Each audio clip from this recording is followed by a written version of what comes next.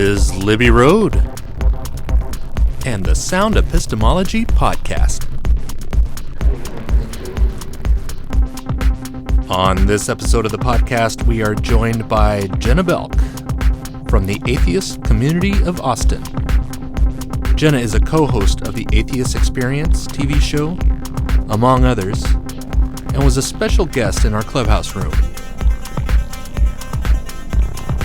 We also had a great discussion after Jenna left that included a Street Epistemology session with Michael, a 9/11 skeptic, which will soon be a standalone podcast. We also had Sagan, who started out with questions about thanking God for making us out of sperm, and then ended up talking about how iron comes from outer space. And we ended up scheduling a one-on-one, which will also be a separate podcast coming soon. So let's get into it. So this room has been organized every Saturday. It is being organized, being scheduled for every Saturday, thanks to the passion of David Venegas for Street Epistemology. And I add myself to that passion. I think Early does as well. So David Venegas, he's a musician. He's an outdoor adventurer and a student of street epistemology who's interested in having productive conversations. He runs the Sound Epistemology Facebook group, and you can find him on YouTube at the Chapman Bay YouTube channel. Early is a regular here in the room, a very good moderator or facilitator, like we like to call him. He works currently for a computer software company. He's a workflow developer. They help organizations solve and automate a variety of business processes. And Early was originally raised a Seventh-day Adventist until his early 20s, when he started to read and understand science and epistemology, which led him back to the default position of an agnostic atheist. His passions include, but are not limited to, coding, hobby electronics, photography, running, and the outdoors. I'm going to introduce myself for the first time because I think it'll add a little bit to the conversation. I'm an ex-Hare Krishna, ex-born-again Christian, survivor of a severe mental illness that almost took my life. And that's the main reason I became a practicing atheist, if you can say that. I'm an artist, a musician. I used to dance and act and do all sorts of performing arts, just to bring that into the mix. Jenna Belk, our guest for today. She's a volunteer for the Atheist community of Austin, where she's been a rotating host for the Atheist Experience, which is a call-in show where they can ask, what do you believe in and why? Actually, conveniently, she takes the SE approach when she's dealing with speakers and that call into his show. And she started a channel for the Ethan and Jenna show with her friend Ethan Michael, aka your friendly neighbor atheist, where they provide a call-in platform for people to call in and discuss a variety of mental health topics, and from the layman's perspective, as we clarify often. For her own shows, she's got several Atheists for pre-recorded interviews on YouTube. No, Atheist Stasis. That's pre-recorded interviews on YouTube. Carrot Noises for live painting, crafting on Twitch. Genesis, live streaming meditations as a meditation buddy, not a meditation guide. There will be one or more shows at least that have been in the works and have that she's been mentioning for a while, but then she had a baby, so everything is technically off because of her maternity leave. She'll be creating new shows very soon, and we'll be changing up a few things, but only for the better.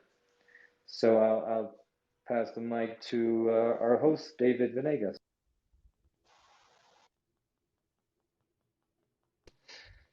Thanks, Alfonso. I'm gonna let Early go ahead and explain to the audience the structure and the format of this room, and then I'll be right back.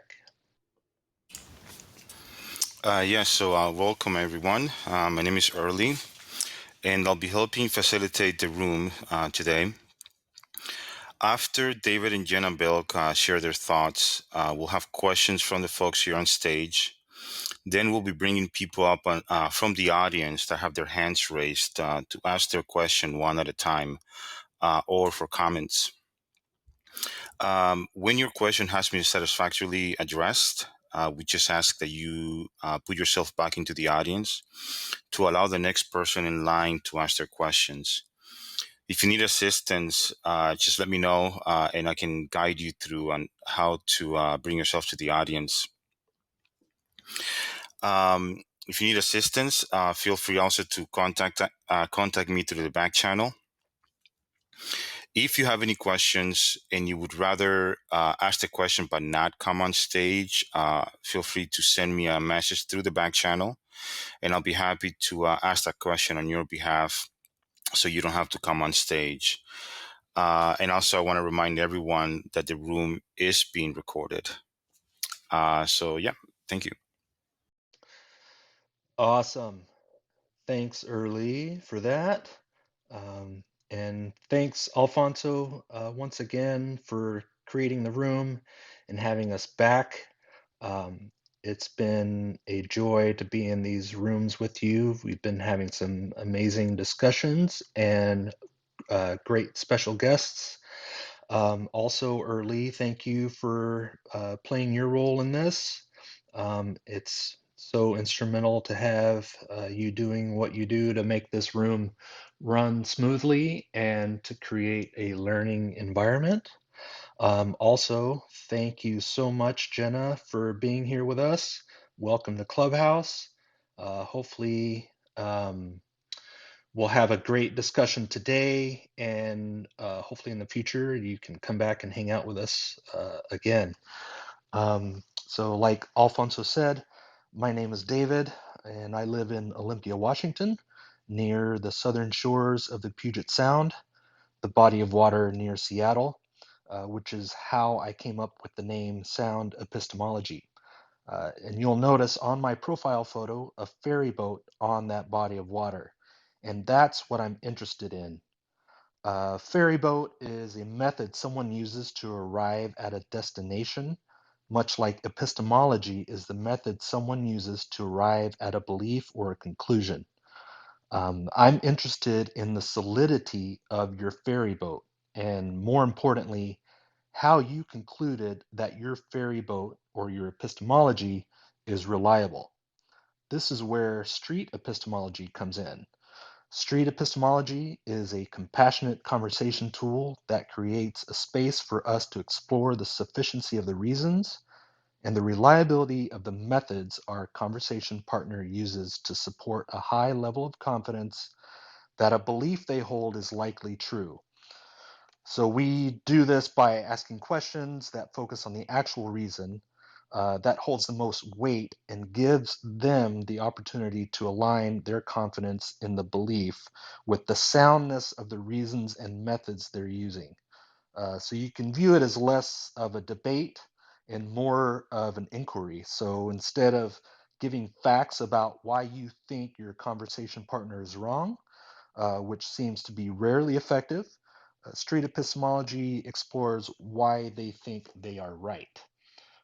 Important aspects of street epistemology are active listening, mirroring, modeling, steel manning, sincerity, honesty, clarity, being charitable, all while encouraging your conversation partner to take a deeper look at their view and what causes them to be confident in it. So at the end of a street epistemology conversation, ideally both parties will have a better understanding of the claim, the terms being used, the main reason for believing the claim is likely true, and if that level of confidence is justified. So we're not necessarily investigating the truth of the claim. Um, and it's important to understand your goal before the conversation even begins and to be clear about the interlocutor's relationship with reality and truth. There are many examples of these types of conversations online, and I'm available to have one-on-one chats with you if you're interested. Ideally, I'd like to record it and upload it so that we have more examples of productive street epistemology conversations with which people can learn. You can contact me here or any of the platforms that you'll find in my bio. We can examine a claim you have or just talk about street epistemology. Basically, my goal is to expose street epistemology to as many people as possible and to make it more mainstream. So I'm going to go ahead and give the mic to Jenna so that you can maybe expand on that, share some thoughts that you have. Maybe you want to add something, and just kind of fill us in to what's been going on in your life. And welcome. Well, thank you all for having me and for doing, gosh, all of the work that it seems like it's taken to set up something like this. It seems like you're all very dedicated, and I'm very, very appreciative to be invited as a guest on this. So street epistemology is one of my favorite topics because it's such a new concept to me to have an entire basically subject based around questions rather than statements. So I love the way that David kind of explains the idea of street epistemology with the ferry boat. The way that I kind of do it, typically, if I'm trying to explain it to somebody who's never heard of it, is basically by breaking down the terminology. So epistemology is how you know what you know, and the word street comes from, it's being stolen from the term street preacher. But the thing is that street preachers, just by reputation, tend to go out telling people things, making statements at people. And the purpose of bringing that word over is because it's almost the exact opposite. It's strictly questions almost.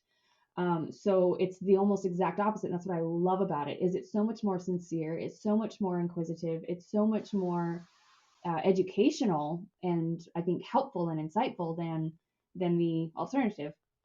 So I thought, after kind of beginning my journey through agnosticism,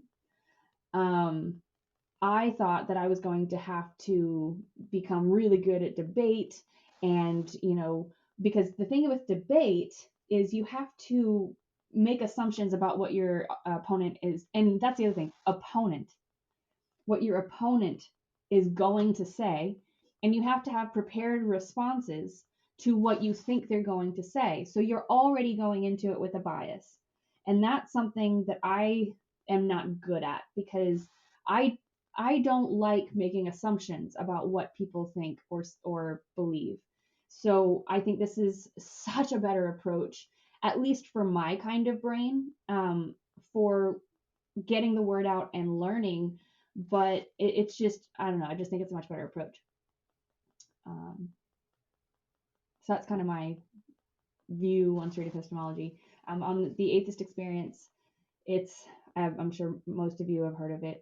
It's a call-in show where it's literally just hosts that happen to be atheists asking out into the world, what do you believe and why do you believe it? And so it's kind of an appropriate topic for that kind of platform, because I like that you don't have to learn anything. You don't have to prepare necessarily, because like for the debate type aspect of it, because it's not a debate really, unless you want to approach it that way. So that's the other thing, is they're just different approaches, and this is a seemingly newer approach that again is just more up my alley. So I don't know where you want me to go on that. Yeah, that's great. What kind of introduced me to you was Atheist experience, and I really appreciate your use of street epistemology on that show. It really comes through, and when sometimes the calls will start to go off the rails, it seems like whenever you use more of a street epistemology approach, it kind of it turns down the heat a little bit, Mm. and you're able to have a better conversation. Also, I was really curious about the time that you spent with Anthony in the field. Can you maybe tell us about that, how that all developed, and maybe a takeaway that you got from working with him directly? Yeah, so thank you for that, by the way. I really appreciate that it's actually coming off like street epistemology like I intended to. Sometimes it comes off a little bit more snarky than I'd like. So I appreciate that. As for Anthony, funny story. I had come to a point where I realized after listening to Street Epistemology that I didn't have to go and learn debate, and I could take this more of this kind of approach. And I realized that this is very much structured for my type of brain. And so I actually reached out to Anthony at the very beginning of all of this and was like, "Oh my gosh, I think I could be good at this. What resources do you have so that I can start learning?" And he just like hit me with a bunch of resources and platforms and website links, and it was just great. So after that, I started with the Atheist experience and hadn't learned anything yet, so thought that I was completely unfit for it. But having just taken the stance of being questioning, really, is what got me there. And so I ended up being able to meet Anthony there, and so he invited me to be on his show because of both of our fascination with this particular subject. So that was really cool. We got to go to the university down there in San Antonio, that was near, it just, I think in his neighborhood, I guess. But anyway, it it was towards the beginning of my learning about this kind of thing. And so I didn't necessarily know how to guide it on my own yet, but I learned so much in real time, because when you're on a call-in show and you have people calling in and you have people in the background that are putting calls through and selecting which calls are appropriate for this type of show and all that, it's all being done there and it's all ready to go. Going out to this college, you're kind of just waiting around, so you don't really know what you're going to come by. It's a lot harder to prepare for anything like that. So it kind of can catch you off guard if you're not ready. I had a blast. It was, I don't know. I highly recommend people go check out that clip. There was a girl, Gabby, who I was just like, oh my God, every word out of her mouth. I was like, that's what I did. That's what I did. That's what I did too. So it was just really cool. Just learning about different people's journeys rather than assuming. Now, again, just to make sure that it doesn't sound like I'm picking on anybody, I am not against debate or telling people things. It's just not how my brain works. I tend to mess it up. Yeah, we were talking before, and you were kind of telling me how inquisitive you've kind of always been, and that kind of runs right along with being interested in a newer approach like street epistemology. I was wondering, um, what do you think is most misunderstood about street epistemology in your experience? I think that people assume that it's a bunch of loaded questions. And I think that's the worst, because I come from a kind of background where if somebody is asking you a question that is kind of out of the blue, there's some kind of, intention behind it. There's some kind of hidden meaning. There's some kind of game that's going on. And if you don't answer in a certain way, it can backfire in your face. And so I've noticed that on the show, when people sometimes get asked a question that throws them off, they never heard that kind of a question before. They assume that there's like a got ya after they answer the way that they think that I want them to answer. And street epistemology is absolutely not that. It is not making assumptions at all. It is literally listening and asking and just going with whatever answers you're given, regardless of what you think they're going to say. Yeah. What would you say is the most important thing about teaching street epistemology to atheists specifically? That we're not here to tell people things. If you're looking into this, this is not I think if you're pursuing street epistemology, then I think that you have at least witnessed, if not experienced, the impact of how asking questions can teach you better than somebody else telling you something.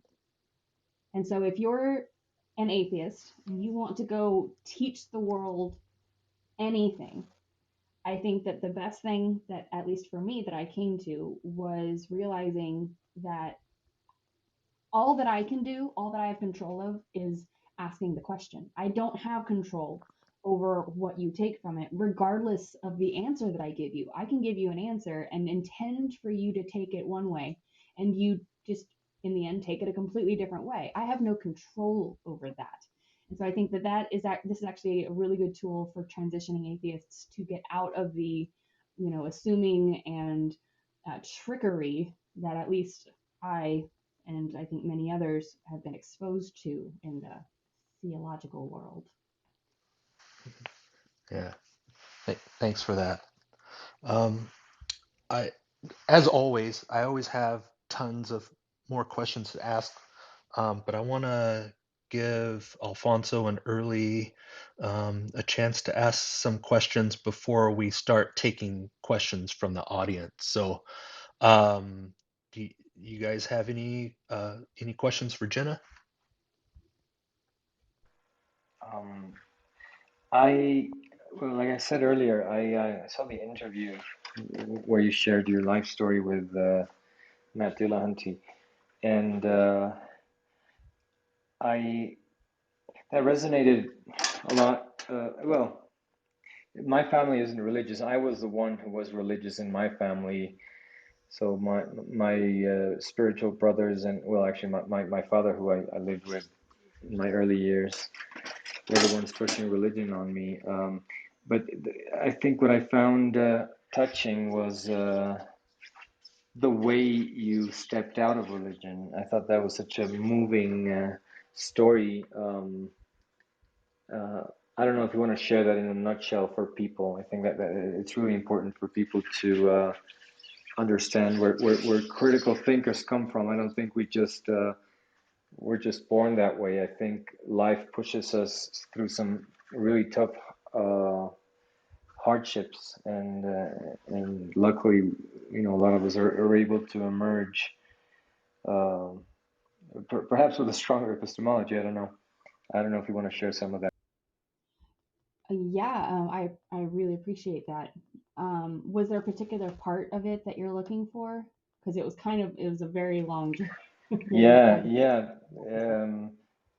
I think the parts that touched me the most were when you had to confront your family, the fact that you were, staying over at your boyfriend's and you weren't doing anything. You were just, staying with him. But the fact that it looked bad in society, it wasn't the eyes of God anymore. It was the eyes of society, and then slowly that gradual,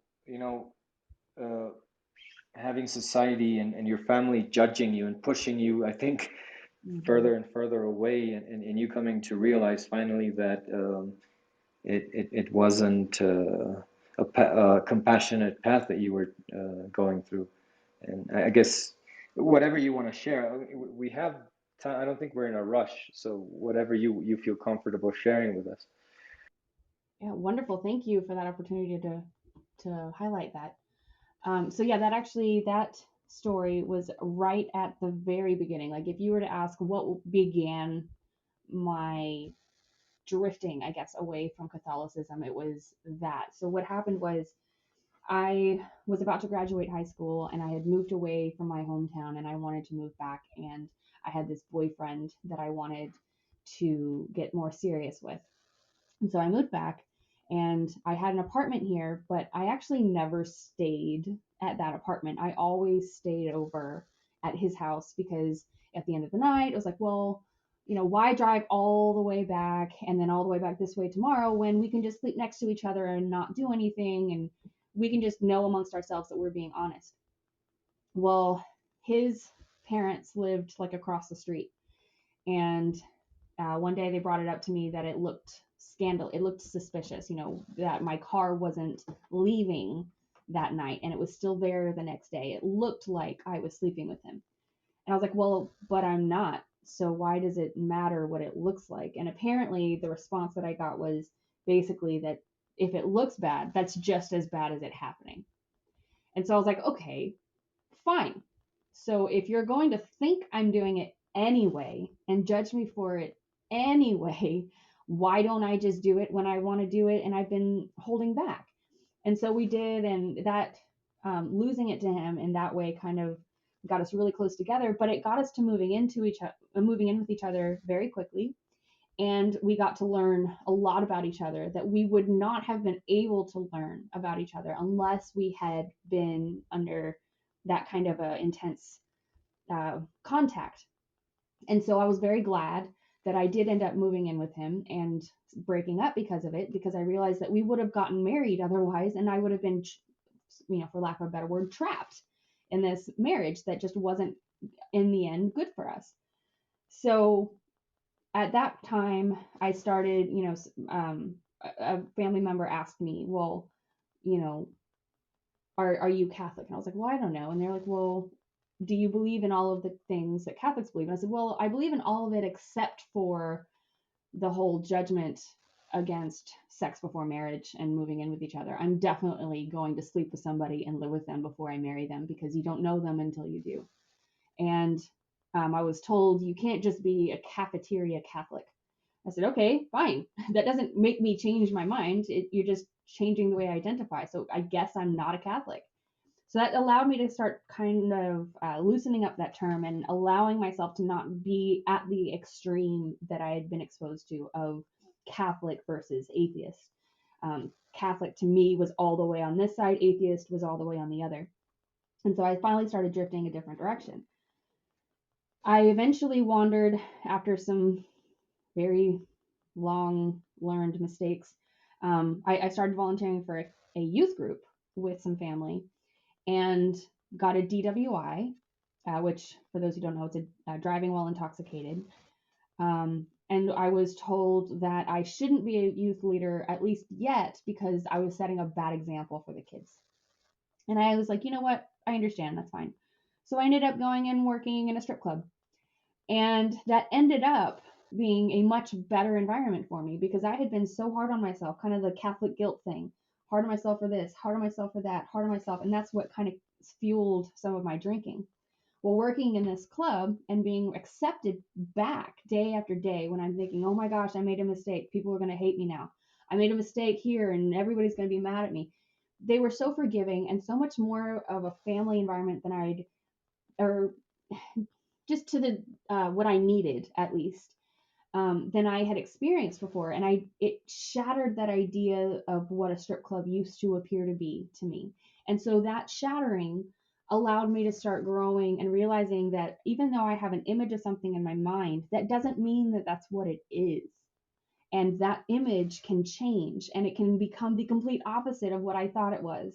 And so I finally got out of the drinking and then started learning about my own mental health and started taking care of myself, which allowed me to realize that I was a curious person. I didn't realize that until I had allowed myself to start asking those questions, because I guess they'd been shut down from such an early age that they just never even occurred to me anymore. And there was something that happened where I was just like, oh my God, I want to know this and this and this and this. So it's been overall extremely beneficial to me. I'm a much kinder person. I'm not saying that atheists are kinder than theists, but I, as an atheist, am a much kinder person. I'm much more forgiving, and I make so many less assumptions about people. I judge cause and effect. I try to just avoid the word blame altogether, and so I think I'm at least much better off. Thank you. Thanks, Jenna. I'll pass it on to Early.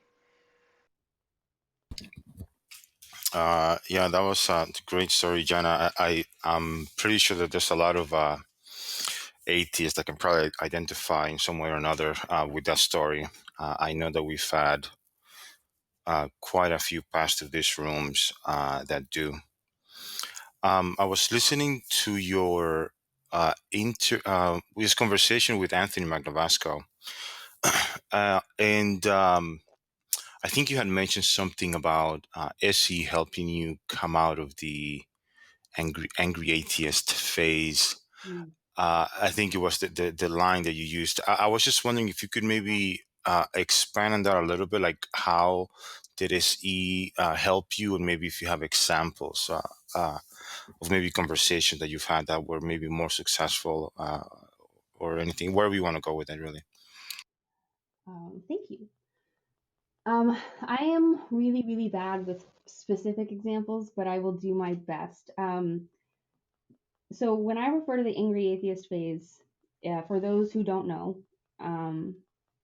basically what happens is you face shock and confusion, and then anxiety and anger, because you feel as though, even if it wasn't the people in your life directly lying to you, it was the organizations, it was the overall indoctrination that you just feel very lied to, and you feel like if you hadn't gone through that, then how different could your life have been?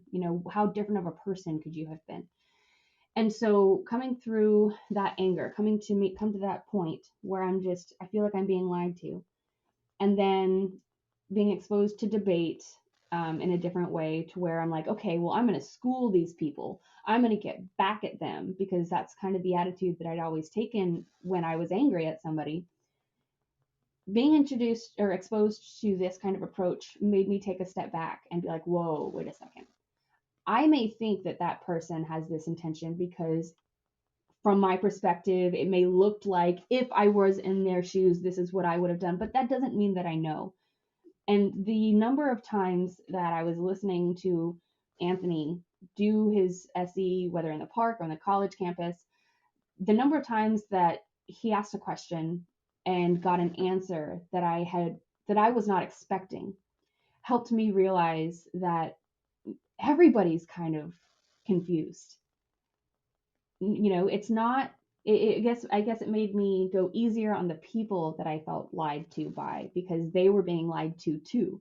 And so if anything, it just kind of put more of a fire under my butt to make some changes and help try to make SE a bigger deal and expose it to more people, because it was so helpful to me in learning, because of what I mentioned earlier about how asking questions can teach me, at least, better than anybody can tell me something and teach me.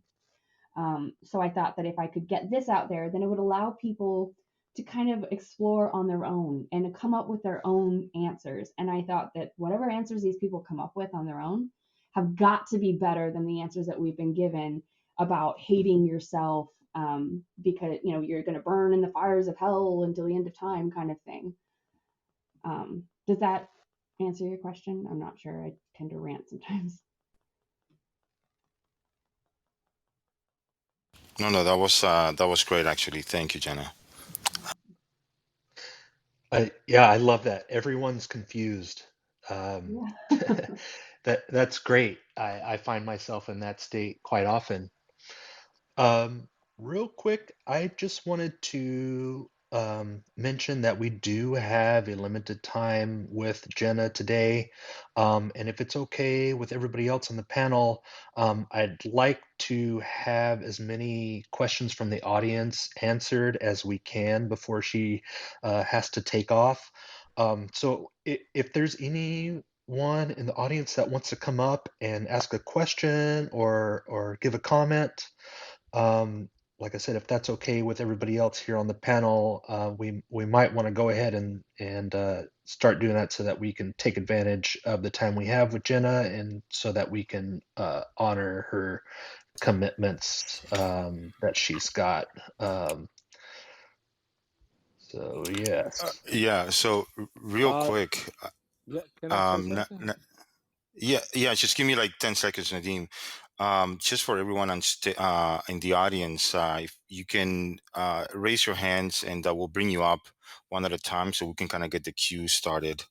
And also remember, you can also send me a back channel if you do not want to come up, and I can ask the question on your behalf. We'll also be having everyone come on stage once we're done with the one-on-one questions. So just remember that. Nadim, go ahead. Yes, thanks. Thank you, and thank everybody in the room, and for the moderators especially. I'm It's sorry, a I can't hear really you. I enjoy these topics are coming from, especially from Alfonso. He's working on on a different various topics here. So what attracts me here is the word epistemology and the street. This is it's a really it's a really a new term that maybe we have to comment on. It used to be like street smart street. As far as I remember English, there's a street smart and there's a book smart. I don't know how you arrange the words, but in terms of epistemology, it's a very it's a discipline word. Like when we, for example, like come from ordinary cultural milieu, coming from just an ordinary person, when we face the word epistemology, oh, like we think this is a very um, as a very elitist word. Epistemology is part of philosophy. It's a way too much. It's too far from the street. But the word smart was um, very closely related to street. Um, but today, living these times, I understand how this is being employed, how the sense has been changed in this context. Like the street epistemology is somebody is maybe living on his own, like kind of like a self study, self learn, self discipline. Somebody who's trying to get knowledge out of outside the disciplines of epistemology, because epistemology is something very philosophic. It's related to philosophy. It's related to a full explanation of the issue we are dealing with. So street is very limited, it's very small to be combined with epistemology. But I understand today in terms of social media, we have to combine everything. We have to bring to the fore the popular and the elitist, the academic and the mainstream and the commercial and the esoteric. They all blend together today.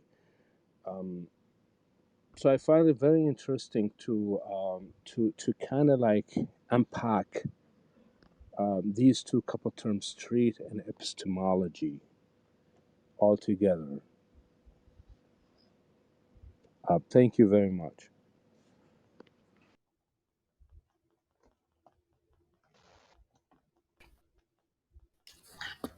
So yeah, Thanks, Nadim.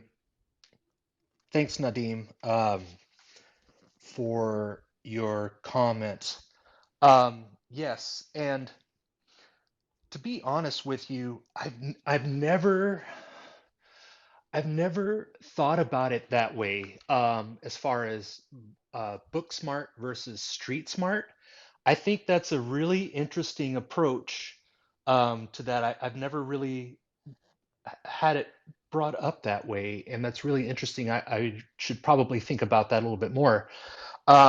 But just to kind of respond to that, you can call it whatever you want to call it.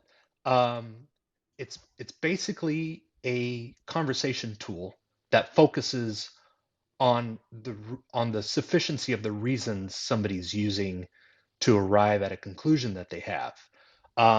It's been called lots of things. It's been called Socratic examination. It's called asking questions from a neutral viewpoint. The term really isn't as important as the approach that you're using. Um, I know that in the past it's been, and I think Jenna touched on this a little bit, how it was used almost in the same sense as like street preacher. So you're on the street. Obviously, there's, huge differences. And that's really how it was coined from the beginning, and it's really turned into a brand. This question often comes up in these rooms, and one of the responses I remember Michael Mead gave was um, that it's gosh, I'm trying to remember now. I just lost my thought. Um, but yeah, so basically, you can call it whatever you want to. Um, it was born out of atheism from Peter Boghossian's book, I believe published in 2012 when he used the term first.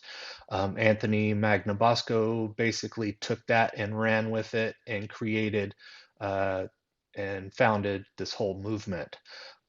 So yeah, I would probably not necessarily focus on what it's called, but learning how to use it and improving the conversations that you have in your life. Um, did you have any other comments? Anyone? Jenna, maybe you can add to that if you'd Yes, Um, like. David, I just I want to. really appreciate simplifying further this issue. We certainly in confrontation with I would say the two mods, or two methodologies here, or methods of approaching how to acquire knowledge in this. Like the street, we have the street is certainly it's not left out behind. The street is always a resource of knowledge, and it's the experience, or somebody is experiencing knowledge on the street that doesn't we need that. There's in history, all events, the serious events that actually happened in on the street, not in the academia. Right. Yeah, it's more real life experience is kind of what it sounds like you're talking about, right? Kind of that real life experience that people have, not necessarily in an academic situation. Are you saying that it should be called something else because of that?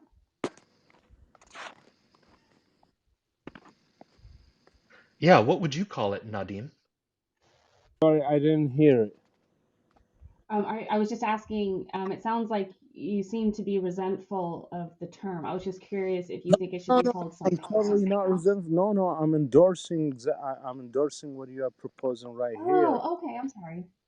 No, no, no, I'm Okay, totally it not. sounded to me like you thought that you shouldn't be putting those two terms together, but No, you were no. saying that that's a We good idea. can have. We definitely can have knowledge from different resources, and street is one of the important. What's happening in this on the street Oh is yeah. more real than what's happening inside the institutions and the lobbies and all Mhm. the government. Um, you know, so the Yeah, I street guess we that, yeah, need that's it. kind of what it is saying, is that it's not taking an academic standpoint on this, you know. No, no, no, definitely. But the word, what is happening here is a paradoxical or the juxtaposition of the two Mhm. terms, street and epistemology. You know, the street is something very, what do I say? Something very realistic, something very, I don't know how to describe it, Humanist? but with the word epistemology is something very, it's too far away from the street. If you go on the street and ask somebody on the street, what do you think of epistemology? No, the people would just react kind of like, nonchalantly to the word itself. But I saw the kind of like a combination of those two terms, street and epistemology. It's ironic at the same time, but it's also productive at the same time of pursuing knowledge. Awesome. Yeah. Yeah, I agree. Yeah. Um, I just wanted to say this is the third time I get this type of question. The first one was in this room. It was one of the I don't remember who exactly it was. I don't know if you remember, David. They came up and said, "It sounds very elitist," right? And 2 nights ago, Mead, Mead Barrington, he's in the audience. He said he has the same question, and it's because we're using a big word. That's it, right? It's just a big word that seems to be pulled out of a textbook and not for the common man, perhaps, but it's just the nature of the human mind, I think. That's what I love about it, is that I think that that term makes people stop and ask, well, what does that mean? You know, Right. and that's how you start off. Yeah, a conversation starter, Mhm. perhaps.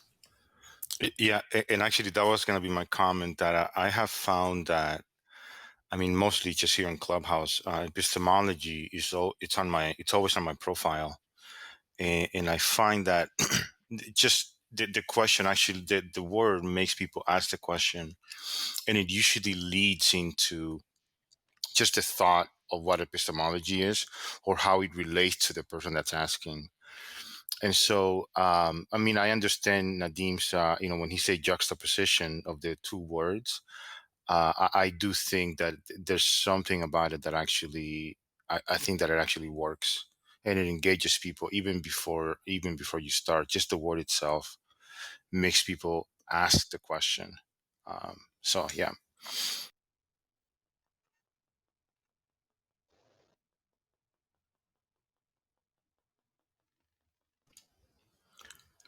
So if anyone in the audience wants to has any other questions, feel free to come up. Nadim, we have another person coming up. Nadim, if you could bring yourself down to the audience so we can have a one-on-one with the next speaker. Thank you, Nadim. Very interesting perspective. Thank you very much. If you can indicate me how to do it, like bringing myself down too. Yeah, just tap on your picture on stage, and you'll see an option there. Bring down to audience. Move to Okay. audience. Yeah. Thank you, Nadim. Thank you, Nadim. Hi, Carlos. Hey David, how's it going? Thank you guys for Awesome. letting me come up. I promise today I only ask one question and go back to the audience. You know me, I always. No, Uh, welcome back. Yeah, you were here last week, and we had a great discussion with some other folks too. And I'm really glad that you're here. I've been thinking about our exchange all week, just so you know. Welcome back. Thank you, David. So Gina, I really like your story. I have to say that I also feel very welcome when I go to a strip club, so I get identified with that on that. And I wanted to ask you a question about something you said. You said that something along the lines, and you can correct me if I said it wrong, but you said something about the lines that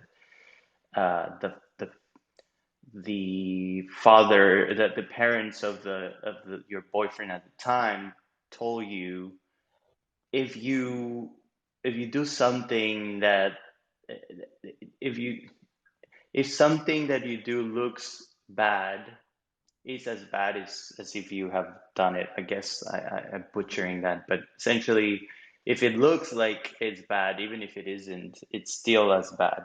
Hmm. Am I saying that correctly? Yes. And do you think that they have a point, or you think this is just nonsense? Um, See, the whole thing is, I think it's nobody's business what I'm doing. Like, literally in my own house, where I park my car, unless it's on your lawn, unless it's affecting you. And if you're just letting it affect you because you're just thinking about the fact that I might be doing something that you don't think that I should be doing, then I think that that's their problem.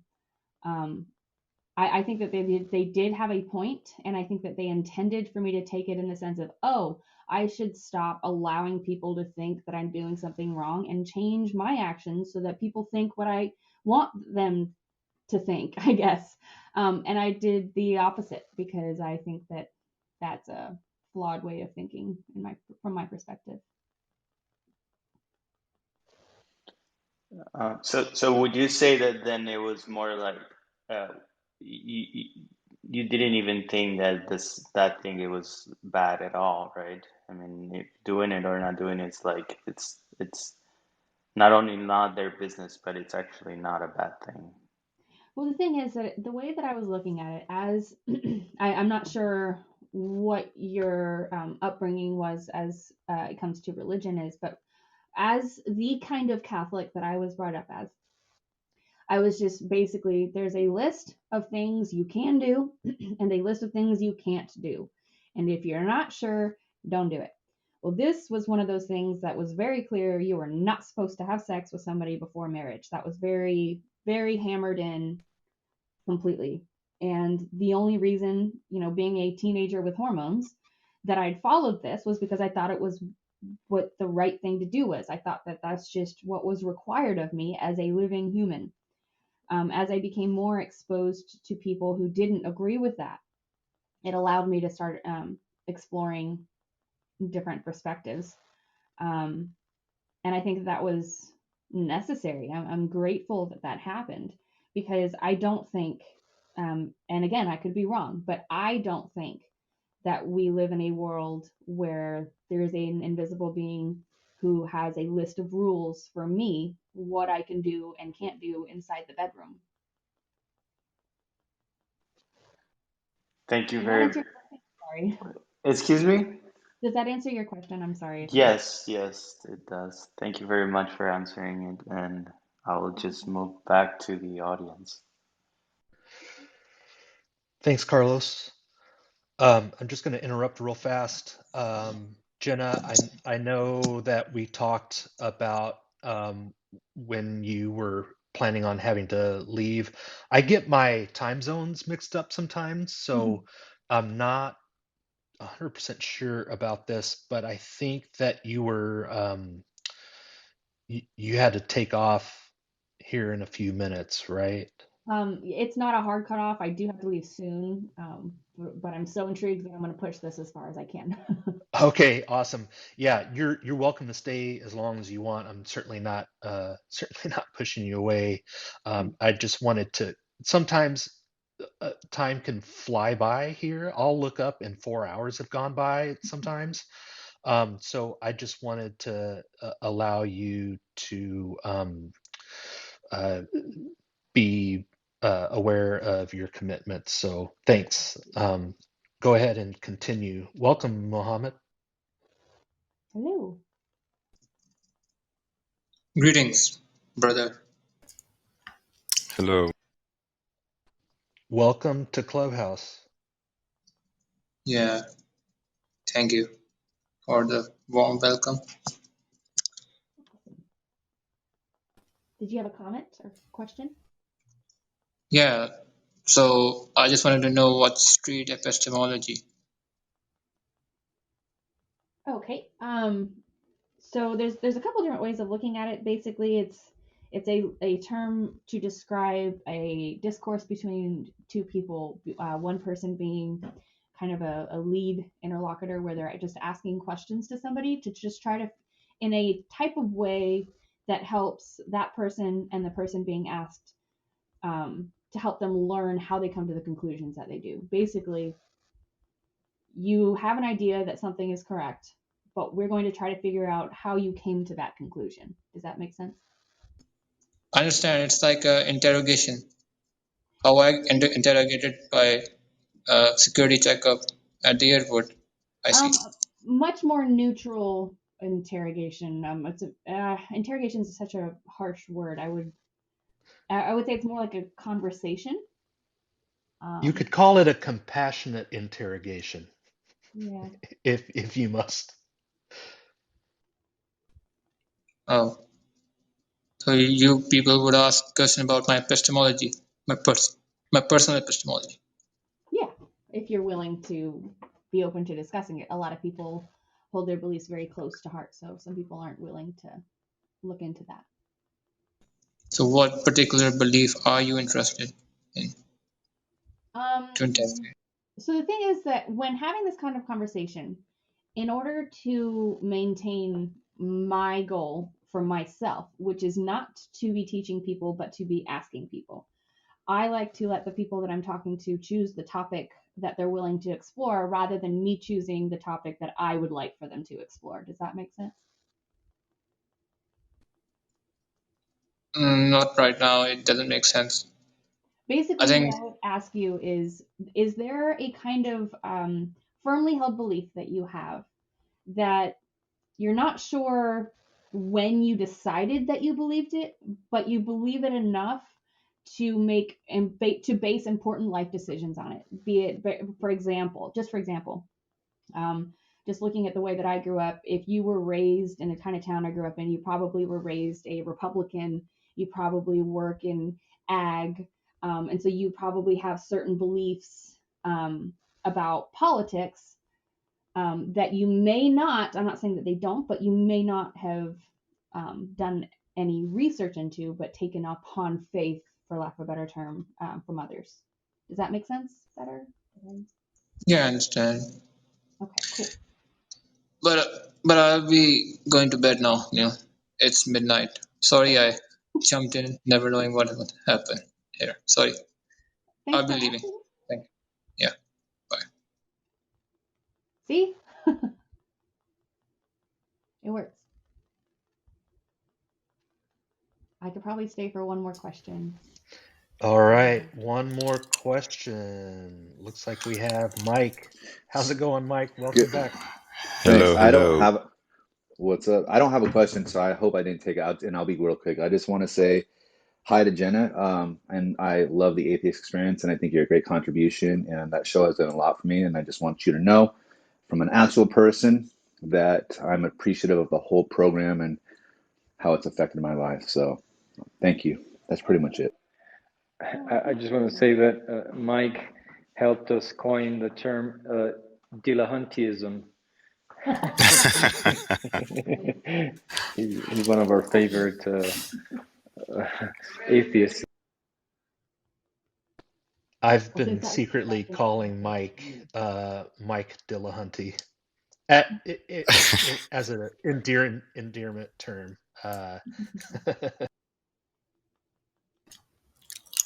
So I think Jenna has time for one more question. If anybody has any other questions, feel free to raise your hands or send your question via the back channel. So we'll bring you on stage. I'll take advantage of this space just to say one of the things that I think was important about Jenna's trajectory or experience was the struggle with the family. I think that was a very touching issue. In fact, that when you were and you know the lack of support from your family when you I don't want to just put your life out there, but you know the way that us atheists sometimes struggle with, and I know Early has gone through some tough times as well because of how we get judged by our religious family. Mm-hmm. Yeah, and while we wait maybe for one last questioner, I just wanted to take this opportunity to thank you, Jenna, once again for sharing your time and your thoughts with us today. I hope you enjoyed it, and I hope that you can come back and hang out with us. And if you'd like to be a guest again, you're certainly welcome to come back. And if you know anybody that you think would like to be a guest here in this room, just have them get a hold of me. But yeah, I really appreciate you being here today. Thank you. Thank you. Well, actually, have you heard of Your Friendly Neighborhood Atheist yet? Is that a person or a channel or a Both. okay. I believe I have. I need to go back and dig into it, but it sounds familiar. Do you want to share about that? Yeah, basically, Ethan Michael is Your Friendly Neighborhood Atheist, and we've kind of created like a side community from the ACA. Not we all mostly volunteer for the ACA still, but we've created like a side YouTube community where we basically take kind of the street epistemology approach, and we don't limit ourselves to only questions. We kind of share from our perspective as well, which is what makes it not street epistemology. But it's very much the friendly, honest, sincere approach. And he's actually created a couple of shows like The Perspective, which is basically the atheist experience, but geared kind of like Talk Heathen is to be a little bit more friendly. And so I think he would love to do this if you'd ask him. Yeah, definitely. Yeah, that sounds great. Yeah, thanks for sharing that. Is there anything else while you're here that you want to promote? Any other projects that you're working on? Feel free to let everybody know how people can find you if they want to find more. Yeah, go ahead and share all that you. Awesome. Okay, thank you. Well, as Alfonso mentioned in the beginning, I do have several shows that I put on my own. I am taking an indefinite break until I can get my feet under me, because I had to get a job and I have a baby who's still under 3 months. So once I get a handle on things, which I am, I'm going to start doing those shows again. Which the thing is that one of the shows is about is interviews, and it's a bunch of topics that I've discovered I didn't know anything about. And so if I could find somebody that knew more about it than I did, then I would just kind of ask them questions. But the other two shows that I've already created are about painting and crafting, and the other is about meditation, because I think that it is important to focus on things other than philosophy and religion, which I've noticed in the community that I'm in, at least, where we do focus on that, people tend to neglect their mental health, and there tends to be a lot of trauma from my experience, a lot of unmanaged trauma even, So just from my own experience of coming into that in the way that I did, I have benefited very much from letting loose, not focusing 100% on philosophy and religion, and letting loose and doing crafts and meditating and breathing and self-care.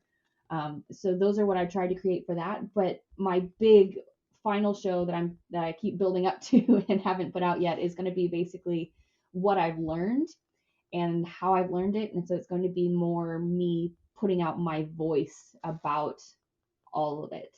So I'm really, really excited about getting that all put together. I don't have a time frame. I just know that I'm excited about it. Fantastic.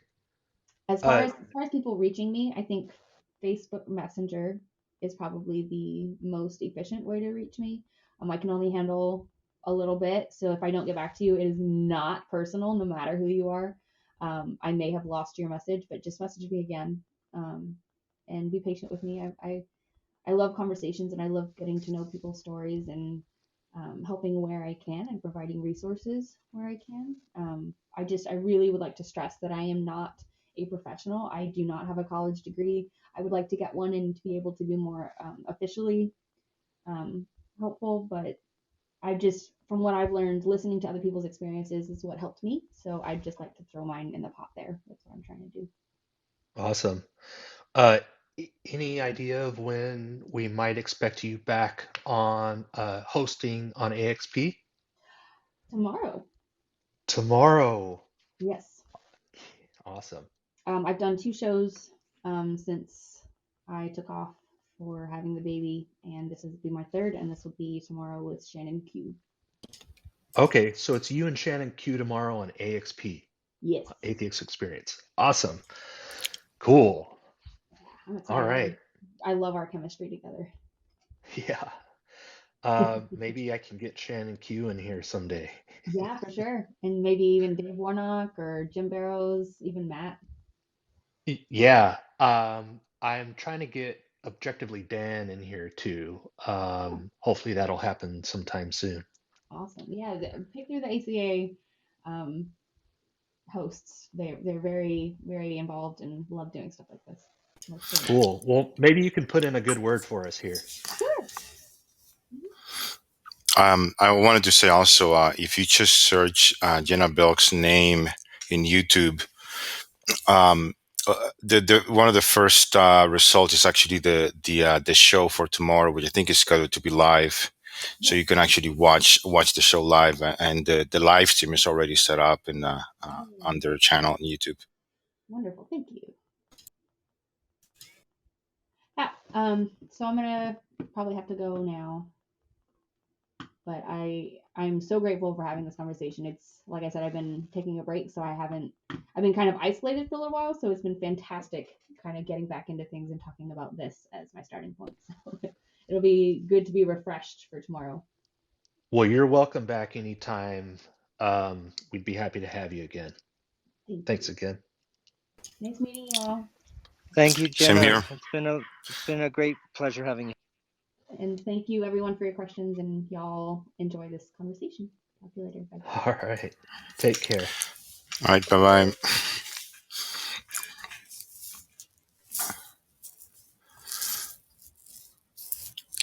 All right. So if anyone, we're going to have everybody can come on stage, and we're going to have just a free conversation, popcorn style. So feel free to raise your hands, and I will bring you up on stage. Thanks, Early. For sure.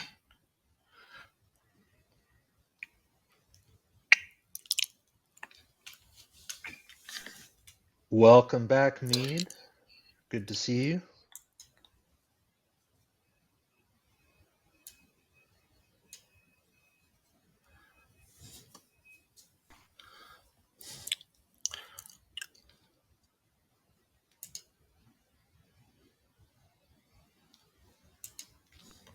Welcome back, Carlos.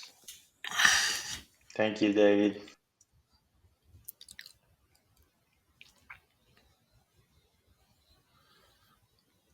Early, is that you in the picture, or you just took a picture of some like model from a magazine and put it as your Early Oh has my a profile? God, shut up. face.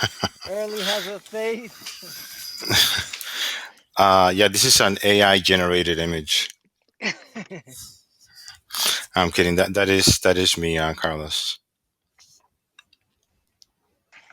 You're good looking, man. You shouldn't be ashamed to put your face out there. Oh my goodness. No, I'm not. It's the black and white. It makes it easier on the eyes. That's all. Actually, that's kind of true. Like having a black and white picture always makes you look better than you are. Yep. Hello, Stephen. Hello, Aaron. Hello, everybody. My name is Aaron. I'm from Malaysia. I I ju- I just want to thank you for organizing the session tonight. I really enjoyed it. Yeah. But Jenna's great. I've seen her and Matt and friends from Austin. And in fact, I would credit them and also Seth Andrews for being a big part of my living religion. So yeah.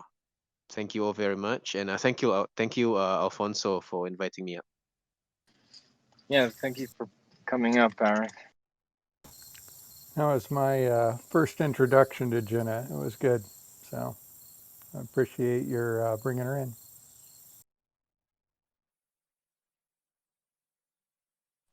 Is she in Austin?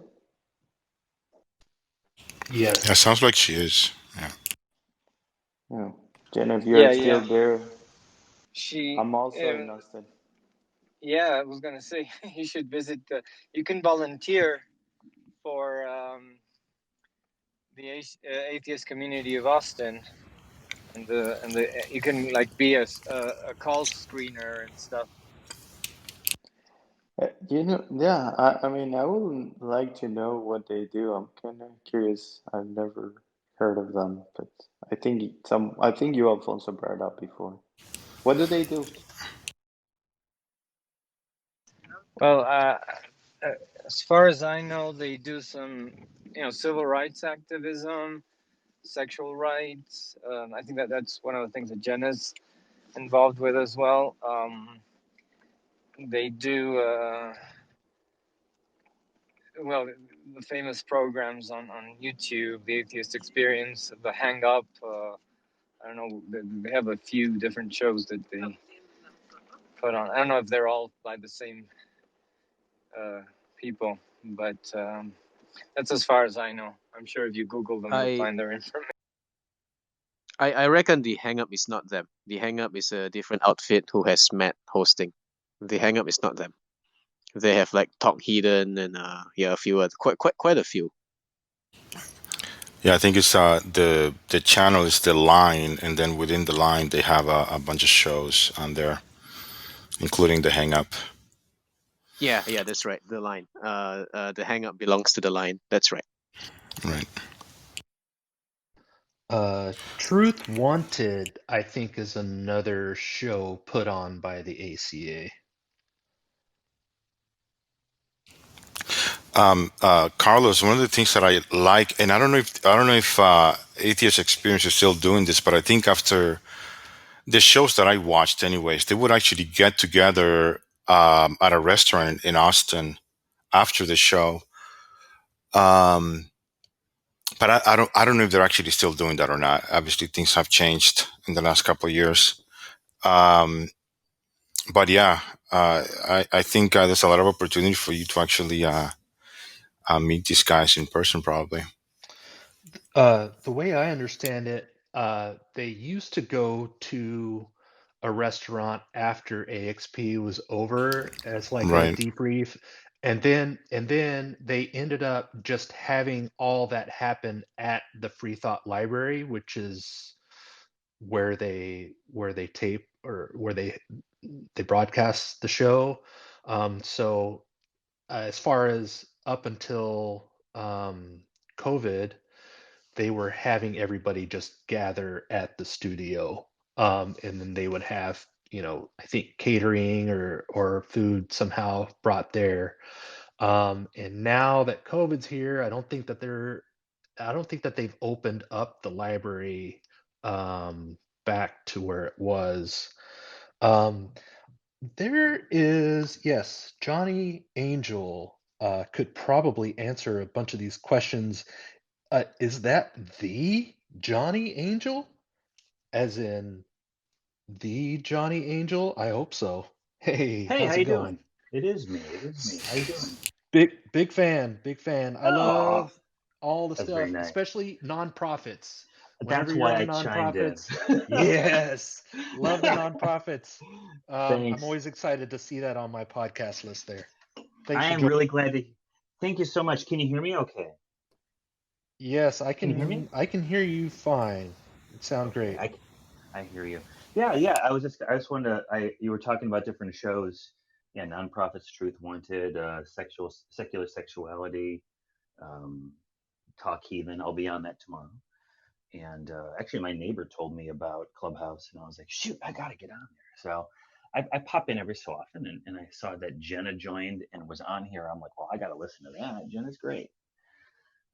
But yeah, we're not doing any in-person stuff right now. Not until Delta and Lambda and Epsilon and Zeta, Eta, Theta, and all that stuff gets sorted out.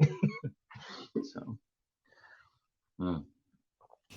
I haven't heard from you, Johnny Angel. I don't know if you maybe want to give us a bit of an intro of what you do and what you're known for, maybe.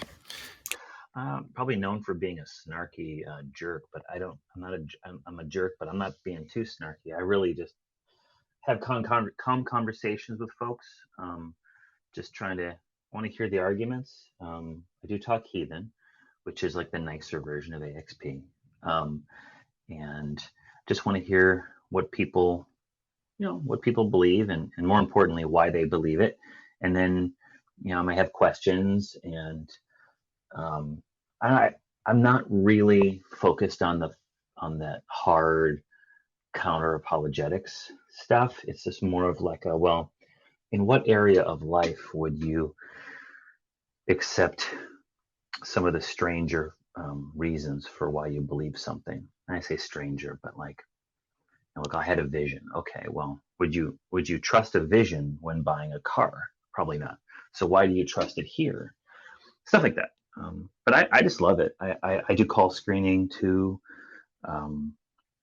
I have a good time, and I've been fortunate enough to sort of fall into it and just work with all the good folks at the ACA. And I do stuff with Ethan Michael a little bit. I did the perspective with Martin Robert, who is another one of the co-hosts of the nonprofits. I've done the hang up with Matt. I'm going to be doing the Sunday show with Katie Montgomery in I think next week maybe. And then I'm going to be on AXP with Shannon Q. Is that right? In October, which I'm very excited about. So that's about it. Other than that, I have a dog. I just do my business,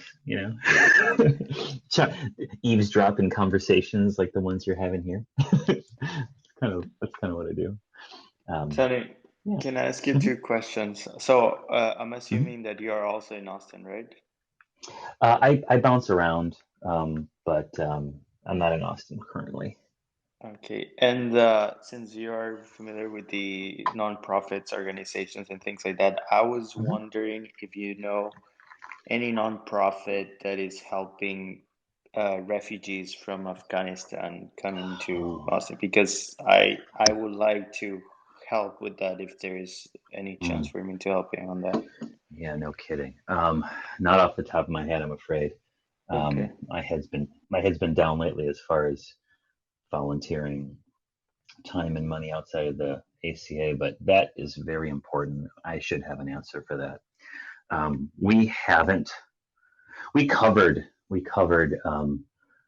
the withdrawal from Afghanistan on the nonprofits a couple of weeks back, and I don't think we had any good answers on what to do and how to support those people who are the victims of that extremism. But we talk about all the inconveniences and discrimination that take place as atheists or as non-majority religionists in this country. But the folks in Afghanistan are dealing with something far more intense and poisonous, I think. So no, it's a good question. I need to get an answer for that one. But I think that, let me see, there is, I'm looking up right now. I mean, There's got to be something online. Yeah, I did. Yeah. I did find something online, but it seems to be like very governmental, and it's kind of like, it doesn't seem to me that they have like a way to, like, I had an idea of like maybe I can help to pay someone's rent, you know, to stay like in a house, and maybe like try to find a way for them to have a little bit of income. But I mean, it's just is something that I could probably not do 100% of it or some percentage of it. But I was wondering if at first that be a possibility, right? For me to contact people who can say, oh yeah, you can help this particular person or family. If you want to zero down on someone like that, I wouldn't know, but I know that UNICEF has a good reputation for turning the majority of the funds donated to the people who get it. UNICEF is great. They've got to help protect women and children, but I think it's there are organizations there are websites that review charities for their effectiveness and their transparency, and you might want to look up that to try to find one focusing on areas that are in conflict, and a good way to go about it, so that you're not just giving to Pastor Bob's Afghan fund, right? Because I 90% of that. I kind of wanted something that I could be the one who was like helping them directly. If such a thing exists, right? Of course, maybe there's someone who may want to verify that I am actually helping, but I'm okay with that. But as long as it could be like, you know, me who is like renting the place and making sure this thing's good. But I don't know if this is even a possibility. I don't know, but I tell you what, if you do find something, can you send whatever you find to tv@atheist-community.org, and I'll be sure to and flag Johnny P on it, and then they'll get it to me, and then I'll talk about it on the nonprofits. When I'm on next time. And if you can get it to me before tomorrow, I can maybe even talk about it on Talk Heathen, which has a slightly bigger audience, despite all of our hard work on the nonprofits. But if you want to volunteer, if anyone wants to volunteer, I know there was some discussion about that. If you want to be a call screener, if you want to do anything like that, tv@atheist-community.org will get you to our email guy, and then that will get to the different places that can distribute that information. I have to go, everybody. I'm sorry it was such a short time. I just wanted to say hi and point that out. But if anyone wants to email me for any reason, like you want to suggest articles for the nonprofits, which is always welcome. I always want to hear stuff, or you want to share your thoughts on the show or anything like that, you can email me directly at Johnny P, JOHNNYP @atheist-community.org. We're always looking for feedback. If you watch the show, we want to hear what you think about it. And then if you've got something that we haven't been covering or something that we covered wrong, just freaking tell us and we'll take care of it. Okay. But I do have to go, but thanks for taking me into chat. I appreciate it. Thanks for sharing all that you have, Johnny.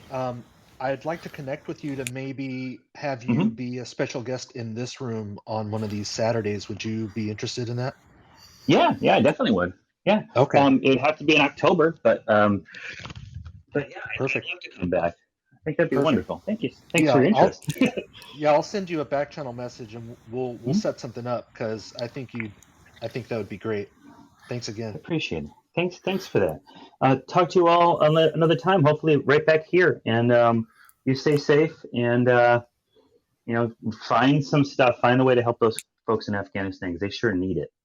And thanks for asking that question because I was sort of wondering about it, but I hadn't taken the first step. And maybe that's the question that gets me to take that first step too. All right. Well, take care, everybody. So yeah, great having you, Johnny. Thanks for See ya. stopping by.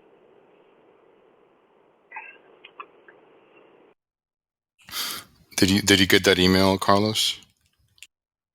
I didn't. But it's well. I mean, I write it down, but I don't think I got it right. I think I got it. I'll send it to you because I think he was going a little bit fast, but I'll send it to you. Yeah, if you got it, you can give it to me. But I mean, I've looked online, and I didn't find anything that seemed to be remotely helpful to what I was looking for. I mean, there is something that of refugees, some organizations that seem to help refugees, but it seems to me that it's very like take donations and things like that, but it's not like you're actually like helping. Or they have also like you can go and visit like the places where they're gonna leave and stuff like that, but nothing like what I was thinking about.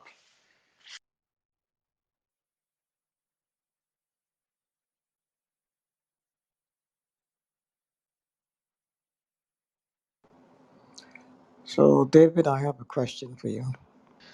Sure, I'll do my best. The Socratic method is taught in law schools. How is epistemology differ, if there is a difference? You're That's the asking first question. about the difference between street epistemology and some of the methods that are taught in law schools. Is that right? Yes, the Socratic method taught in law schools. Yeah. So street epistemology uses the Socratic method. Um, I haven't been to law school, so I'm kind of ignorant about everything that's taught in there. But Socratic examination is a synonym that I've heard used when talking about street epistemology. So you'd find it probably very similar. It's focusing on the sufficiency of the reason somebody is using to conclude that a conclusion is likely true or likely the case or factually accurate. It seems like a good lawyer would use some of the same ideas that are used in street epistemology when examining somebody's testimony, perhaps, and then also the use of evidence as a reliable epistemology. Those are just a couple of things off the top of my head that I can think of that might coincide with those ideas. What do you think? Have you been to law school? No, I haven't had a full law school experience. I had about 2 years of it. The kind of questions they ask is really to ensure that you study the material thoroughly. So they will ask you to discuss a case, and then they would ask you. They will change the facts of the case, and then ask you how you would, what conclusions you would arrive at after the facts are being changed. I see. So very critical. you're speaking more on how street epistemology is used when learning how to practice law, right? Yeah. Okay, gotcha. Yeah, I'm sure. I'm sure. I mean, it can be used to examine basically any claim or any conclusion or any belief. So yeah, that doesn't surprise me.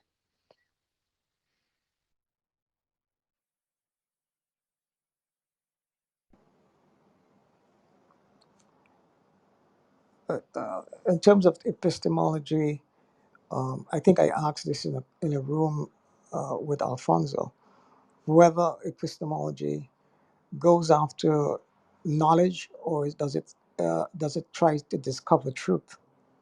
Is it truth or knowledge?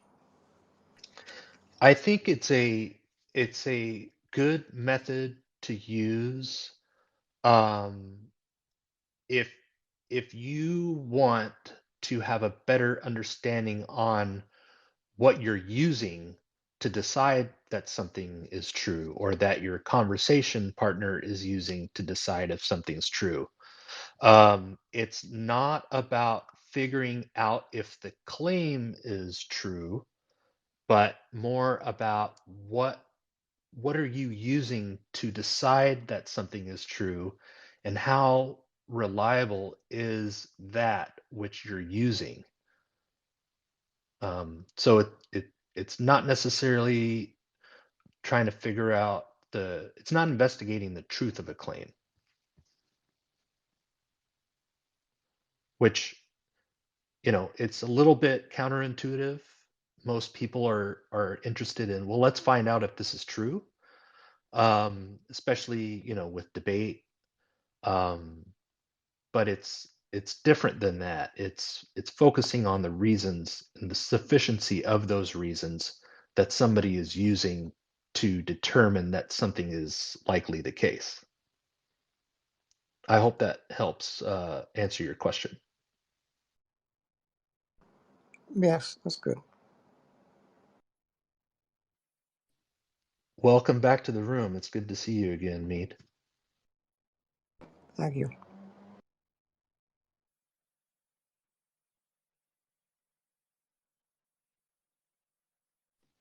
So yeah, this is popcorn style. Anybody on stage can say anything. If you want to come up to the stage, just raise your hand and we'll bring you up and you can join the conversation.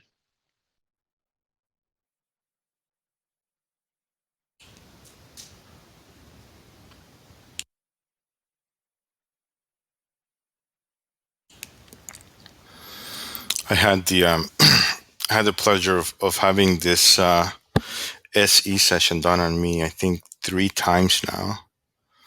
The first time was with Mead, and then you, David.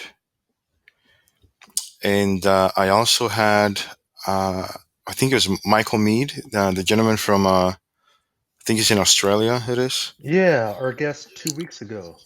Yeah. So I went to the Discord session that he had right after our session. Oh, awesome. Yeah. So I met with him. There must have been like 20 people on stage, and that was a really good session. That's great. It really does make you think about the holes or gaps in what you like. If you ever want to have a solid idea, or that your ideas are solid, or beliefs are solid, you really want to go through some sort of SE session, because it does really help you solidify and maybe find the holes in your belief.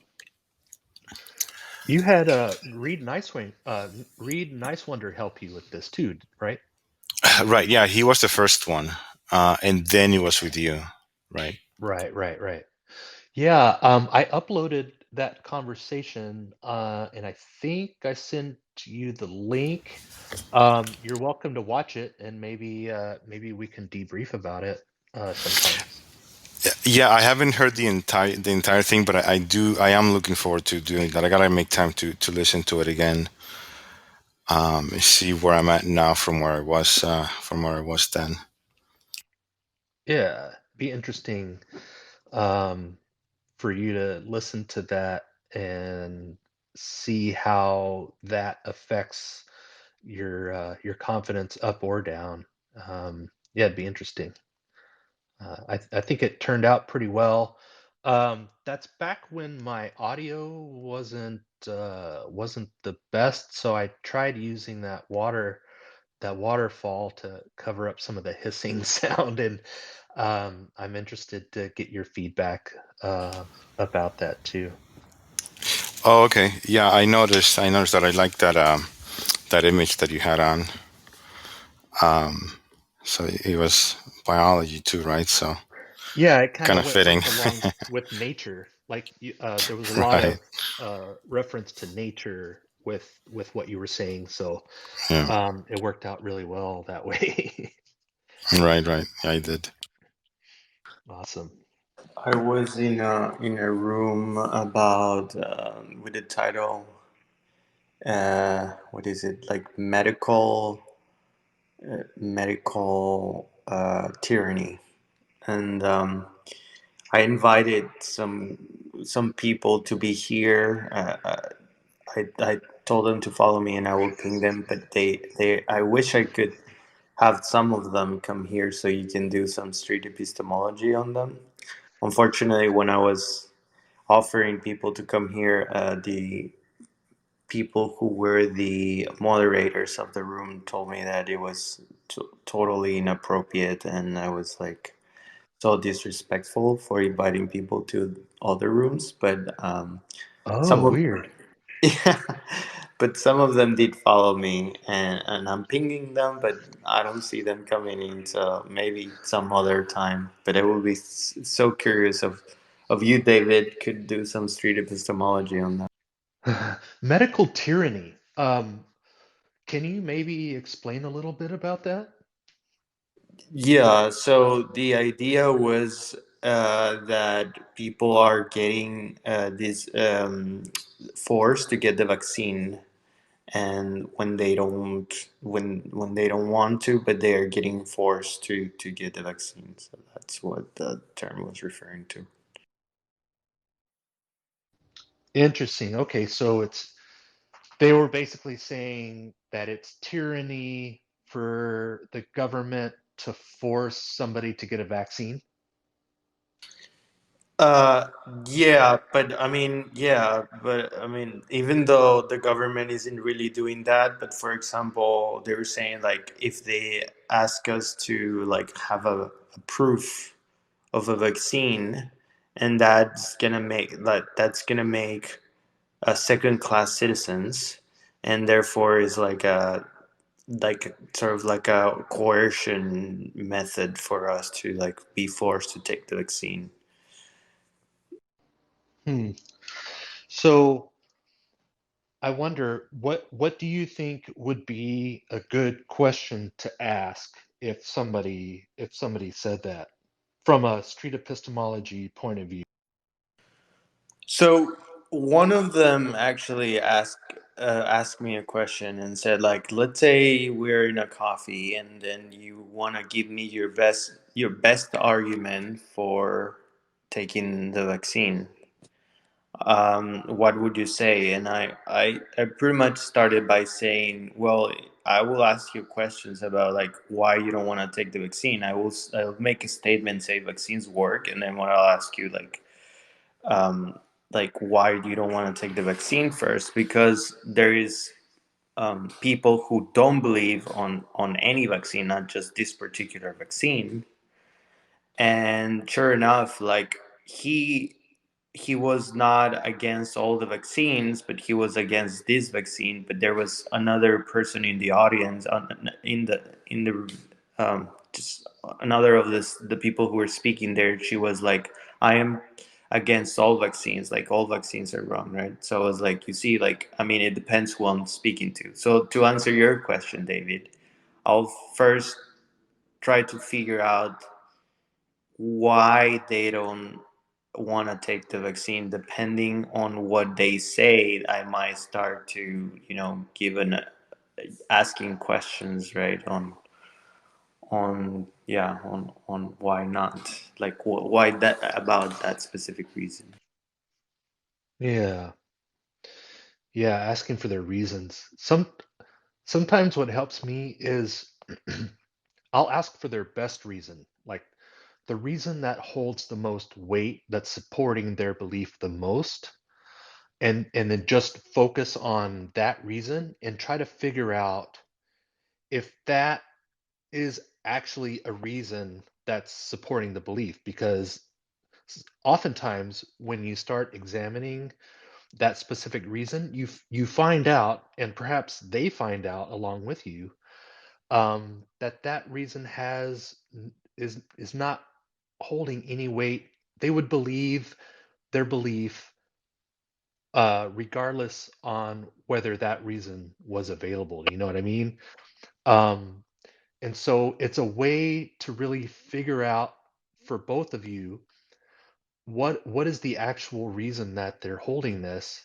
And sometimes pulling back those layers like an onion really gets to the core of the actual reason that they're using, and and kind of brings that to their awareness also. And so, at the end of the conversation, if they have a better understanding of the actual reasons that they're using, that can be considered successful because they have a better understanding of why they're believing this. That can be very beneficial in helping them uh, align their confidence that the belief is true along with the sufficiency of the actual reasons that they're using.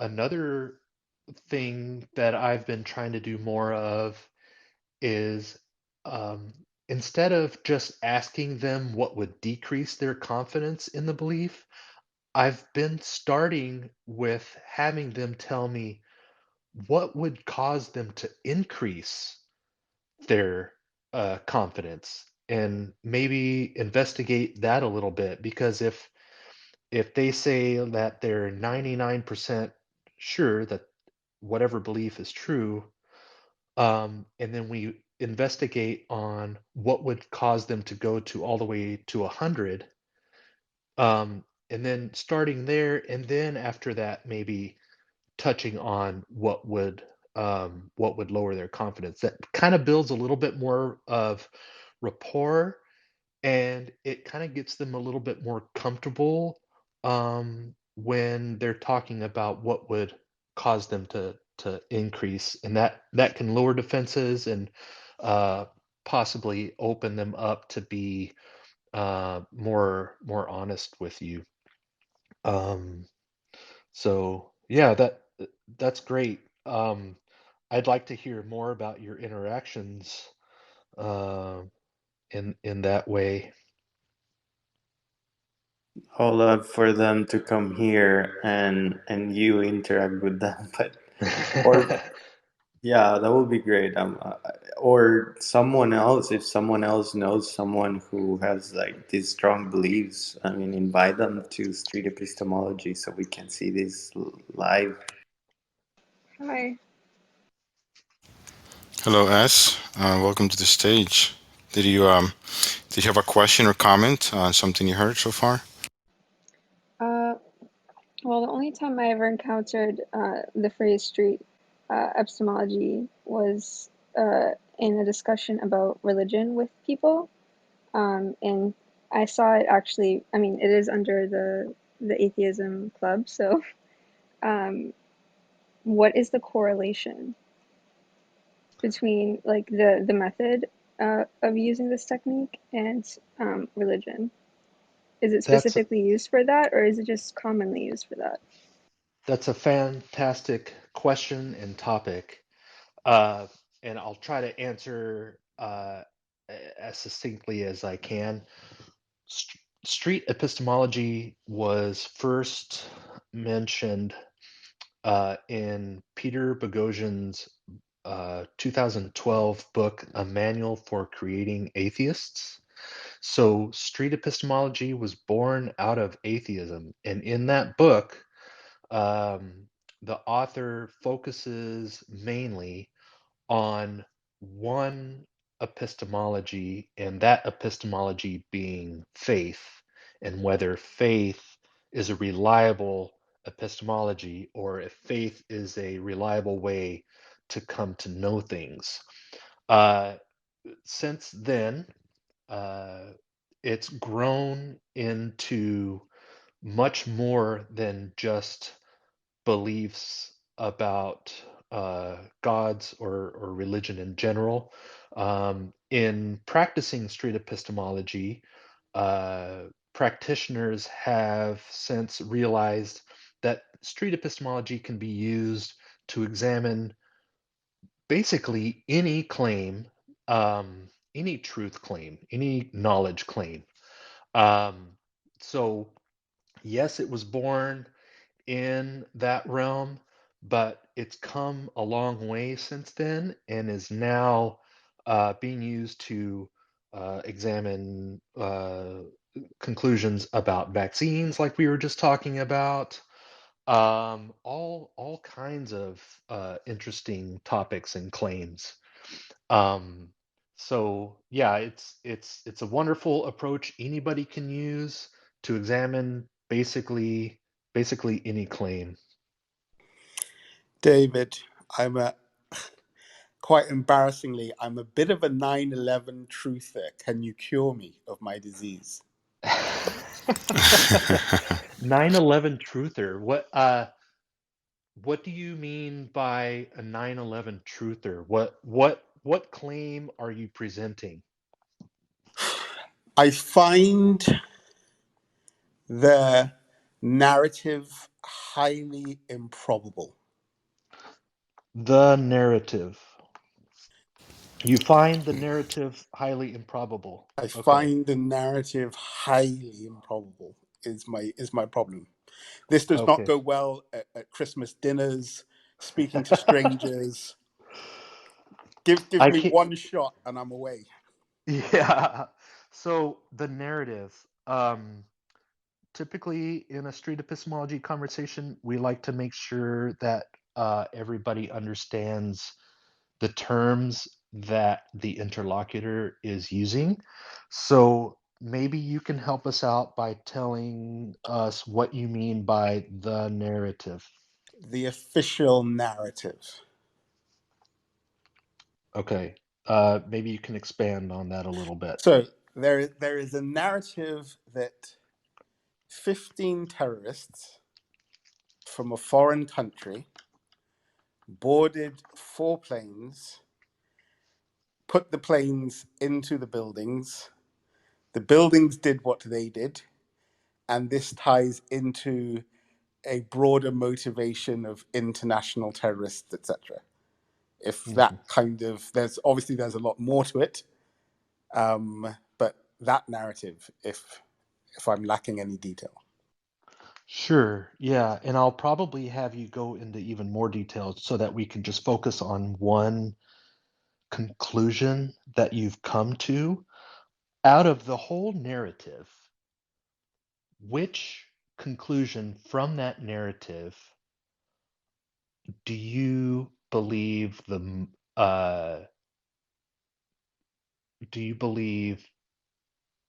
okay, so we've got the narrative and you're saying that the narrative is probably false. What part of the narrative do you think is most false?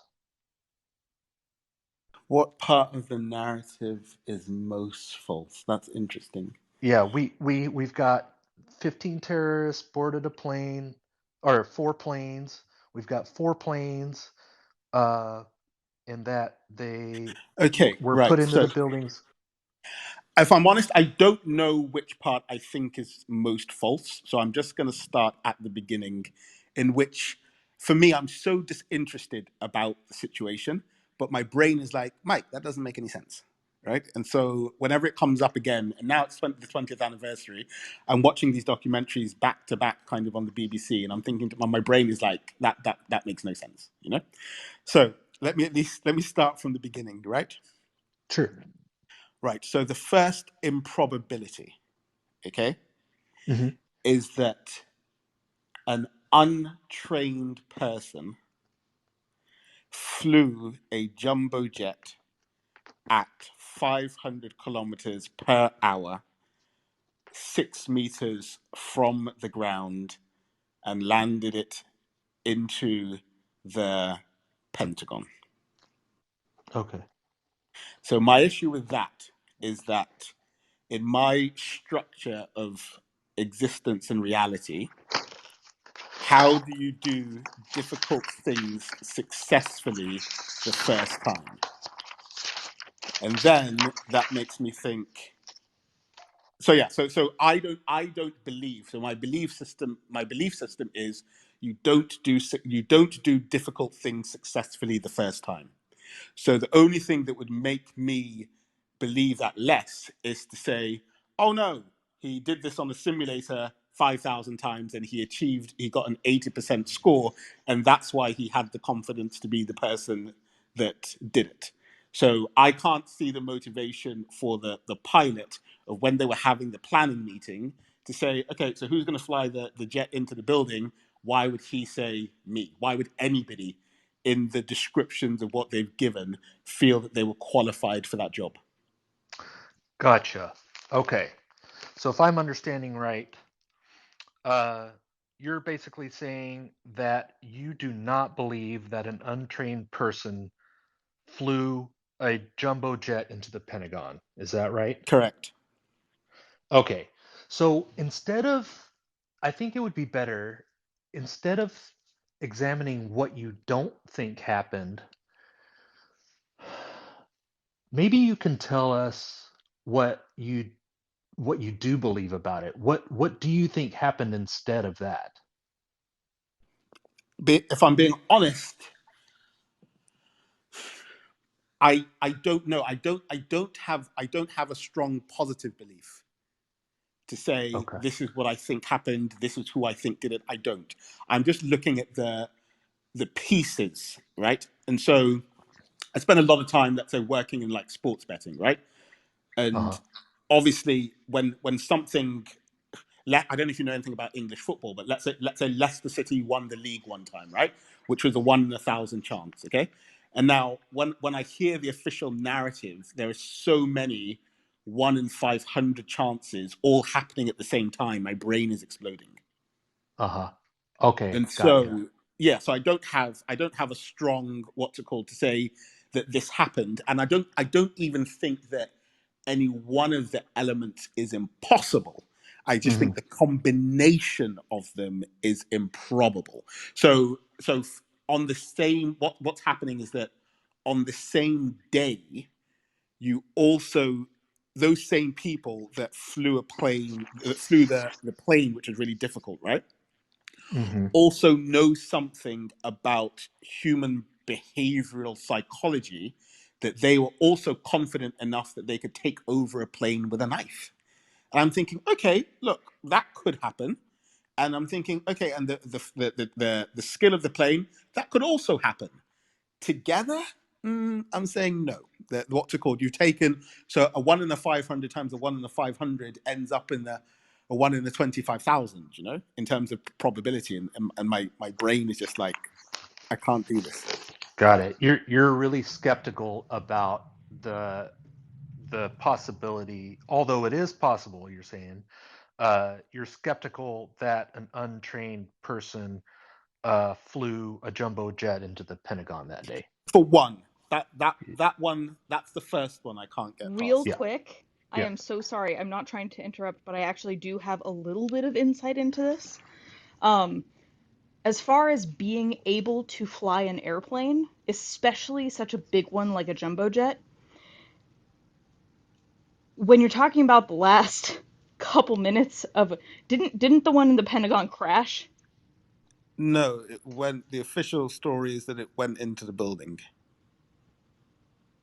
I don't understand. So that means it crashed, right? I'm not sure what you mean, but like, you mean crashed before it hit its target, or crashed? Meaning it was not successfully landed. Yes, but that was the intention, I believe. No, that's totally fine. That's not what I mean. So if you think about it this way, sitting there and flying a plane isn't necessarily that difficult, mechanically. As far as sitting there and like these days, planes do a lot of the work. So really, all you're doing is monitoring things.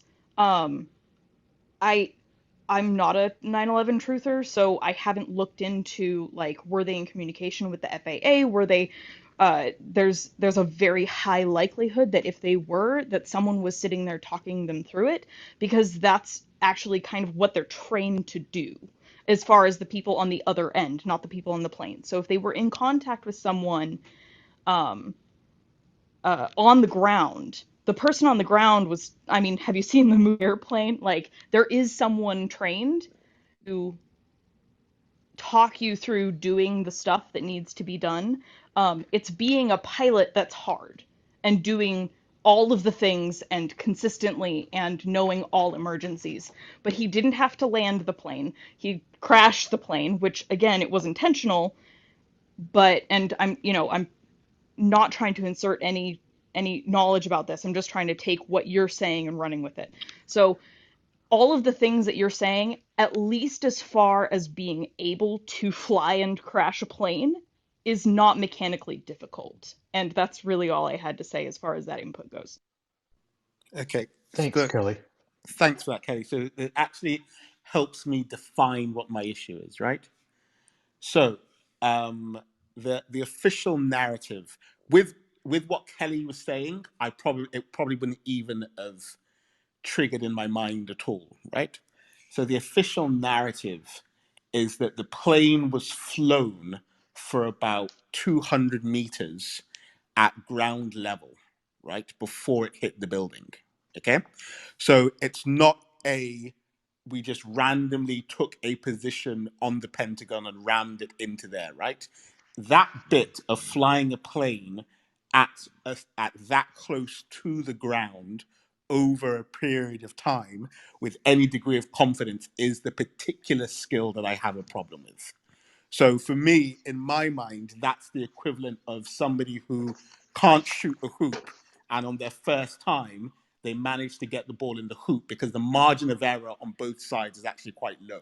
So the issue for me is the margin of error with flying a plane at that low, that you think whether being spoken to by an expert on the ground or not is the issue. I know that there's only if I was being spoken to by any expert in regards to how low I would take a jumbo jet, I know that 7 meters wouldn't do it for me. And that's Before we totally. continue, I want to I'm ask so David sorry. and Early if we want to shift the structure of the room to a one-on-one style stage so that we can examine the belief. David, Early? Yeah, I'm fine with that. I think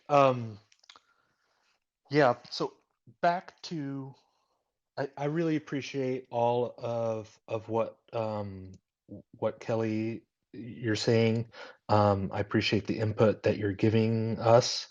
I would probably, if we're doing a street epistemology investigation about this belief, I normally focus on the epistemology part.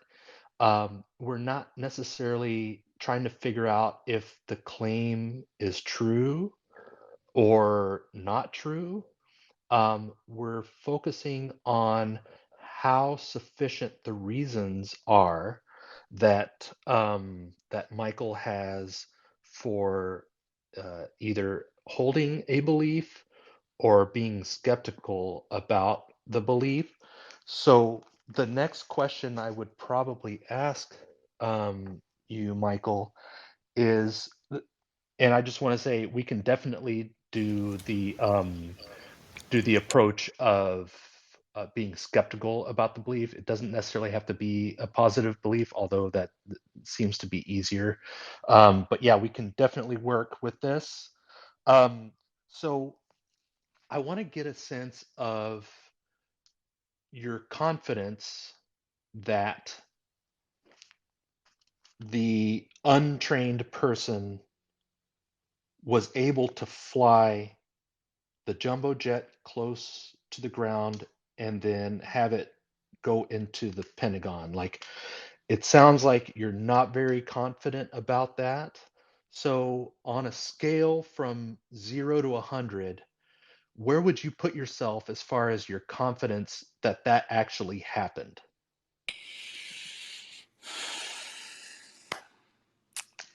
That is a look. So in general gambling terms, like the positions are, let's say, used quite frequently. So, and the lowest kind of is about a 3%er. But I'm saying 3%, but I genuinely, which means 3 times in 100, right? That there's a We three. can use whatever scale you want to use.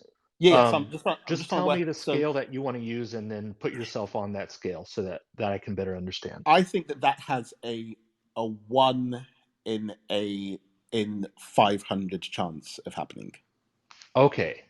So on a scale from 0 to 500, you would put yourself at 3? Or I'm sorry, at 1? Yeah. On the scale of 1 to 500, that's a 1.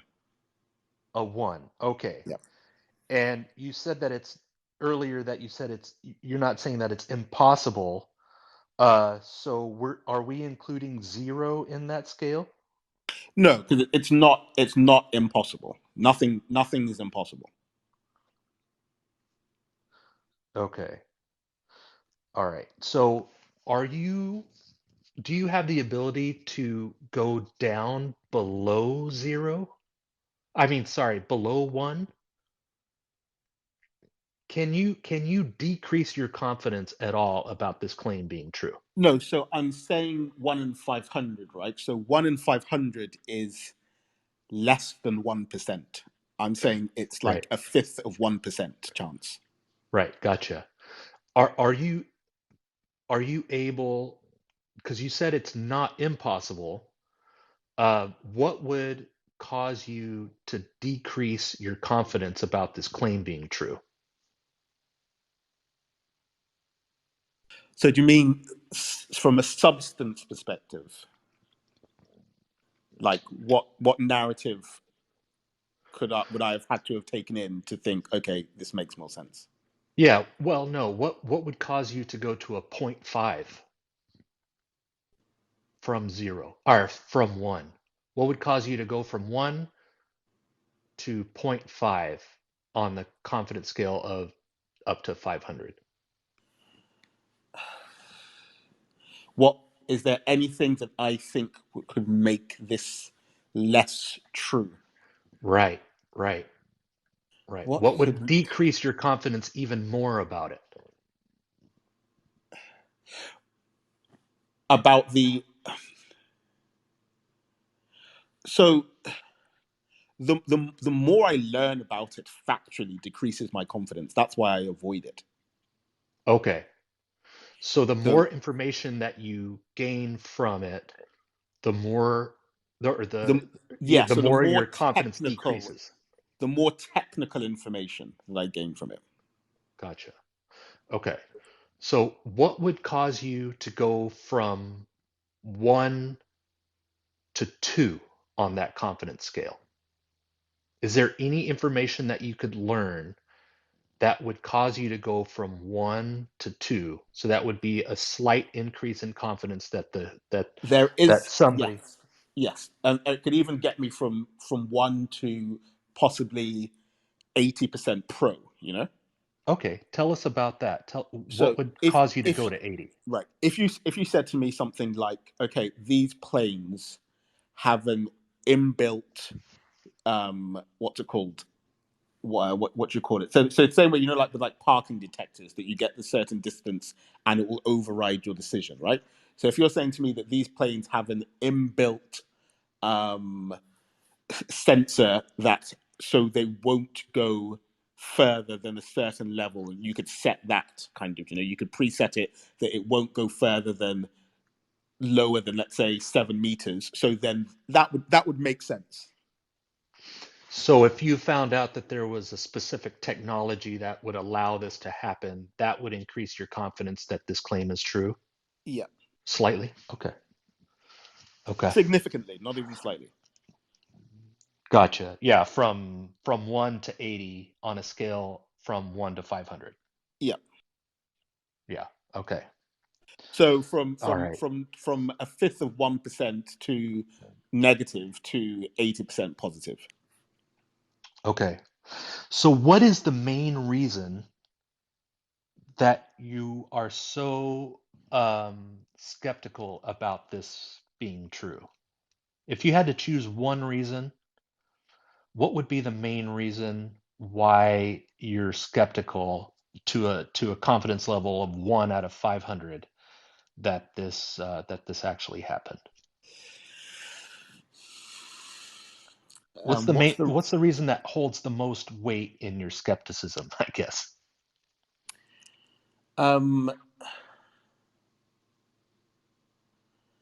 what's the reason that holds the most weight in the skepticism? Right. The reason that holds, so in regards to the all right, so one of the things is that they gave their experience, they shared the experience level of the pilot. Okay. So because they seem to have the same level of experience as a regular pilot. No. They shared what that pilot's experience level was. Okay. So he's done 15 hours on a flight simulator. Okay. I see. So based on the experience that he got on the flight simulator, that's the main reason that's causing you to be so skeptical? Yeah. Okay. Why is that a good reason? Because that the amount of hours that he has infers near total incompetence. Okay.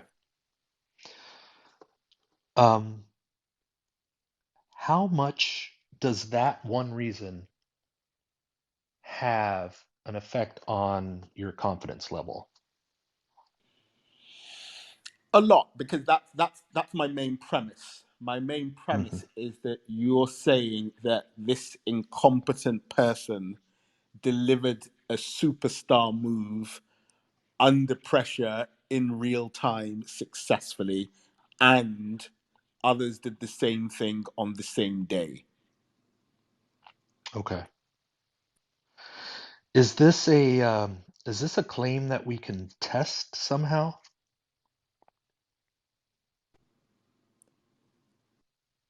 Explain how would we test? Yeah, that's what I'm asking you. How could we test whether this claim is true or not true? You could. Okay, yeah, do you know what? That's a good point, and that kind of infers why I have a problem with it, right? So, yeah, so that's my issue, is that you could literally get 10 people on a flight simulator, right? To do 15 hours, and then you could say to them, go for it. And that's going to give a natural probability.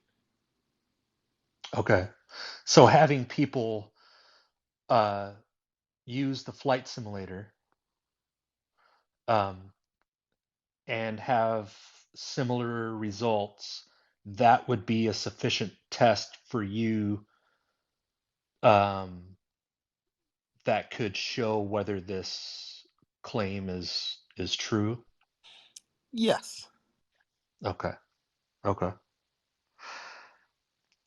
Is there a way to falsify this claim? Is there a way to have like a marker that would tell us that this claim is false? So I could find the data.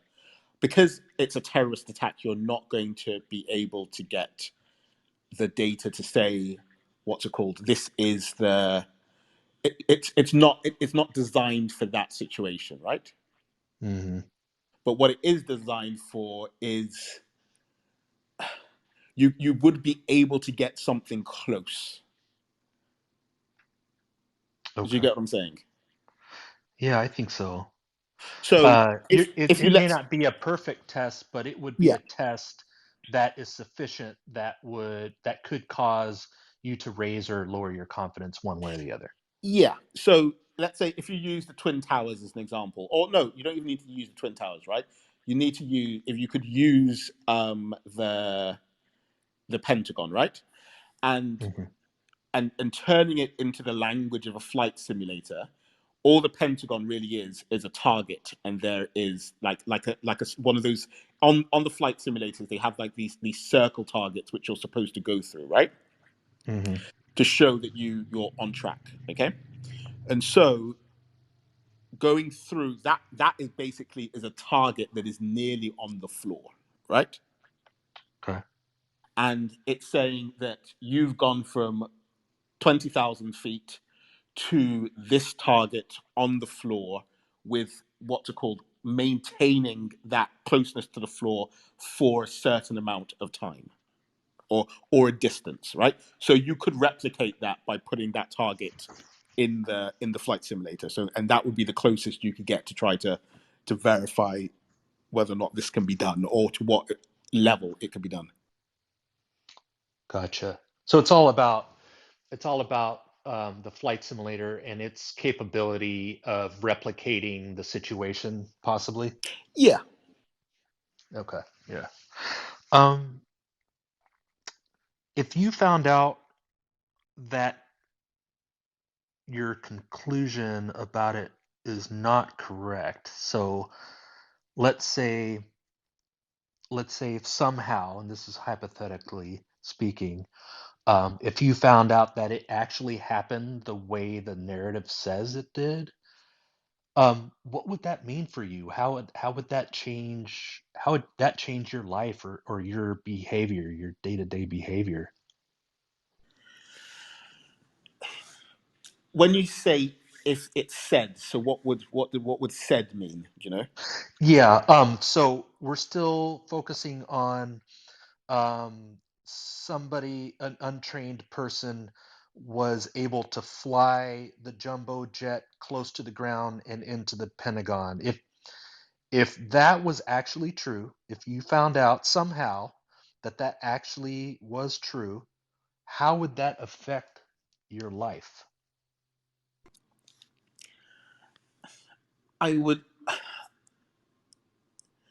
It would change my model of probability, you know.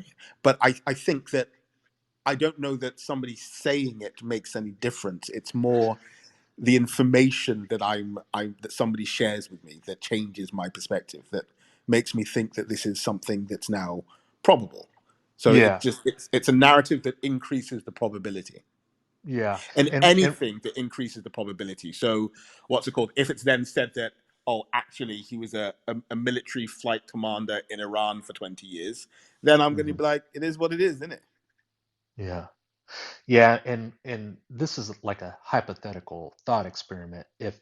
If somehow you, to your satisfaction, um, arrived at the knowledge, this you had access to this knowledge that it actually happened, that's kind of what I'm asking. Like, uh, sure, somebody just saying it isn't necessarily gonna contribute that much to your confidence, but if somehow you had this special knowledge of it actually going down the way that they said, as far as the untrained person flying it, uh, you're saying that would change your model of probability. Yeah. And Is that so correct? you're saying that, look, so the thought experiment is, let's just say it is what it is, right? And it is fact, right? Uh-huh. Right. Then yes, I would have to change my model of probability, and my confidence would increase in my ability to be able to fly a plane or a jumbo jet. Do you know what I'm saying? So how does your changing your model of probability, do you have a specific example of how that would change your everyday life?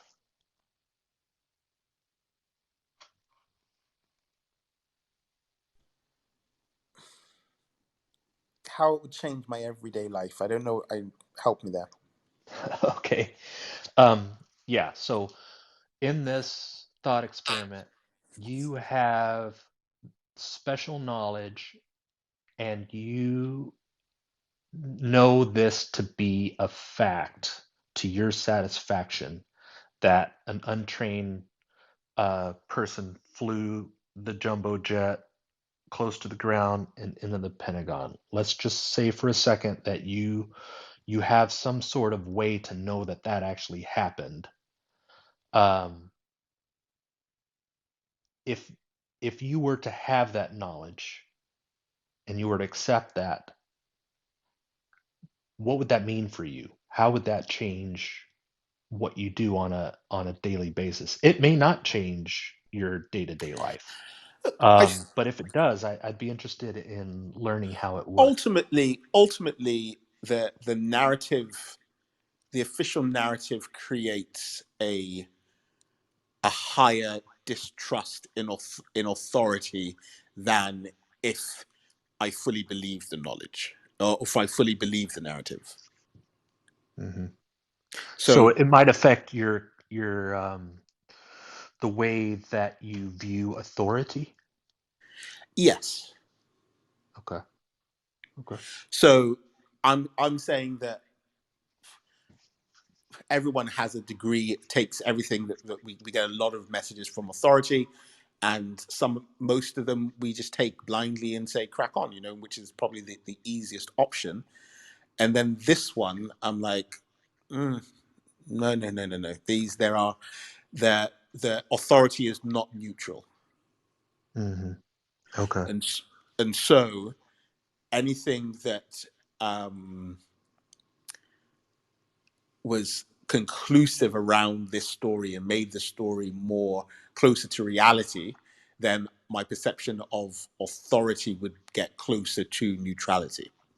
Okay. I see. Okay. Gotcha. So when we started this conversation, you said that you wanted to be brought out of this belief, or you wanted to be brought out of this skepticism. Why is that? Why do you want to have your belief about this changed? Because it's kind of, because I like to think I'm rational, right? And I Uh-huh. feel like a conspiracy theorist, which is a slur to a degree. Uh-huh. In my own mind, and so when people are like, "Oh yeah," and conspiracy theorists, and I'm like, are they pointing at? Is he talking to me? Gotcha. You don't want to seem like some kind of radical conspiracy theorist. Yeah, not totally. Like I'm happy to have some views that are unpopular, but like I don't want to be lumped in with the tinfoil hat crew. Gotcha. I think Okay. is the expression. But Yeah. this puts me in a Venn diagram with them, and I'm like, how did we get here? Yeah, you don't want to be associated with other conspiracy theories that seem maybe a Yeah, little bit more kind of. extreme than what What's it you're. called? Area 53s and whatever. I'm just like, Yeah. I have no time for that. Do you know what I mean? I Yeah. literally don't. Like Yeah. just because you don't know something doesn't mean that something shady necessarily happened. All right. And you can kind of stay neutral until but this one, it's like I just feel I feel it's written really poorly. Gotcha. I have one more question. What would cause you to accept that you have a healthy level of skepticism about this claim?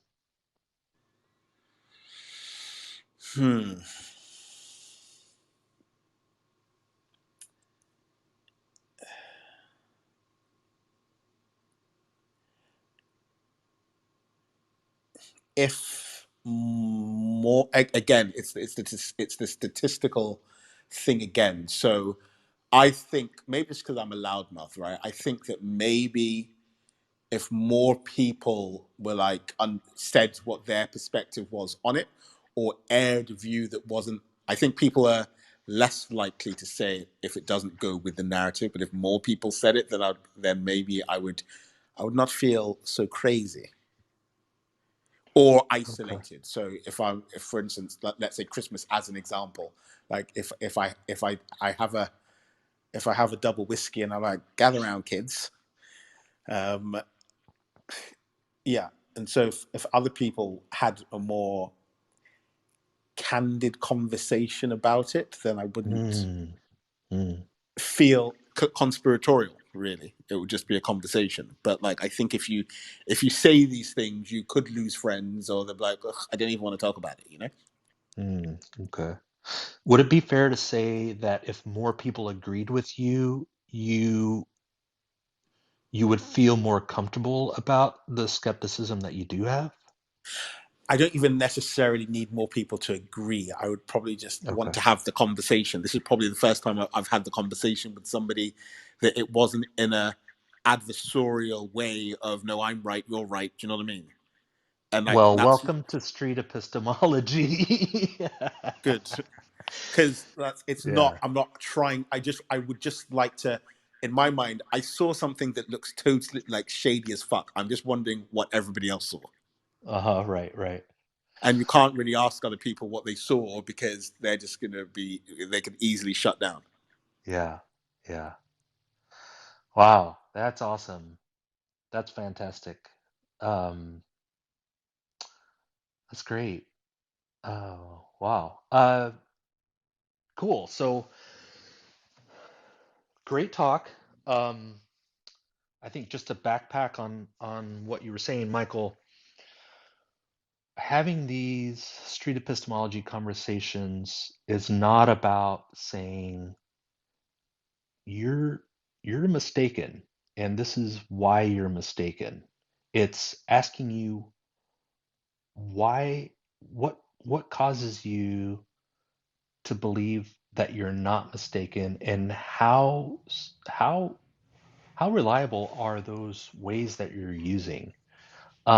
So like I said at the beginning of the room, it's not about a debate. It's more of an inquiry. It's asking, instead of saying why you're wrong, it's about asking why you think you're right. And those are the kind of approaches and the kind of conversations that could possibly help um, with issues like these, so that you don't feel like you can't talk to somebody about it because they think that you're gonna seem like some kind of crazy conspiracy theorist. So I'm really glad that you brought this up. Um, how do you feel about the way our chat went? Good, because I don't feel attached to negating the whole narrative, because that's not my issue. It Mm-hmm. actually, my issue is just some small specific parts of the narrative in which I'm not holding on to. So Mm-hmm. if somebody gave me the data to say, look, most people who are doing jumbo jet training, etc., have a 70% what's it called accuracy rate during training, I would let go of different parts of the belief based on those smaller elements. So I feel that I'm not a 9/11 truther. Actually, it's just I question the probabilities of specific elements, and so I don't Mm-hmm. have to expand it to the whole narrative, basically. And I feel And it, that's yeah, the Venn diagram is disintegrating a little bit. and it sounds like you're leaving the possibility open to being mistaken about your conclusion, right? That's kind of what 100%, I'm 100%. getting. Yeah, yeah. Okay. Yeah, cool. Awesome. All right. That was great. Yeah, let's open it up and see if anybody wants to comment about that. Yeah, so if anyone in the audience has a comment or question, I think we did get a chance to see an SE session, Street Epistemology. So feel free to come up and ask away.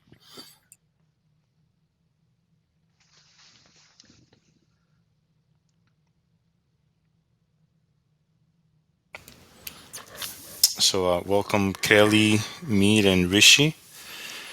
If you guys have any comments or questions for David or Michael, go ahead and ask. Hi, Rishi. Welcome back. It's good to see you again here in the room.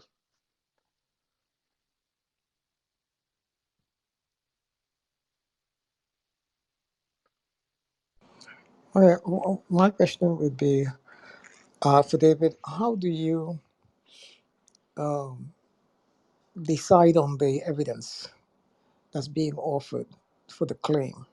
How do you evaluate that evidence?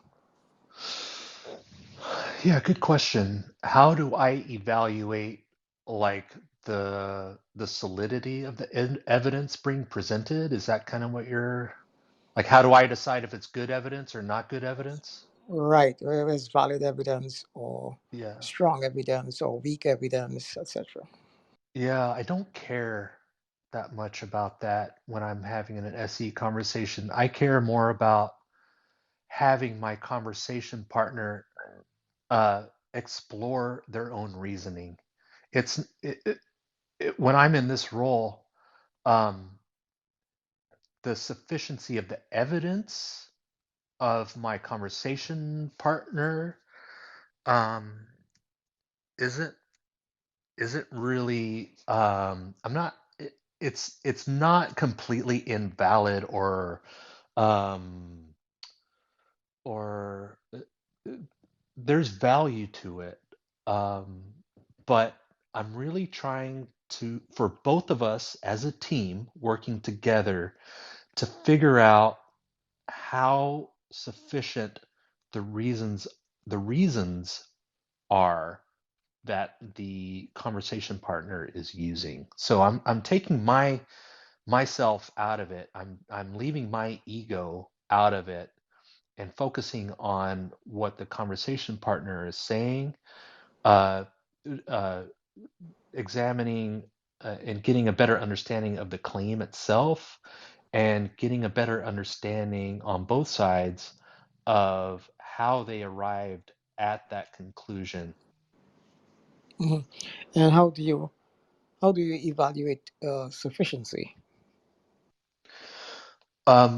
Well, again, it's not really up to me to evaluate the sufficiency of their reasons. It's more about understanding it and having them come to a better understanding of that. Uh, it's instead of evaluating it. Th- Does that might sound confusing actually?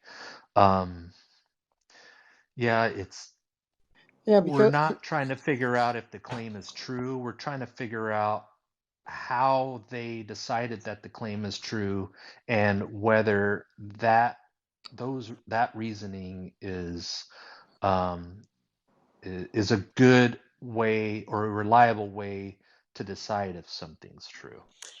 As an well, analogy, I would say it's kind of like showing you're working in maths, you know? Right, So right. I think that, like, for me, I was assessing my assessment basically with using, and Yeah, somebody else is helping me assess my assessment.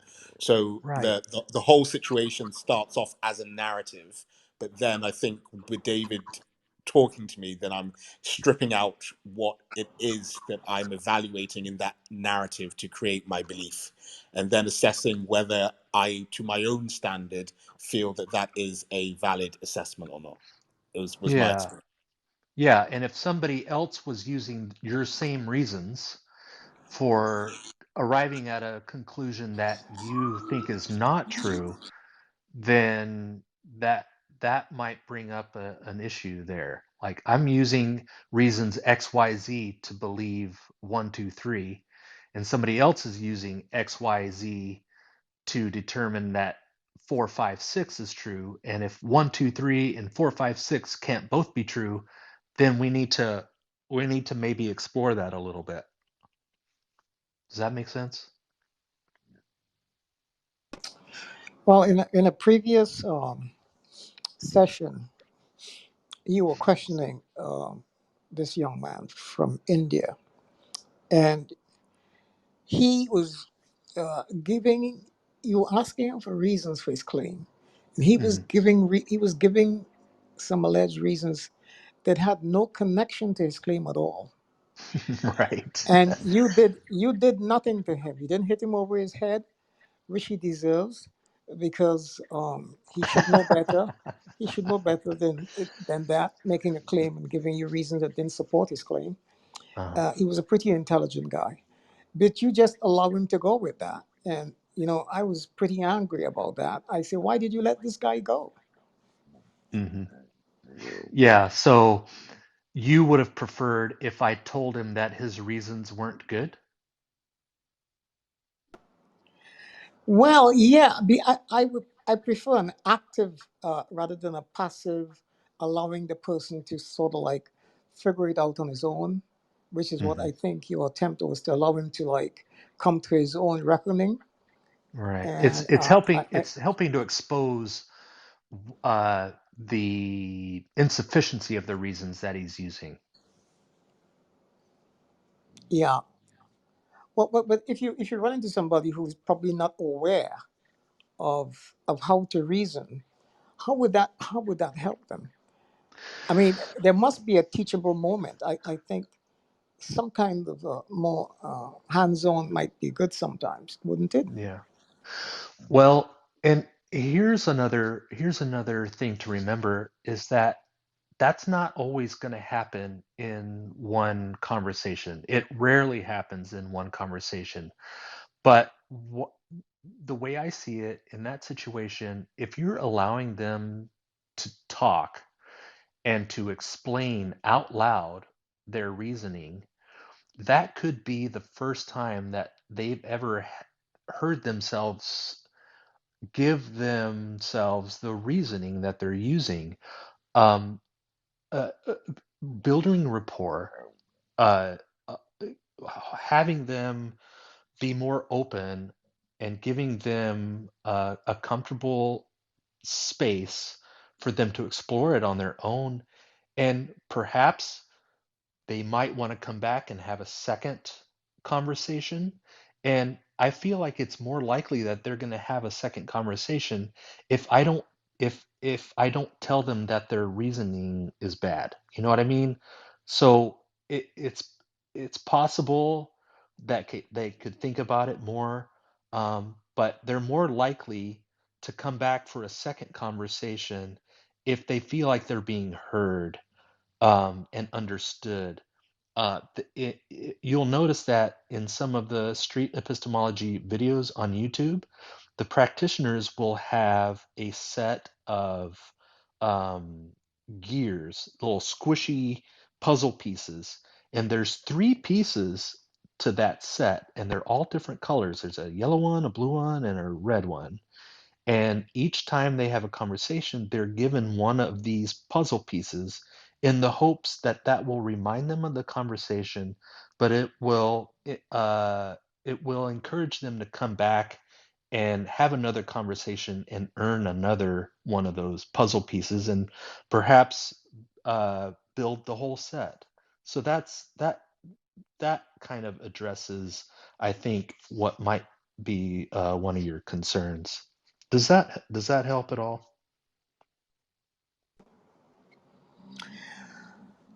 Um, I find that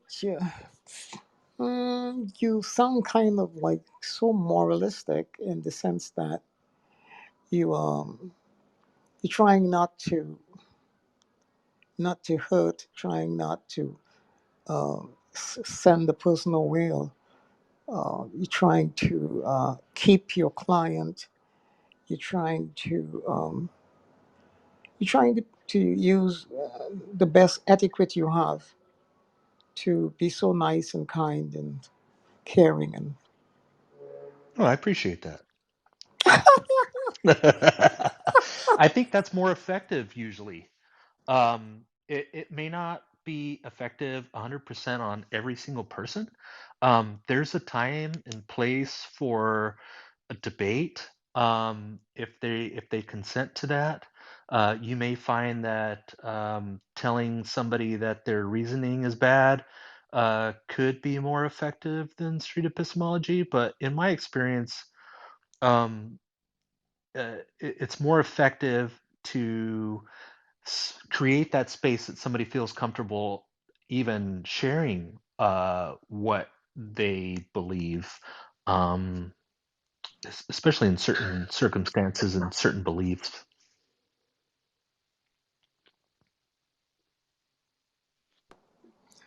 Well, I think it works for you. I'm not always that patient sometimes. Yeah. Hmm. Yeah. Well, you sound very kind, just so you know.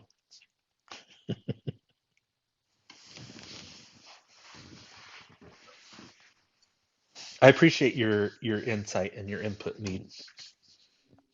Thank you.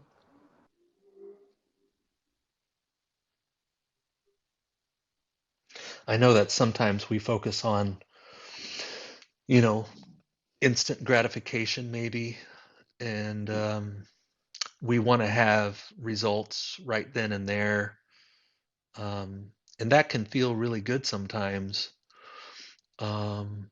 But you know, maybe a bigger picture view can be beneficial also, even if it means sacrificing, a quick win or a quick dunk, as it were. So yeah, it takes practice, and this was kind of the theme last week. Is it all depends on your goal. What's your goal? Is your goal to change somebody's mind right away? Is your goal to have a productive conversation so that you understand better?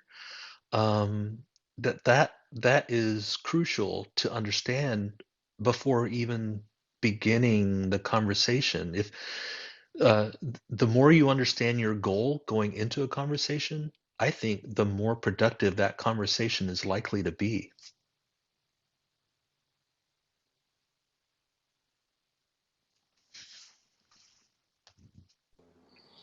Well, I can give an example. Like, okay, so let's say you see a fly on somebody's nose. Hmm. My approach would be, hey guy, there's a fly on your nose. Why don't you knock it off? Hmm. And your approach would be the epistemological approach would be you'll keep looking at the guy with the fly on his nose, Hmm. and then he would look at you and you would say, well, have you thought of looking at your nose? And he would say, well, why should I look at my nose? And then he would say, well, I think that, it may make sense that you look at your nose at some point in time, something to that effect. Hmm. And he may, look at his nose and realize, oh my God, there is a fly on my nose. Let me knock it off. Hmm. One approach is direct. The other is sort of like indirect. Yeah. And it'd be interesting to find out what would happen if they said, there's no way there's a fly on my nose.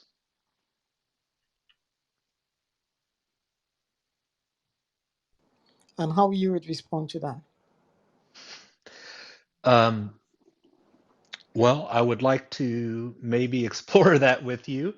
Um, if if there was a fly on your nose, would you even want to know? Hmm. So you're asking me, David? No, I guess that's the question. That might be a route that I would go down.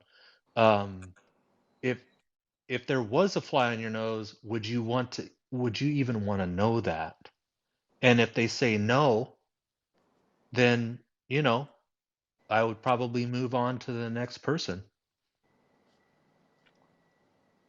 Because if they don't even want to know if what they're believing is true, then I don't see I don't see I don't have a lot of incentive to keep that kind of conversation going, I suppose. That's Okay. one of the things that what we do as like a thought experiment before jumping into the claim is figuring out what your conversation partner's relationship with reality is in the first place. If they don't care about believing true things, then it's not going to matter uh, what you ask them, possibly.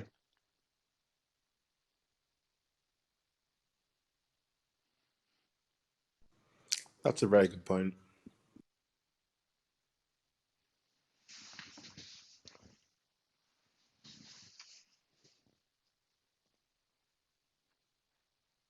And we can look at it in a simple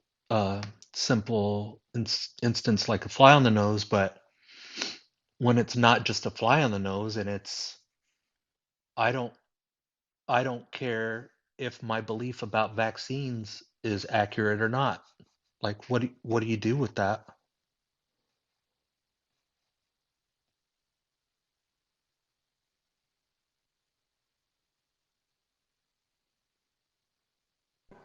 Well, yeah, you'd want to know, what reasons the persons have, and how he comes to that knowledge. Yeah. Of, Yeah, it'd be yeah, interesting to find out. yeah.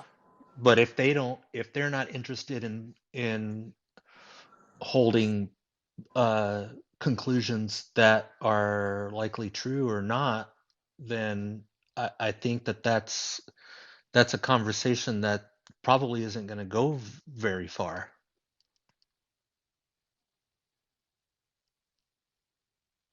They have to want to believe true things, I think, in order to have a productive conversation.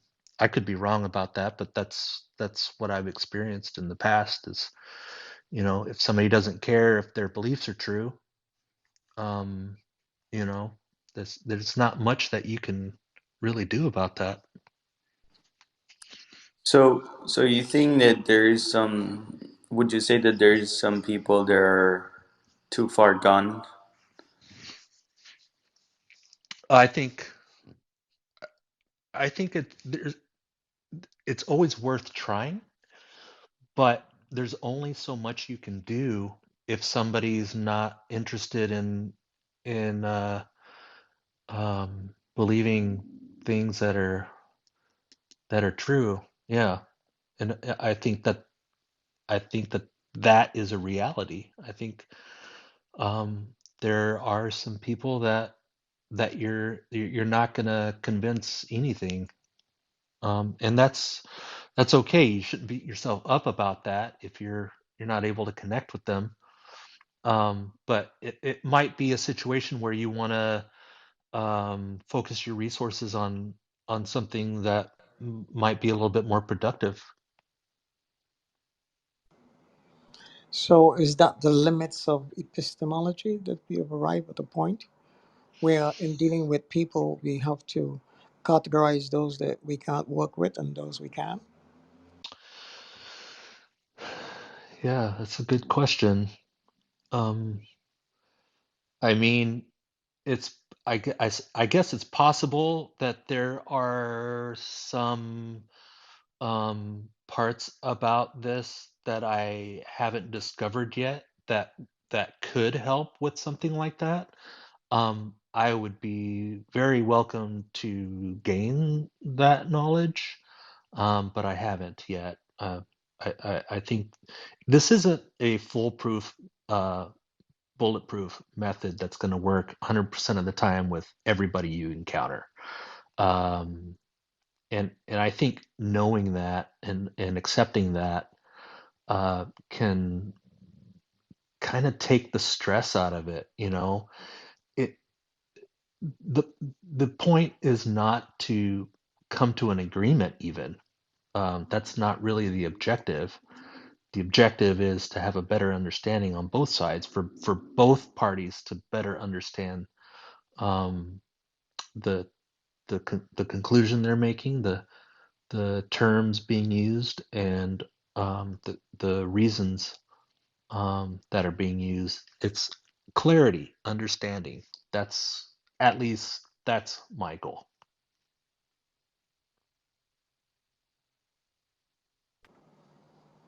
So, do you think epistemology is more useful among non-religious people, secular people, than it is with religious people, or better with adults than children? Or, I mean, any studies on that? Yeah, that's a good question. I'm sure we can find out.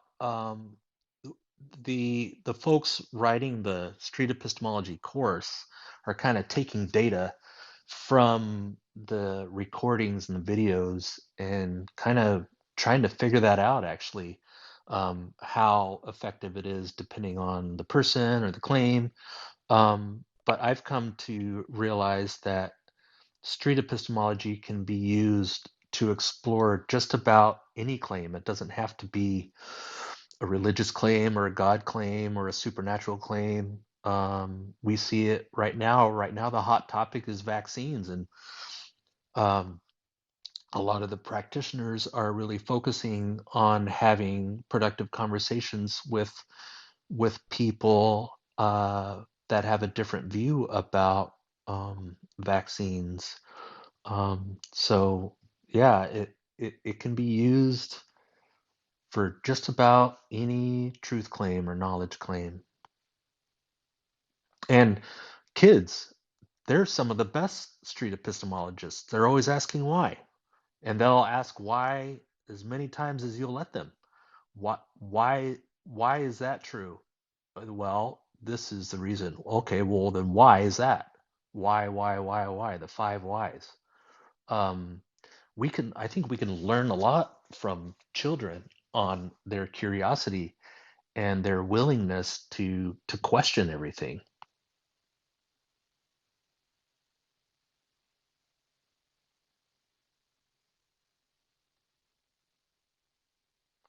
I really appreciate these questions, by the way. It's making me think too, and think about things I haven't thought about in a while. So I appreciate all of you.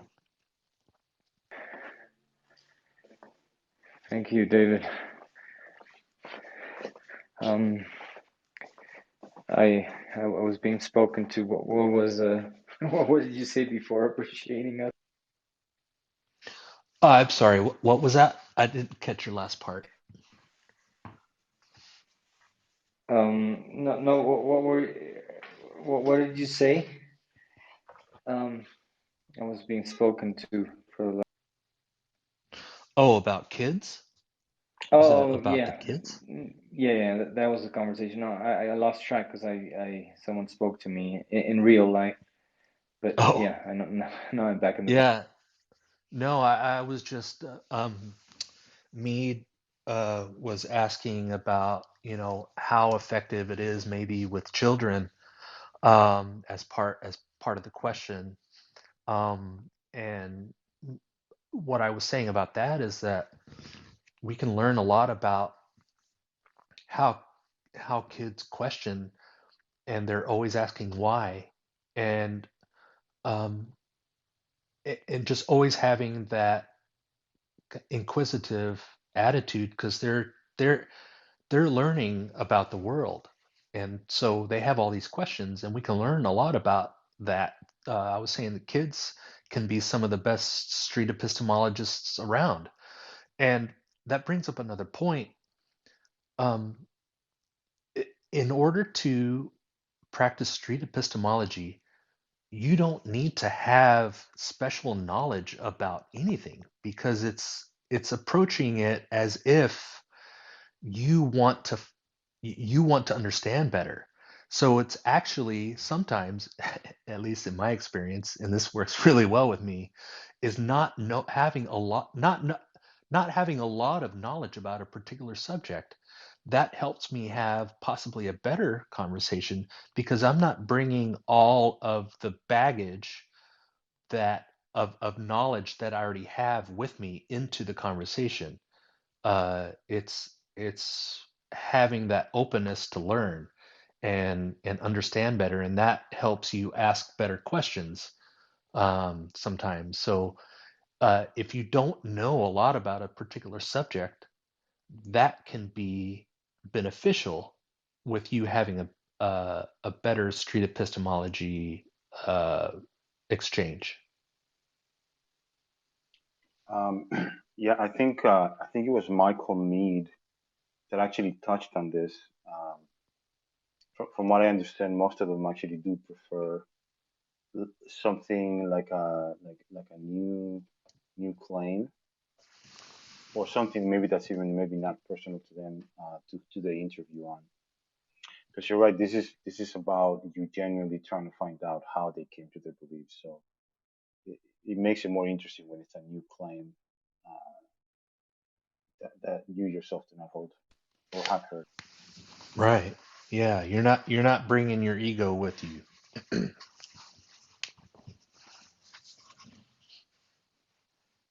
Yeah, thanks, Early.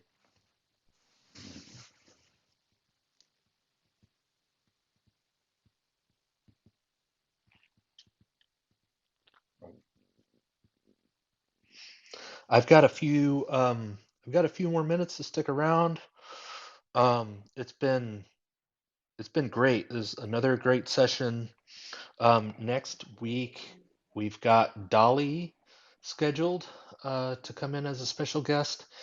You'll probably recognize him as somebody that hangs out with Reed Nicewonder on their in real life street epistemology conversations they have.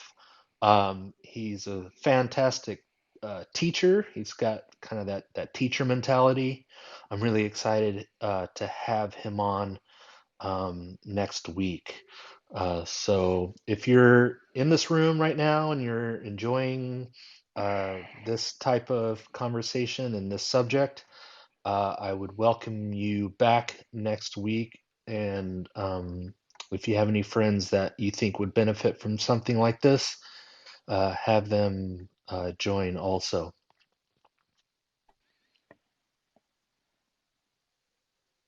Thanks, David. When I find myself sometimes when I'm trying to approach someone, and I think I lack discipline in focusing on one claim. I just kind of turn things into a conversation. And they usually spring up out of conversations we're having in a room. But I get lost in just understanding their epistemology, and I go, okay, yeah, I know where you're coming from, and I kind of give up. Um, I think I sometimes lack the motivation to actually get critical and find, like I keep saying, for months on end, I've been trying to become possessed by the demon of street epistemology, and it's a mindset that you have to train yourself to get into, and it's probably, I know it's not for everyone, right? But I think I would like to be able to tune into that mindset.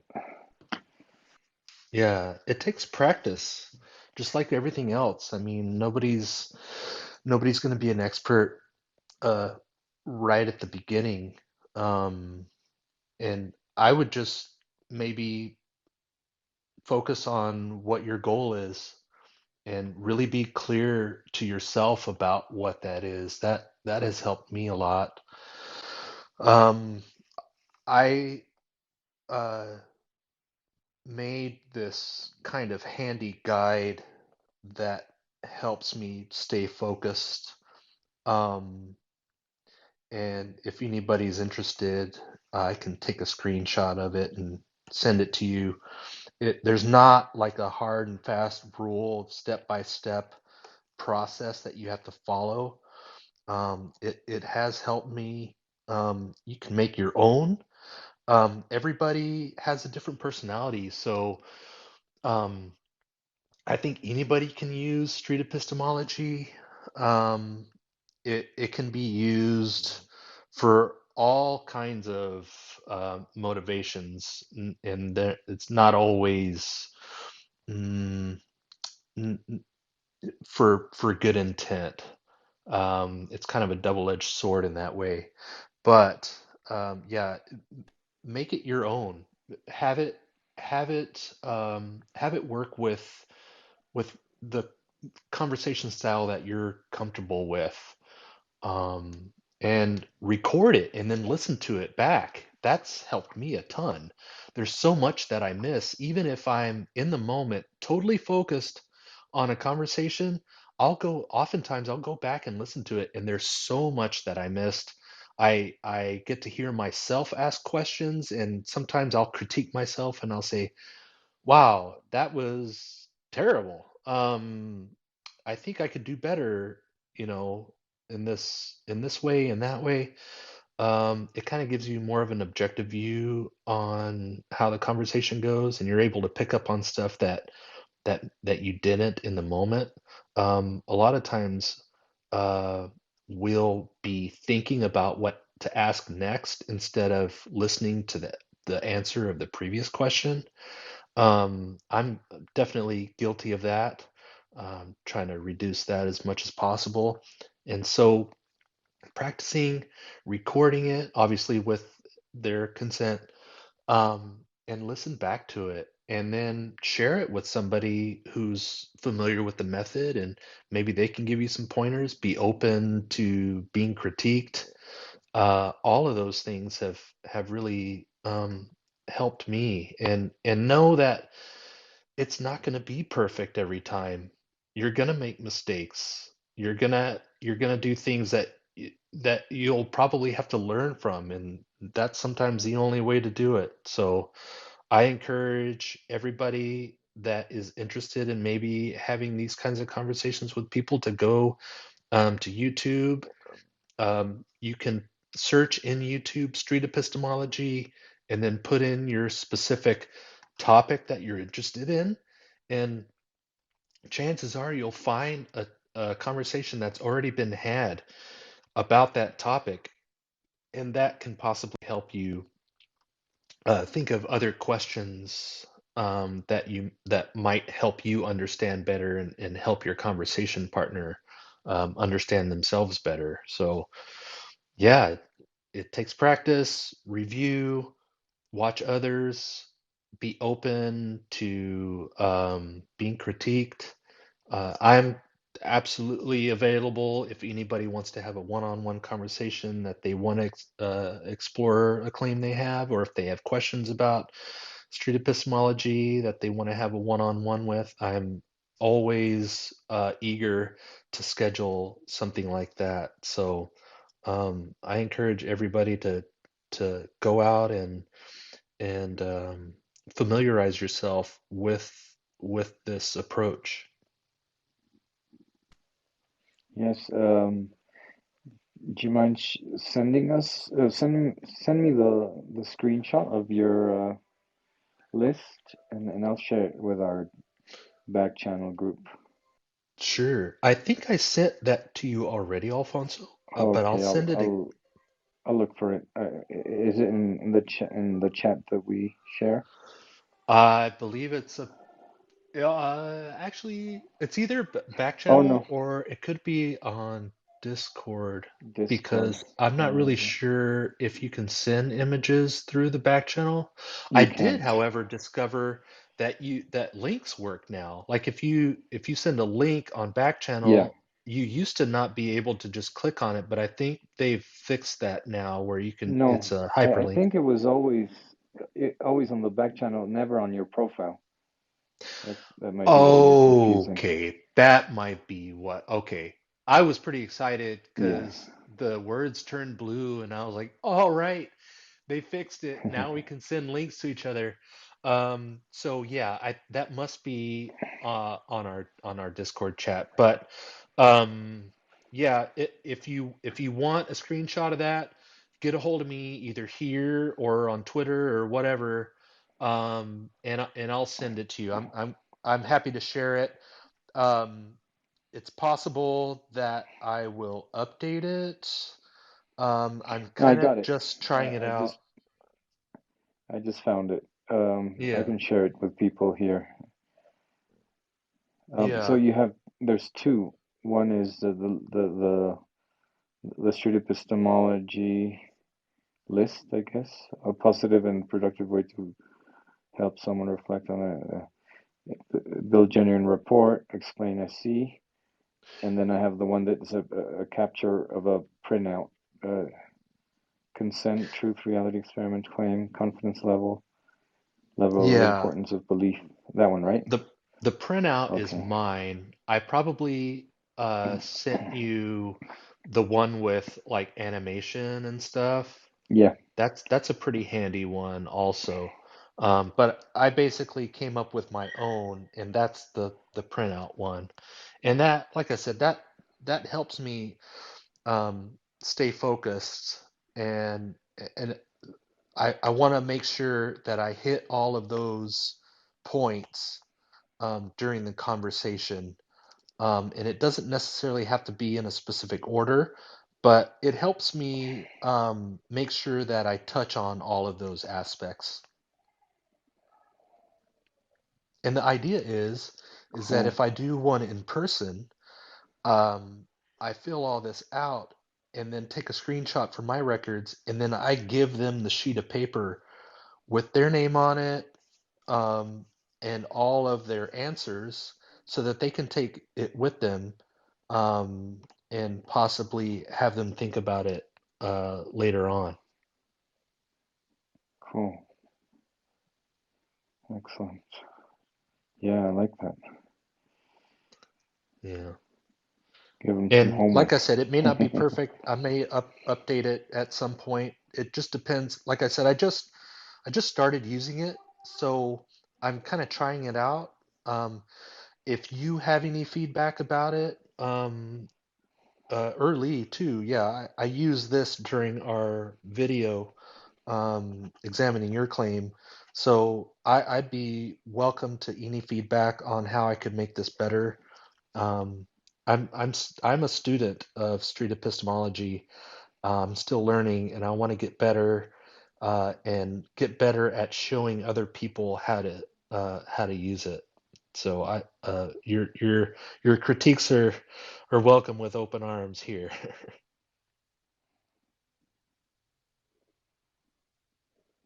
Yeah, I thought your question was actually pretty good, David. But if I do find any feedback, I'll let you know for sure. Yeah, I appreciate that. Awesome. Well, are there any other So questions would you from? call that a Go ahead. would you call it a checklist? You know, you could call it a checklist.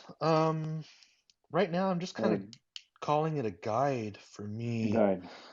Um, like, okay, I want to make sure that I get consent, so I'll check that off. I want to make sure that I um, make sure that I give them resources later. So I'll check that off. But a lot of the stuff, I'll fill in their answers next to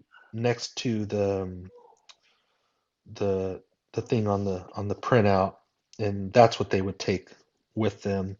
But yeah, it's kind of like a guide and a checklist at the same time. Excellent. I created sound epistemology. I hope this works. A PDF. I scanned and created a PDF of both documents to have them in one. The screenshot and the one with the animations, and I send it back to you, and I'll send it to our group. Oh, Yeah. perfect. And I think that Rom made that other one. If I could be mistaken about that, but I think he had a lot to do with creating that kind of animated one. So, and you can find that on streetepistemology.com. Excellent. Cool. Cool, yeah. So, if there aren't any other questions from the audience, I think I'm gonna sign off for the day. It's been fantastic yet again hanging out with everybody. Welcome back, everybody that's usually here, and to all the people that I haven't met yet. It's great to talk with everybody, and I hope that we learned at least a little bit. And special thanks again to Jenna Belk, our special guest. Hopefully, oh yes, she'll be on Atheist Experience tomorrow with Shannon Q. So if you're available to watch that live, you can chat in while it's happening. They also put the recording on YouTube if you miss it, and it's also on podcasts. So make sure you check that out. Hey, one more question before you leave, David. Sure. How would you deal with somebody who is egotistical, thinks he knows it all, and thinks he knows more about epistemology than you do, and is very aggressive? Do you speak with him in a genteel voice? Do you run away from him? What do you do? That normally doesn't change my approach. I would be asking probably the same questions. I might have to do a little bit more rapport building beforehand. In street epistemology, we talk about earning and spending rapport points. So it's possible that in that situation, I may need to earn more points so that I can spend them later. But yeah, I guess it depends on the situation. Knowing when to end a conversation is really important too. That's a great skill to develop, like when to end it. And that obviously will depend on a lot of factors. But yeah, basically, there wouldn't be any difference in what I ask once we dive in. But yeah, it could take a little bit more rapport building and doing doing things that would cause them to maybe be more comfortable with you. And another aspect is modeling the behavior that you want your conversation partner to have. So if they get a little bit more aggressive, you get a little bit less aggressive, and that kind of helps turn the heat down a little bit. But like I said, nothing's perfect. It may end up just being thank you very much, and move on to a more productive and more open person. Hey David, can I ask a question? Sure. Okay, so God makes you from one single sperm over a million, and this is how you thank Him. That's how you thank him? Is that Yeah, right? God makes you a human being from a single sperm out of a million, and this is how you thank him, by becoming an atheist. How did you know that I was an atheist? I know you're an atheist. I've been with you in a different group before. Okay. I told you that I was an atheist? Yes. Interesting. I'm not sure if I've ever told anybody in Clubhouse that I'm an atheist, but I could be mistaken about that. No, I can actually, I'm a human being, and I can actually judge from what you're saying to come with the conclusion that you're an atheist. Okay.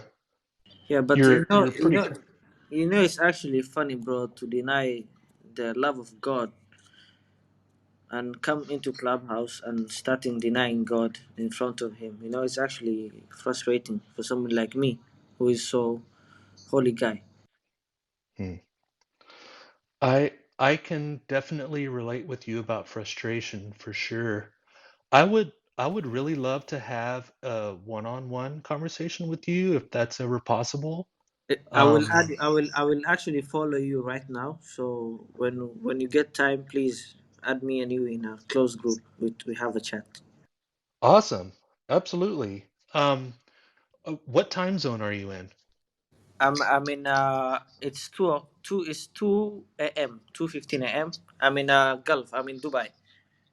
Oh, wow. Okay. So you're like 11 hours behind me. Would that be correct? I don't know where you're at, but it's 2 o'clock at a.m. Okay, yeah, because it's 3:15 p.m. where I am. No, okay. I'm like 11. You said how much? I'm in front of you. Right. Okay. Gotcha. Yeah, I will definitely keep that in mind. Perfect. So what would be a good time for you to chat? Around 1 to 2 after lunch, maybe, if it's okay with Oh, you. your time? Yeah, Okay. or whatever Yeah, time well, is okay for you, because I'm actually I work at home, so anytime I'm okay with it. okay, so you're flexible with I'm your time. flexible, exactly. Okay. And what claim did you want to examine? And I'll write it down and we'll set something up and we'll explore it. The thing with me is why, if it's about atheism, and why do atheist people come into conclusion that God does not exist, and the proof they have, it's not 100%. Yeah, we don't need proof, more so because the burden of proof wouldn't be on us in that scenario. We're just taking the default negative position.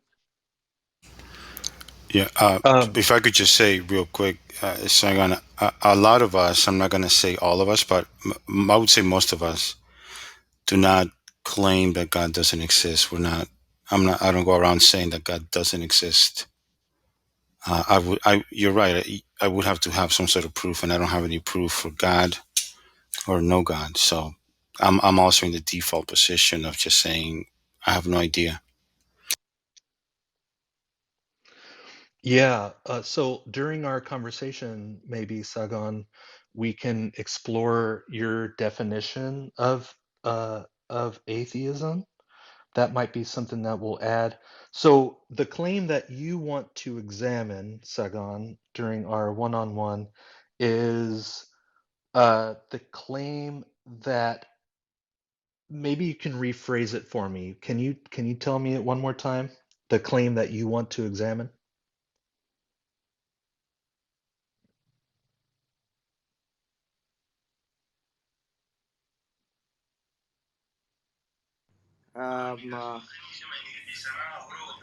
Do you guys hear me?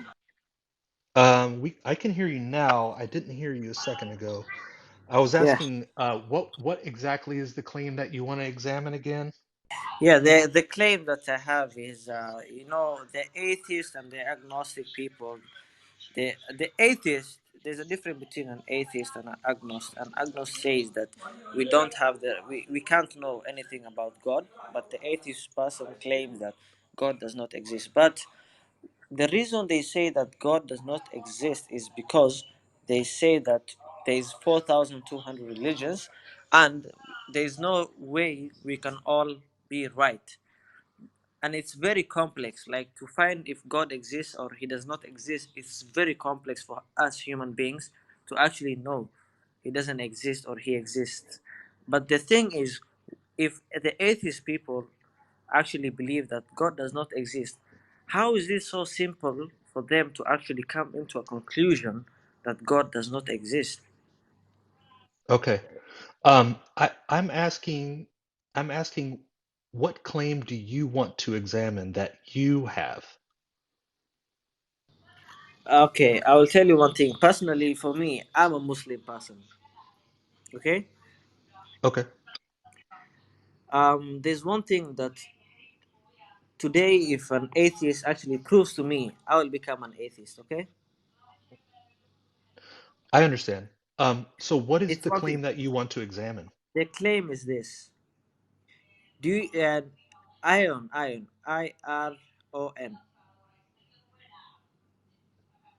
You know iron, right? The metal. Oh, iron. Okay. Iron? Iron, Yeah, Iron? iron. Okay. iron, yeah, iron. Iron? What It's about actually iron? proven. It's actually proven that iron did not exist in the in Earth. It came from outer space. Do you know about this? Yeah, that's Okay, so the correct. claim that It's hang not on. a claim. It's a fact. Hang on just a second. Okay, so you want to explore the fact that iron came from outer space? Is that correct? Exactly, it's a fact. Okay. So whenever we have a one-on-one, we'll examine the claim that And I you're will saying actually it's a prove it fact that, from scientifically explanation. okay. I'm just trying to make sure that I understand you, and what your conclusion is. So your conclusion is that iron came from outer space, and that's what you want to examine. Is that correct? Correct. Okay, cool. That sounds fun. Yeah, I will get a hold of you. I'll send you a back channel message. And would it be okay if I recorded our conversation? You can record it. I don't have a problem with it, brother. Okay. Would it be okay with you if I uploaded our one-on-one conversation onto my YouTube channel? I have no problem with it. Okay, awesome. Fantastic. Okay, yeah, I will definitely get in touch with you and we'll examine your conclusion that iron came from outer space. My pleasure. Cool. Anything else? That's it, brother. Let's just tackle this. Okay. Sounds good. Anybody else? Can I check one thing? Sure. So iron came from outer space. What about everything else? Hydrogen, helium, lithium, beryllium, carbon. Where did that come from? Exactly, but you don't when you go to school, you start from a kindergarten. Uh, you don't go to secondary school very fast. You start from the bottom and start figuring out things. So let's start from this iron stuff that came from outer space, and somebody who claimed that it came out of space 14 centuries ago. Okay, so how can this guy know about this if it's not a revelation from God? That's the thing. Let's tackle this. We will have a chat with David. He will upload it into his YouTube. And then after that, we will go into the helium and hydrogen and oxygen and all this, if you don't mind. That's okay. I think you're referring to the second generation of nuclear synthesis in second generational stars, but yeah, we can talk about We will have another talk about that. Let's figure about this iron thing first of all. Okay?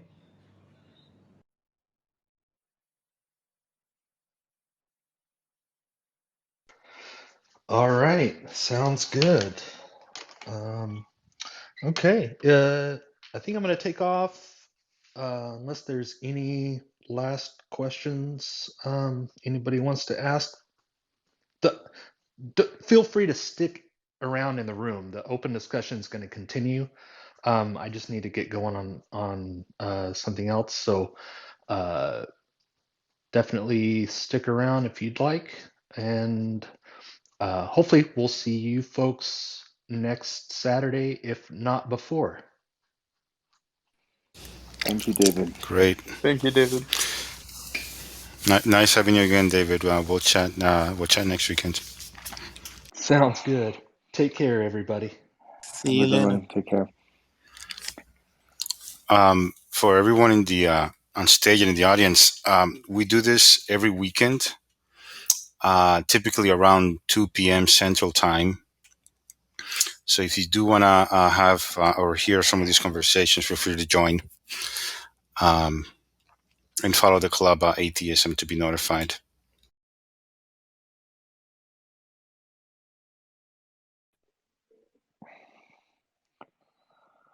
All right, so who wants to argue about morality? I think I want to argue that earthly angels, have no morality whatsoever. Morality is absolute, Bubby. You know that. Oh my God! Here we go. Iron Man left though. I was really excited. I wanted to engage with Iron Man. But... It's interesting because he is actually referring to iron, which is the atomic number 55, can only be generated in second generational stars after they've already gone through their first supernova. So there is some scientific reason for iron. As the first generation hits, iron's like the maximum element that they can make, and they need to go through a supernova before they can generate a second generational star. Well, so I'd be interested to know what he's talking about.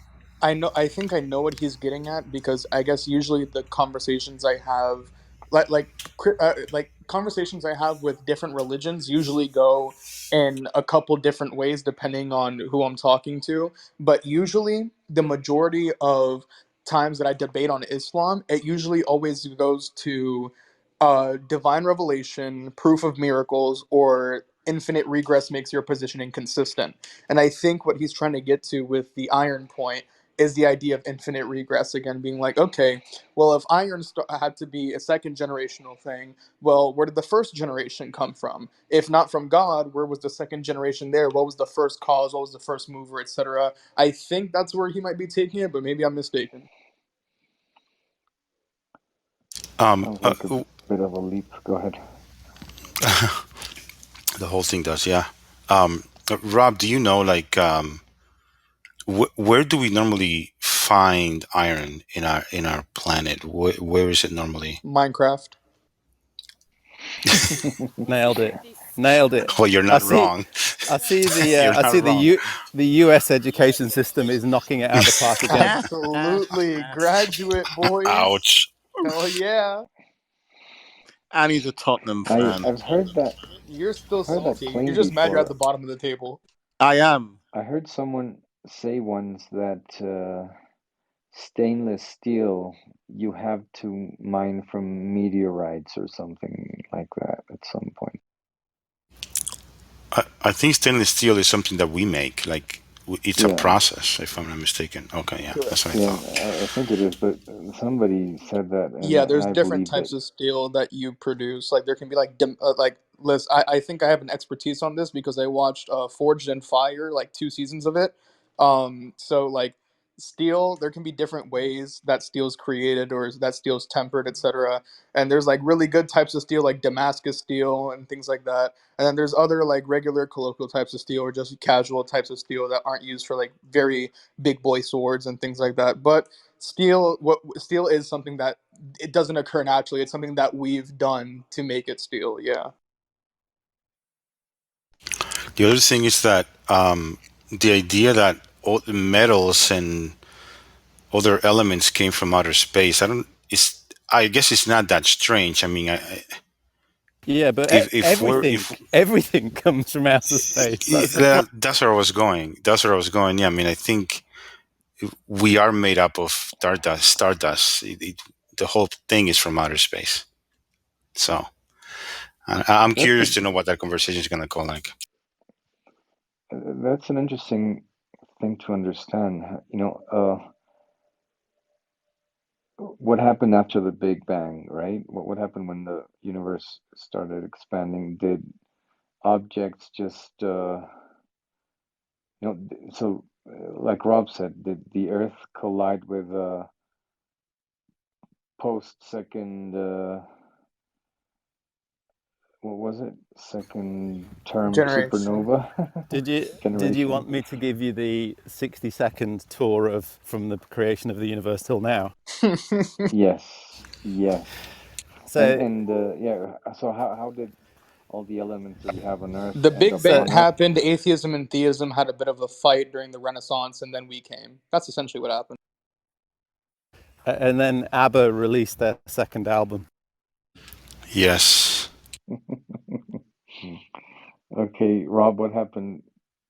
So the Big Bang kind of threw out a bunch of matter, but there's so much energy density that at that stage it was quarks, gluons, and leptons, and then maybe some intermediate vector bosons that coalesced after probably about 10 to the minus 13 seconds into protons and electrons, and those proton and electrons, after it cooled down sufficiently, can't quite remember how long that was, but that would generate hydrogen, and then the hydrogen started collecting into clouds that we now call nebula, and the gravity, as they collected in bigger clouds, pushed the hydrogen together to the point where it generated nucleosynthesis or cold fusion, as like nuclear fusion, and that went from proton and electron to creating a neutron, and then 2 neutrons and a proton and 2 electrons is helium, and that process essentially goes on and on and on until you then spark into a star,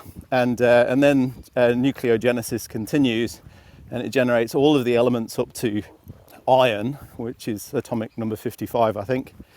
And then it gets too dense and too hot and too heavy, and then it explodes, throws out an accretion disk, and then the star reforms if it's of a particular mass, and the star reforms into a second generational star, which is then has a different size and a different mass, which then can generate all of the elements above 55, but it gets more and more unstable. And our star, I think, is the second generational one. So everything that's after iron, so gold, silver, lead, all of that stuff was generated in the second generational star. Oh, actually, ours must be third. Second generational star that blew up again, sent out another accretion disk, and then the planets formed for the accretion disk, went into solid rock, water formed, amino acids, ultraviolet light, lightning, long chain amino acids, life, human. Wow, and all that without a God? Apparently. That's unbelievable. Inexplainable. Yeah. Inconceivable. So are Heretic. all elements on the periodic table found on Earth? They are, right? So far. But we Is had to create some of them.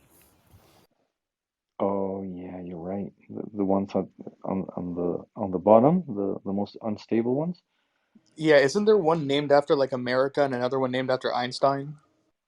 Americium, Californium, Einsteinium. Yep.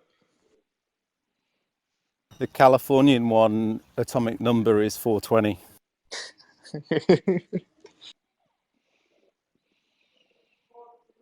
Yeah, I never got into chemistry that much, only because chemistry had the whole stoichiometry thing, and we didn't like that. We hated Avogadro's number. We hated the whole concept of moles. We hated everything about it. It was just unnecessarily complex. God could have done it all simpler. He did, and if you want to look up Dirac's equation for electron orbits, in one equation he defined the entirety of chemistry, but chemists make it way more complex than that. You see the entire equation of chemistry, but chemists make it complicated. My God. Wash your mouth out, Bubby. I should. I'll put soap in my. That's one of my favorite things that my theist friends do to me. Like I'll be around them and I'll just use the phrase like "Oh my God" or like "Jesus Christ" to react to something, and I'll be like "Jesus who? Thank who?" And I'm just like, hey, relax, relax. It's not. I'm not there yet. Not there yet. What atomic number is Deuteronomy? 29.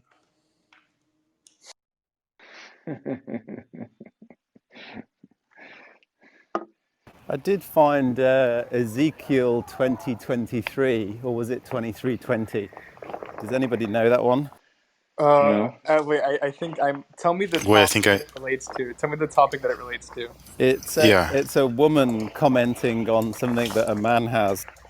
Oh wait, I should know this because of Oh, yeah, I know this Timotheanism. one. I should know this because of Timotheanism. Hold up, you said Ezekiel, right?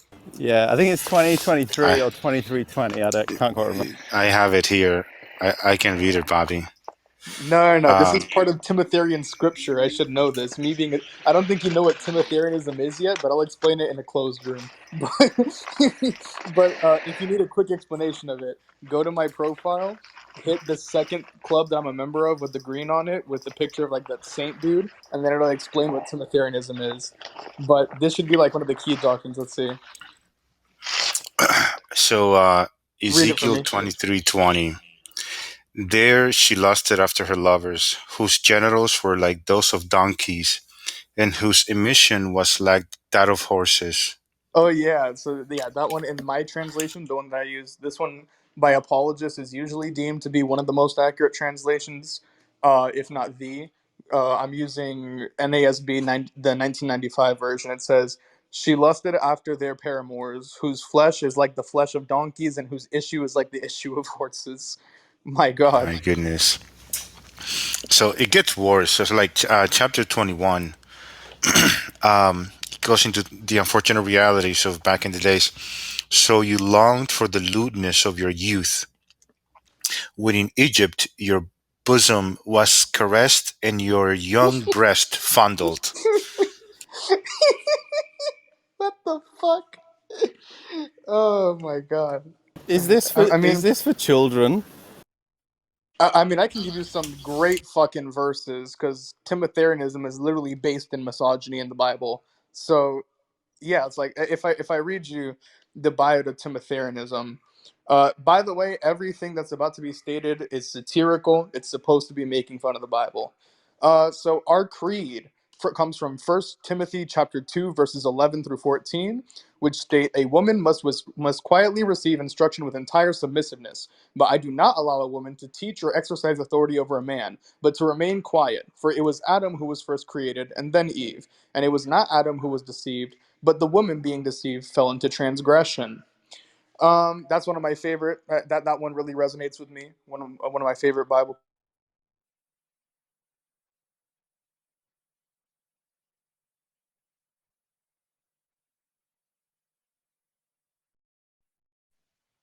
Oh, we lost Bobby. We cannot hear you, Bobby. No, he's on a call.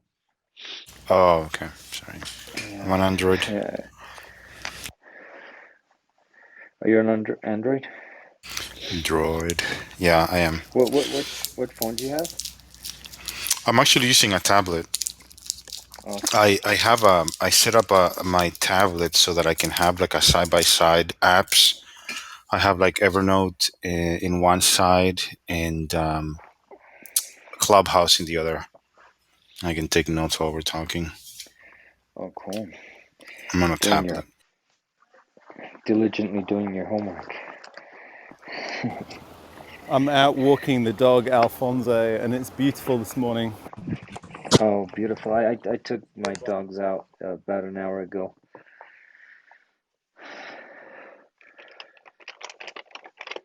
What shape? What race is your dog? I have a German wide-haired pointer who we got from the rescue kennel because he was abandoned by a breeder. Oh. German. Wide what? Pointer? A wired-haired pointer. Shall I take a photo of him and then you can PTR? Yes, yes.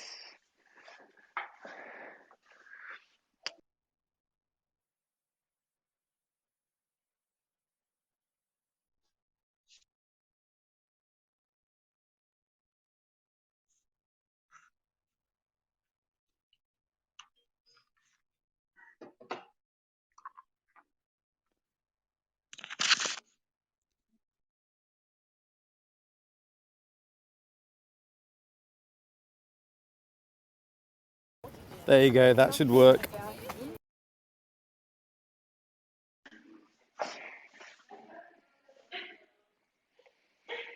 Oh, lovely. Too much backlight though, but you can tell what he looks like. He looks like the one on Lady and the Tramp, I think it is. Yeah, I think they are pointers. I was trying to get the surfers in the background in as well.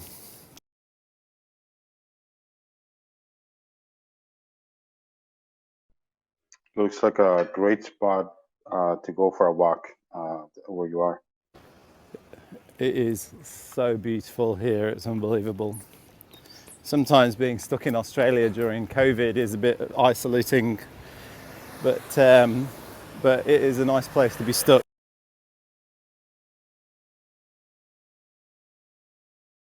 I have a admission to make.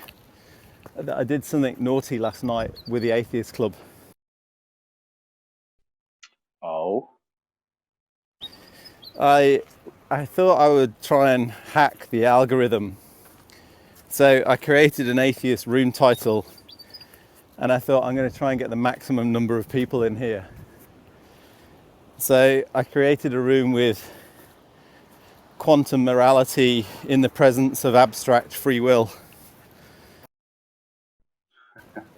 I was inundated. You got all the keywords in there. You got physicists, spiritualists, moral. And then you have theists. So Rob, you actually opened that room? I did. And I think I had 30 people within the first 60 seconds. I'm looking for the notification.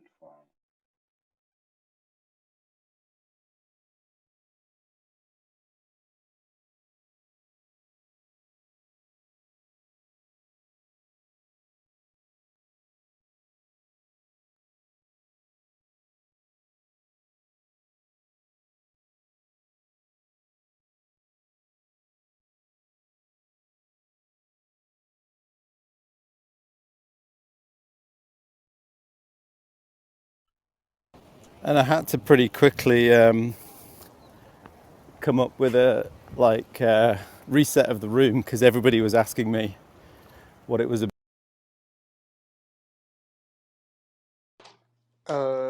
Early, guess what? What's up?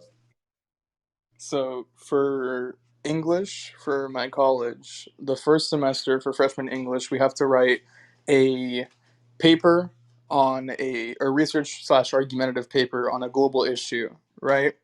So since we have to do a global issue, I'm going to get graded for my final essay in like December or something. We have like months to compile the research for this shit. But essentially, my final essay is literally going to be on the global issue of modern capitalism on the earth and the working class. Literally going to left pill my fucking teacher at this point. She's going to be I am the Marxist that Republicans fear in colleges. I'm going to make this teacher turn commie. I'm calling it. Are you sure that she's not left wing already? Most of the I teachers think at our college. she's a little bit left wing already, or at least maybe not left wing, but she already. I'm pretty sure she's secular because as an example of showing us how to cite MLA format, she cited Sam Harris, and I'm just like, this is kind of telling. May not be the best atheist to cite, but at least it's an atheist. At least she's not quoting Saint Thomas Aquinas. Could I give you a great example for your essay? Yeah, go for it. So the global usage of helium, which is incredibly useful in a number of medical and scientific equipment has been essentially ruined by the use of helium balloons at kids' parties and gender reveal parties, crippling the future ability of science to carry out certain research, particularly with quantum superfluids. Quantum And superfluids. that, But and that's to the, give like my research paper on capitalism an explanation of quarks. yeah, it's essentially misallocation of capital, because people who want birthday balloons are stopping scientific research that needs it perhaps more. But how so? Like, are you saying that there's too much helium, too much helium in the air, or how No, so? the amount of helium on Or the is not Earth enough? is amount of helium on the Earth is fixed, obviously, and every time you Oh, blow up a balloon and it pops or deflates, the helium goes into the air and escapes into the solar system. So we're losing it at Maybe the it's rate just of because I was bad at science, but is the helium kept in the, I don't know, the ozone or the stratosphere, or whatever sphere it is? Is it kept in any one of those whenever it gets released, or is it just literally gone to outer space? literally gone to outer space. Oh, that's crazy. I thought some of those zones or whatever just kept some things from going out. I guess it's lighter than just about anything else, and so it How keeps light does going. something have to be able to escape the solar system without any force applied onto it? By like force Well, applied onto it, I'm speaking like obviously rockets can get out of space because they have like fuel and everything to exert them out. But like what's something like, just like Rob said, like popping a balloon, what's like something that's light enough other than helium to be able to, I don't know, just escape the atmosphere or and go straight to outer space? Like what's the least dense? well, Hydrogen, but you hit upon a really interesting question, which is there must be some energy pushing it out, and it's the solar wind pushes it on the outer shell, because the helium goes to the outer shell, and then the solar wind has enough energy to push it off the Earth. Is the solar wind coming from solar flares? Yeah, well, the sun, including solar coming flares. from the sun. Okay. But it's hydrogen is atomic weight is 1, and then there's helium. So like helium is just one of the lightest things that we have. It's just about there. The only lightest one is the first one in the periodic table, which is hydrogen. So it's about the lightest thing that we have. Wait, actually, since we're in a room called Street Epistemology, Rob, do you know as to why the, I'm not sure if it was helium or hydrogen, whichever one early just stated, that has the atomic weight of 1. Again, I was trash at chemistry. But, so like, how did we establish that that was going to be the baseline for atomic weight and have that be exactly 1? Or what is the baseline for atomic weight? I hated chemistry too, but I think it's because we took 1 to be the mass of a proton, and therefore that's why helium is not atomic weight 4. It's like 4.012 or something like that, because it's How were we able to neutron get is the, slightly heavier. how were we able to get that measurement of how much a proton weighs? They ionize hydrogen and then hold the ions between two parallel plates in a suspension, and then use electrical force potential changes to work out how much it takes to move a certain amount of protons, and then you can, with I think Newton's equation, work out force equals mass times acceleration, and you can work out the mass, and it's accurate enough to be able to get down to very close to the mass of the proton. Yeah, so let me correct myself here. So yeah, helium is 4, so it's like 2 protons and 2 neutrons. And yeah, obviously Rob is right. The exact number that I see here is 4.003, and hydrogen is 1.008, which is I think that 8 is the electron, isn't it?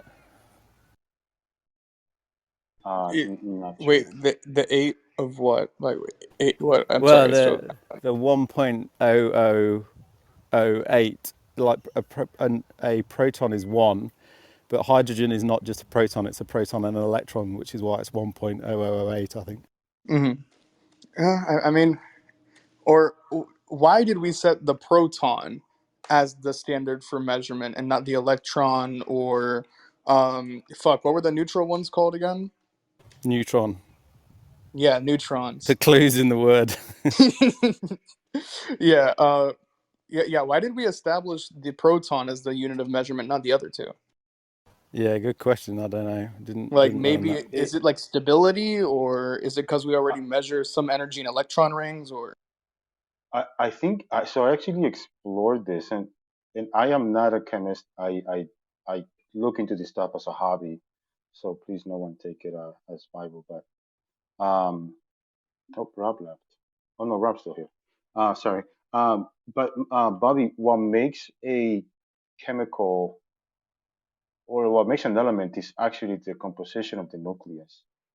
So if you have two neutrons and two protons, then that's actually what makes it what it is. It's actually the composition of the nucleus of itself.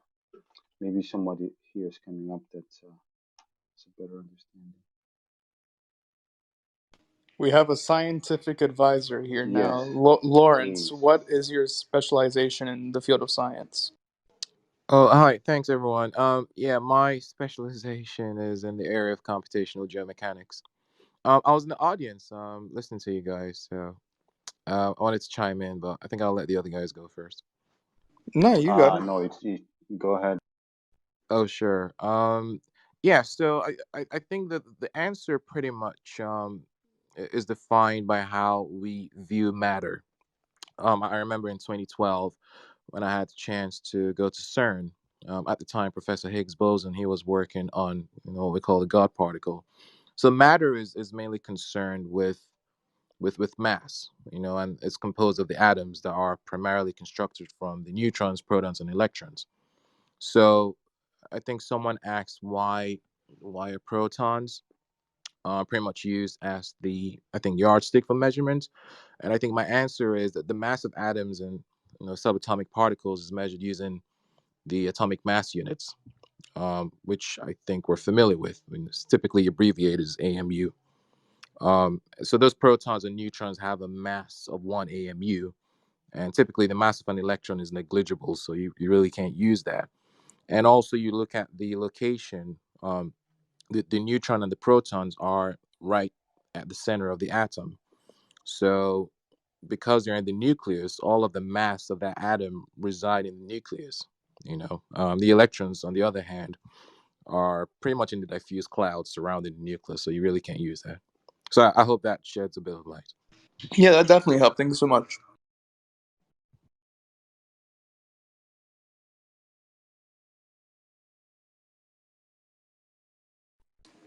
Can you explain a little bit of your field of study or the area that you specialize in? Yeah, sure. So computational geomechanics is a branch of petroleum engineering, um, where we deal with subsurface geomechanics. So it really is just a study of rock mechanics. Rock mechanics is a very broad subject, something I've been doing for the better parts of 10 years now. So yeah, we pretty much analyze rock samples from subsurface cores, petroleum fields, um, pretty much in America and in Scotland. So Do you ever get yeah, I've been into doing that. things like geothermal energy? A little bit, yes, a little bit. Some of the geologists mainly deal with that. I focus on the rock mechanics, Gotcha. pretty much the structural mechanics, yeah, of that. But yeah, we do look at geothermal energy sometimes. Are you in Aberdeen? Yes, I am in Aberdeen at the moment. Yes, I'll go back to California as soon as I feel like it's good enough for me to return. There's just so much happening right now in Cali and in New York, where my family are. So I'll just wait for things to get slightly better before I go back. You should go to Edinburgh. That's where Peter Higgs is a professor. You can go and see him. I Yes. think he's still alive. Yes. He is actually. I have been to Edinburgh. I've been to his lab. I actually met with him 2 years ago. I'm a huge fan of his work. He lectured me when I was doing my PhD. Oh, that's very good. That's very good. That's really good. That's incredible. If you What was guys your have PhD in? David, he did not text me. Sorry to interrupt you guys. I'm waiting for his text. Hey, Saigon. He'll message you later on, either during the week or during the day. Okay, cool. Thank you. But he'll reach out to you. I think he had something to do now, didn't he? Early. Yeah, he had to step out at this time, so he's probably just busy right now. But I'll let him know you came back to ask, and he should be reaching out to you, Saigon. Thank you so much, brother. May God bless you. I lived in Lawrence. I lived in Glasgow for several years, which is why I know it quite well. Oh yes. I've been to Glasgow once. Yeah, I went to Strathclyde University to go. My sister was there at the time, so I went to go see her. Yeah, that was what, 2017, I think. Yeah, it's a long time now. I left in 1999, so it was some time ago. Oh, where are you now? Australia. Oh, cool, Australia. I'm originally from Canada. I'm from Calgary, Alberta. So that's good. Nice meeting you here, Rob. Nice meeting you.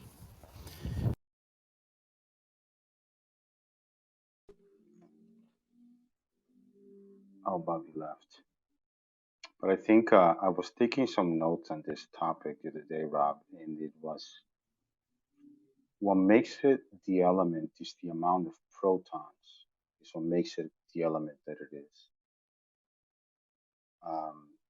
And you have a neutral atom when you have the same amount of protons and electrons.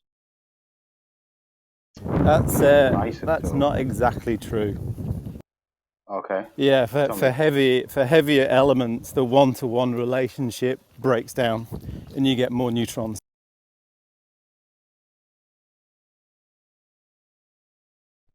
Then that would be, isn't that an isotope?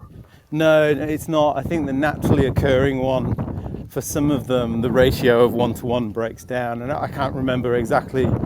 So whatever it is, atomic number 50 will have an odd number of neutrons or something. I think I can't remember exactly. But maybe we can ask Lawrence, because we were trying to work out how iron ore, whether it is created in vents from the magma or whether it's deposited in a different way in the earth. Iron ore. Not very well versed. I do know though that I know that magnetite, and I think that's actually what I was trying to remember. I know that magnetite because I went to.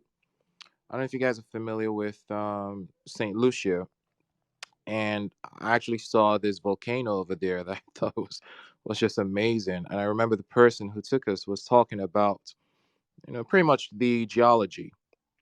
So that magnetite is a naturally occurring iron ore. I know they have a bunch of mines in northern Sweden, but I don't know. I don't know if I can't answer that question definitively. I just know I think my knowledge is very, very granular at best. So I can't answer that at the moment. I'll probably just have to look it up.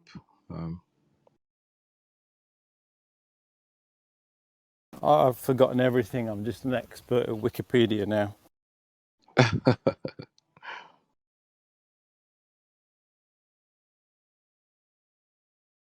Yeah, I'm actually just looking up an article, and it does say that magnetite is a naturally occurring iron ore. So that is correct.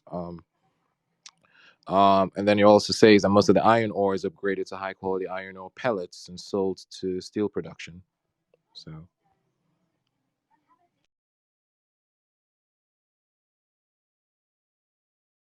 Sorry, Early, did you have a question? I think I spoke over you. Nope, nope, it's okay. Go ahead. I think the only thing I remember from any geology is that gold vents occur at the same place as copper. So copper and gold are mined in the same, often in the same mine, and the ratio of silver and gold is 16:1, which is always interesting because it's one of the key ratios that we use to trade gold and silver on the markets. Because if their natural abundance is a 16:1 ratio, should the price not be a ratio of 16:1 as well? But it's not quite that, and it does deviate quite significantly from that ratio.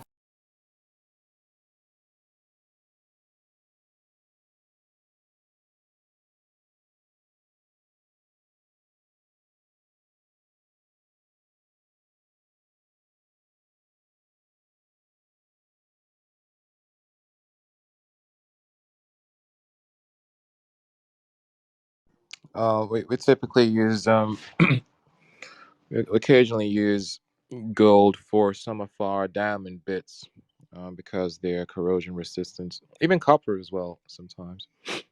But gold does the trick.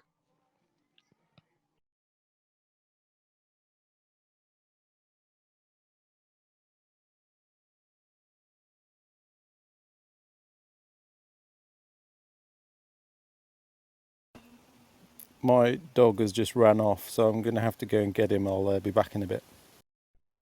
Oh, shucks.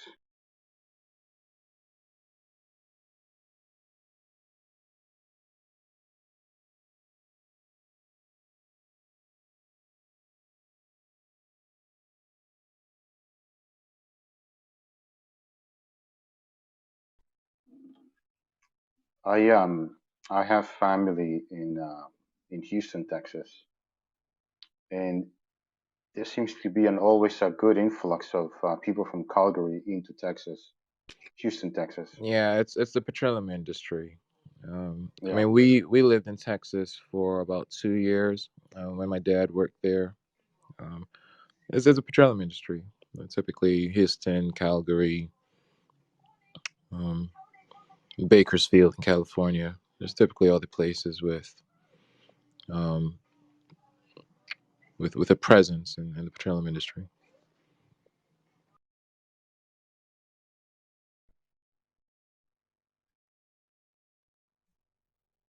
Rob is back. Hopefully, he calmed it down. I got him. The dog didn't catch him. Just before the road. Oh, what part of Australia are you in, Rob? I'm in the Eora Nation of Gadigal Country, which is another way to say Sydney. All right. But I think Yes. it's traditional to represent your location in the indigenous locations rather than in the European In settler the European location. side. Absolutely. I've probably gotten 1,001 invitations to Sydney. Just never gotten around actually visiting. Um, yeah, I should. I have friends in Sydney and New South Wales. They've invited me numerous times. It is indeed beautiful if you get the chance. I know, right? I should. I should.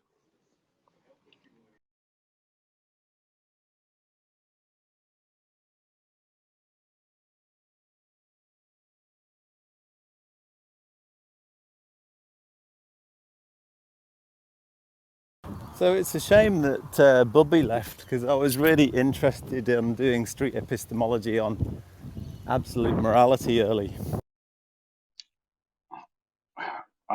You think is that his position or yours? I think his position is relative morality. I don't know how strong that is, but I err on the side of absolute. I'm curious, Rob. What is absolute morality to you? How do you define that? Well, I would say that the absolute part means that it's always something that emerges. It's something fundamental to the way that humans are built and are constructed from a set of perhaps instructions from our amino acids or our DNA, and therefore it's naturally occurring. And because in natural in the sense of like scientifically inevitable, and therefore I would give that the moniker absolute. Be ready to be called a theist and a dogmatic. I've developed a similar thought on the same principle as well, and it's not accepted even in our atheist group. They seem to absolutely reject that morality has something to do with our nature, with our it's the basis is the same, I would say, Rob, for me, but I do not use the word absolute. If I were to say, by the way, a little parenthesis, Rob, I see about uh, maybe like 30 balloons flying up into the air right now, assuming full of helium. Quick, grab the helium. We need it in the future. So yeah, I don't use the word absolute, but I think the way you're saying it, it's more absolute, meaning that it absolutely comes from our DNA. It's made up of it comes from our DNA, basically.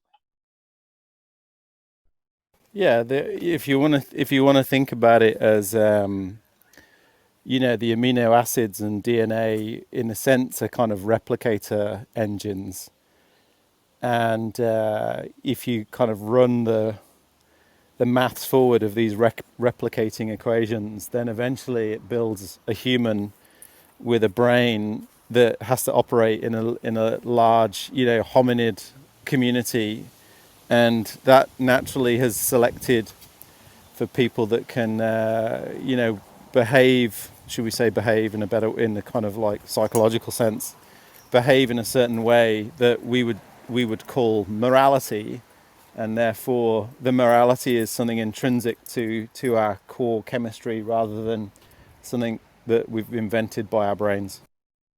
Oh my goodness! So this is for me. I'll be curious if anybody else thinks otherwise, but I've gotten a lot of flack over this within our group, and most of them all, most theists talk about subjective morality, objective morality, objective meaning coming from God. And my claim is pretty much what Rob is saying, but it's just not accepted. It's not viewed that way. Lawrence, I saw you on mic. If you want to make a comment, go ahead. No, I just wanted to ask Rob. I think the objection I think people have to what you call absolute morality is how do we definitively say that our DNA and amino acids can produce a sense of right or wrong, something as complex, um, something as dynamic as a set of principles. I think that typically is the question. How could that have generated a sense of morality? Because you do say that you can get that from your DNA, and I mean I'm a scientist. I've been a scientist for quite a while now, and how do you prove that, Rob? I think that's what I'm curious to know. How do you prove that? How do you say your DNA generated your set of principles / your sense of morality? I think that's my question. And early you can answer if you feel you have an answer to that. I'll let Rob answer his. I developed my argument, but I'm curious where Rob is on this. So I'll let him take. I think I'll caveat it to say that it's unlikely that the ethics committee would ever allow anyone to do this, but if I was to think of an experiment where I could prove that, I think first you'd start off by having a reasonably accurate representation of different amino acids, whether you'd have to go far as like a Dirac equation or some replicative logic that has yet to been created, but to essentially say, okay, well, it's like very similar to a Conway's game of life. So very, very simple rules, kind of birth or death or survival. Very simple rules. Then from that emerges the structure of DNA and then life forms. And we've not got to that part yet, so that would be a prerequisite. But then you could say, well, once we've got that model, I could then go around and build communities of hominids, or maybe you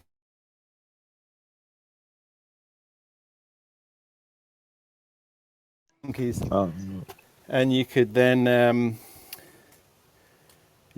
use these like communities of monkeys and then subtly change their DNA and say, oh well, I think if we change the DNA, we'll be able to change the morality of this particular community. And it's more of a phenomenological experiment, but you would certainly have a good guide on whether changing the DNA would change the morality of a community of, say, rhesus monkeys or something. Yeah, I think it's interesting if that. Well, I don't think the ethics committee will grant you permission to carry out that experiment. But I think my objection is in the fundamental purpose of amino acids, because typically they help to shape hormones. And my argument or counter argument is that hormones are important for a sense of individuality. Hormones are powerful, but they're not principles. So I could feel like, in the wildest possible sense, I could feel really angry and feel like I want to kill someone, but my understanding of the principles I have will keep me from actually doing that. Because I understand that there are repercussions. I understand that it's a principle that I shouldn't kill people. It isn't necessarily just hormones, and that's just my counter argument. Amino acids aren't strong enough to develop a sense of principles. What do you have to say to that, Rob? Yeah, it's a good point, and I would say that amino acids in themselves, are not strong enough to develop conscious thought or ideas of metaphysical ideas of right and wrong, but they are strong enough to have the blueprints and the instruction set encoded in them to build the grey matter that we call, our various brain parts, which then at some point, through input of stimuli, through the eyes, the ears, the tongue, that gets then programmed, and the combination of the experiential programming plus the core grey matter structure then develops what I think you were referring to as kind of higher cognitive moral framework. Yeah, it's interesting. It's just when we look at a lot of the functions of amino acids, and I know a thing or two about amino acids because my sister is a medical doctor. She works in Maryland, and she typically talks to me all day about medical stuff. So even though I am an engineering specialist and a theoretical physicist for all intents and purposes, I do know a thing or two about medical science, because when you have a medical doctor as a sister, that's all she talks to you about. And And then she's gone on and on about amino acids, So a lot of the functions are, typically basic functions, controls how you sleep, controls a bit of your mood, and stuff like that, your metabolism. For instance, my father has much better metabolism than I do. So I'm struggling, Rob, to see how that I'm struggling to see how the amino acids can create a sense of ideals and morals. And I think that's just what I'm struggling to see. I would need to read a paper that could show to some degree that that's possible, and I think they would struggle to do that. But I'm open to knowledge. If I can see the knowledge, then I will be convinced. But at the moment, I'm not. Could I ask a question that might clarify this? Oh, sure. Go ahead.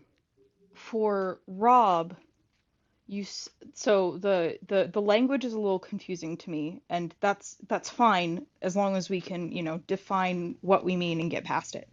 So when I think of absolute morality, what that usually means is one moral action is always appropriate in all situations. So you've already defined that. That's fine. That might be the pushback that you're getting when you say that you believe in absolute morality, and people like atheists push back against that because that's normally a theist thing to say. But beyond that, one thing that, now, again, I'm not a neuroscientist, I'm not a biologist, I am not a scientist in general. But one thing that you did mention when you were going through like how this works with the amino acids developing morality, I think what you're looking for, and please correct me if I'm wrong, is that morality is an emergent property of how we are biologically. Because if that's the case, I don't think many people would disagree with you if you were able to go into detail about that. Because that's what it sounds like. Because as soon as you started to say, the amino acids and then how we interact with people, as soon as you bring in some kind of other interaction, it's not directly coming from these amino acids. Does that make sense? Real quick, Kelly. So, what you just stated, that thesis there, is kind of like well, my thesis, and I tell you that most of the atheists that I've hung out with disagree, which I have found this to be incredibly surprising. Yeah, that's kind of In the hilarious to puzzle. me, because I don't know how they Puzzling. could do that.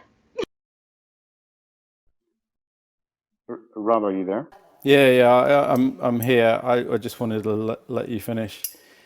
So I think Kelly, you hit on a good point, and perhaps I'm not being clear enough with my definitions or my language, and I probably do need to be a bit better about that. And I suppose I'm not saying that the amino acids per se are the root of morals. I suppose what I'm saying is that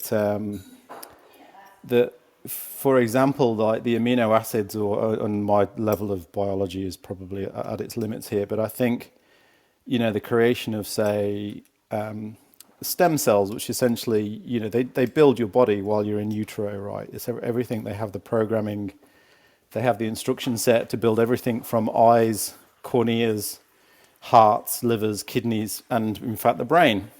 And therefore, when they do that, the design is such that then when that raw engine, I suppose, let's just use that word, that raw engine is then combined with experiential data through our five senses, then the morality emerges.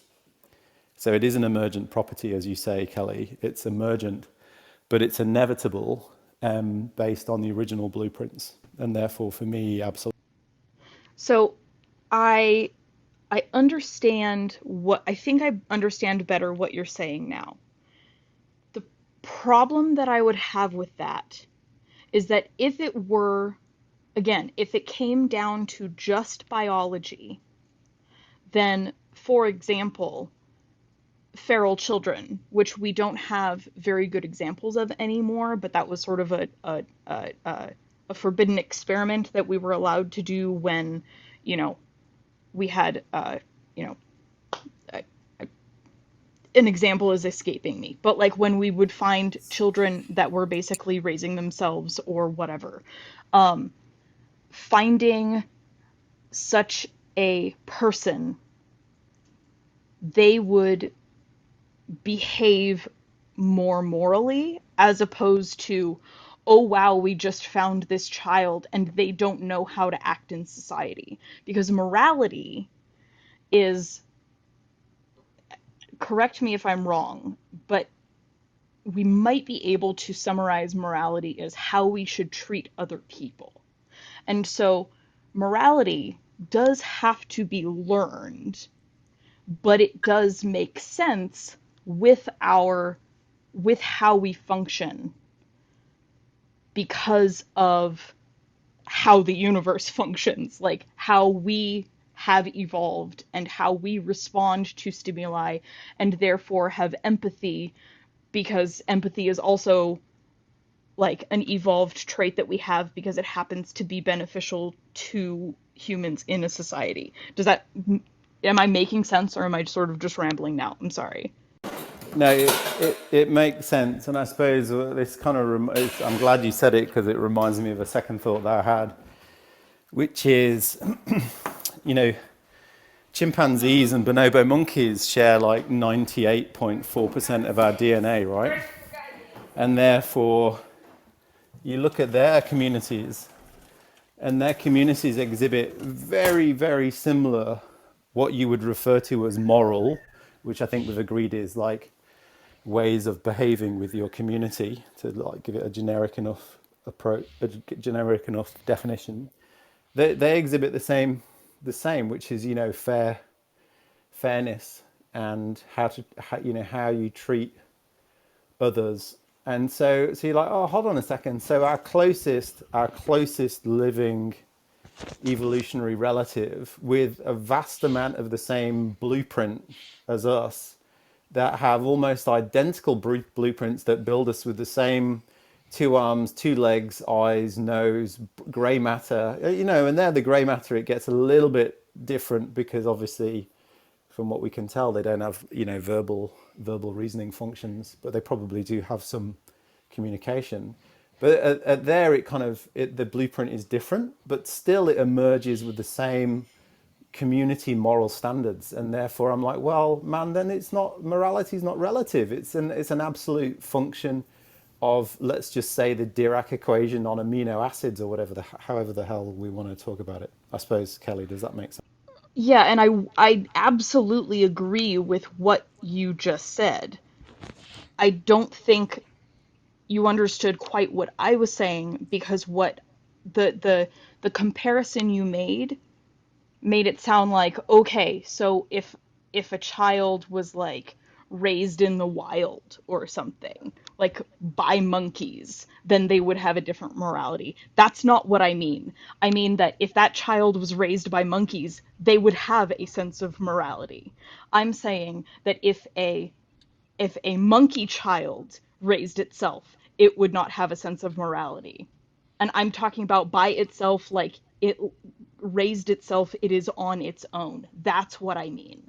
Does that make sense? Um, can I get in there? If I'm allowed, are we following any order here? No. Rob, is it okay if Shank respond, or did you want to respond back to Kelly? Yeah, well, maybe just very quickly, because I think we are popcorn style. So Kelly, I think you're right, and in fact, they did do experiments where they put monkeys into rooms where there was just like a drip feed where they could like drink milk, and they ended up quite crazy, and they didn't adjust to coming back into communities. So I think you are. I didn't quite understand what you meant. I suppose Yeah, and I'll pause to let others talk. Awesome, awesome. Can I take it now? Sorry, I will. Yeah, go.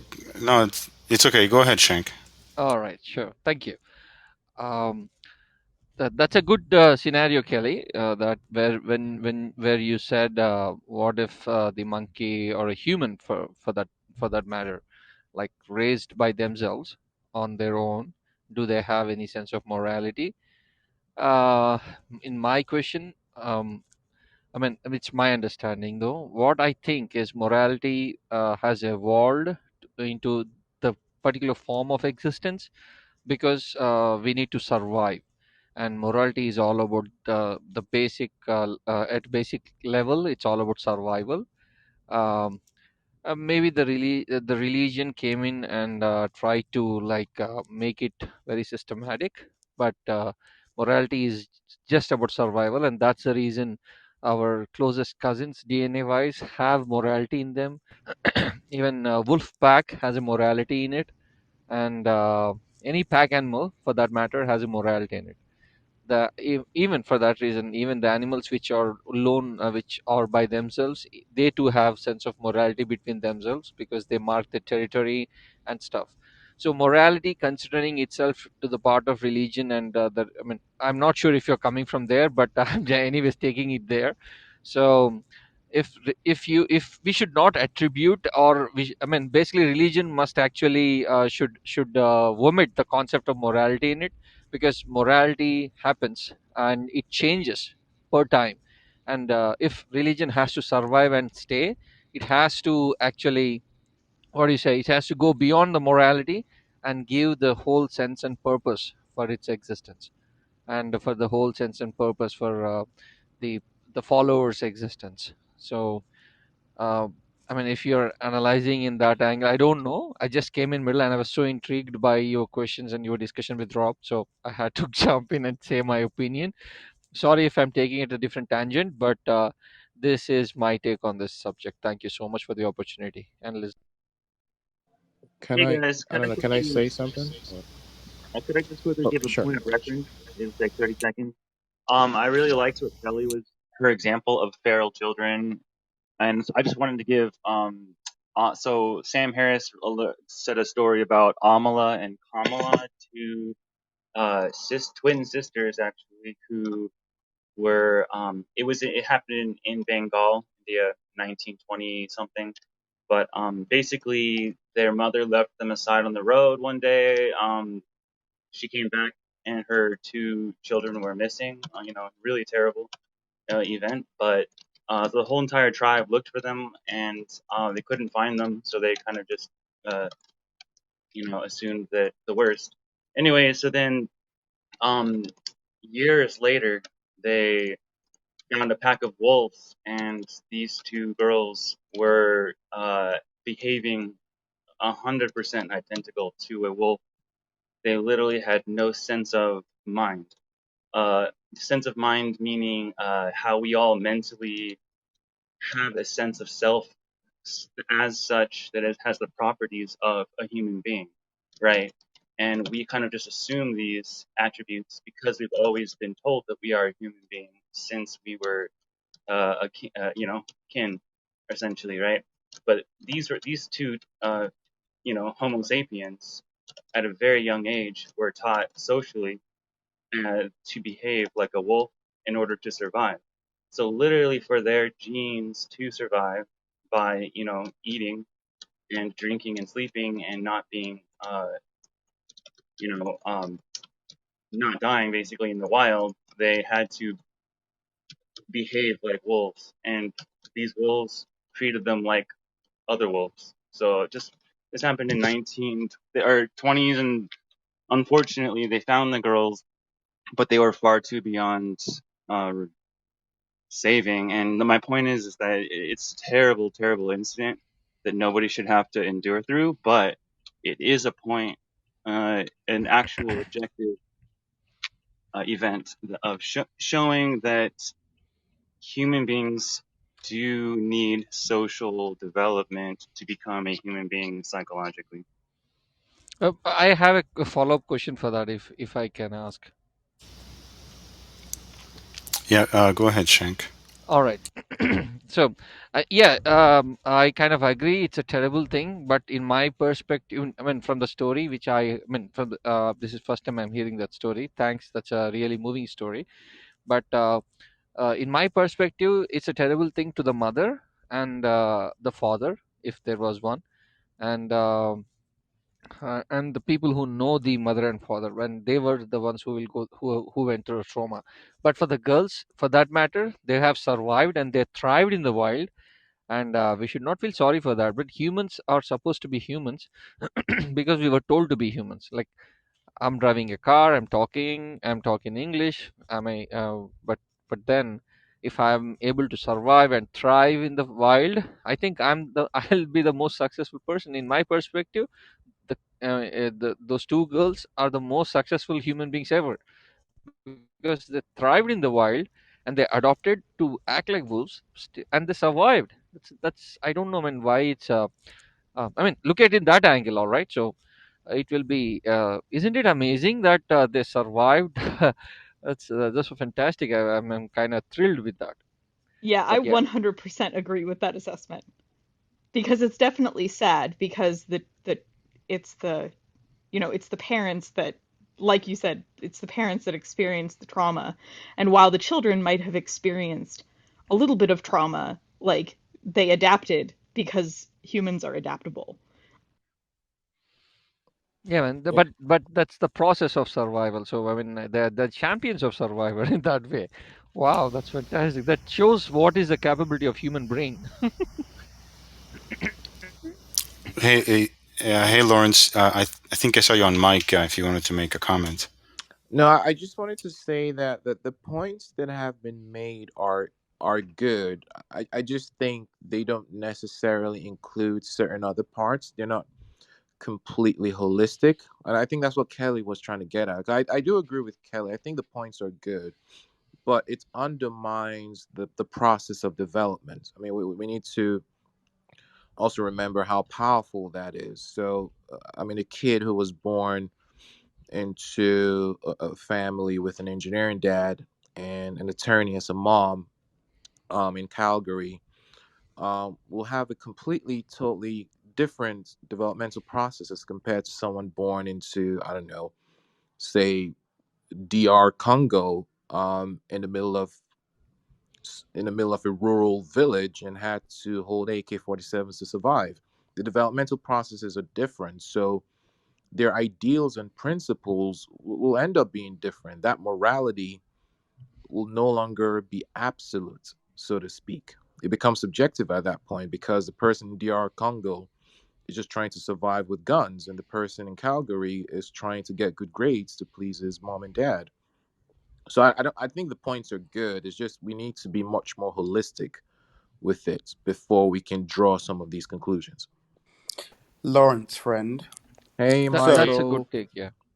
hey, Hey, mate. Michael. So you're saying that, like, you use the example of uh, a quote unquote middle class kid in Calgary and somebody in DR Congo, right? Yeah, that was me actually.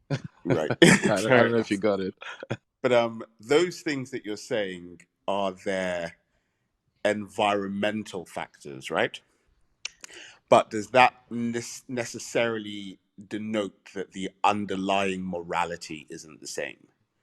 I don't. It's very difficult to prove that, Michael. It really is. How do we know for certain that the underlying morality is the same? We could say that because at the start of their developmental process, they're both devoid of knowledge.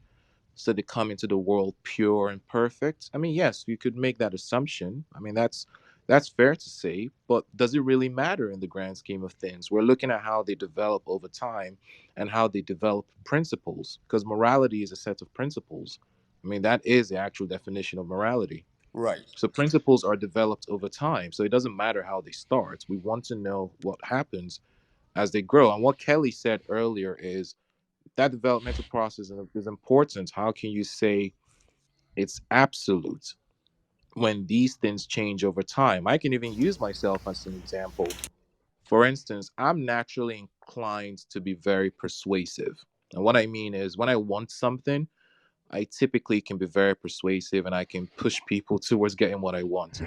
But over the years, I had to learn how to be diplomatic because I started to deal with people who are top level executives and I can't use those tactics. I can't be super persuasive. I have to be tactful. I had to develop that.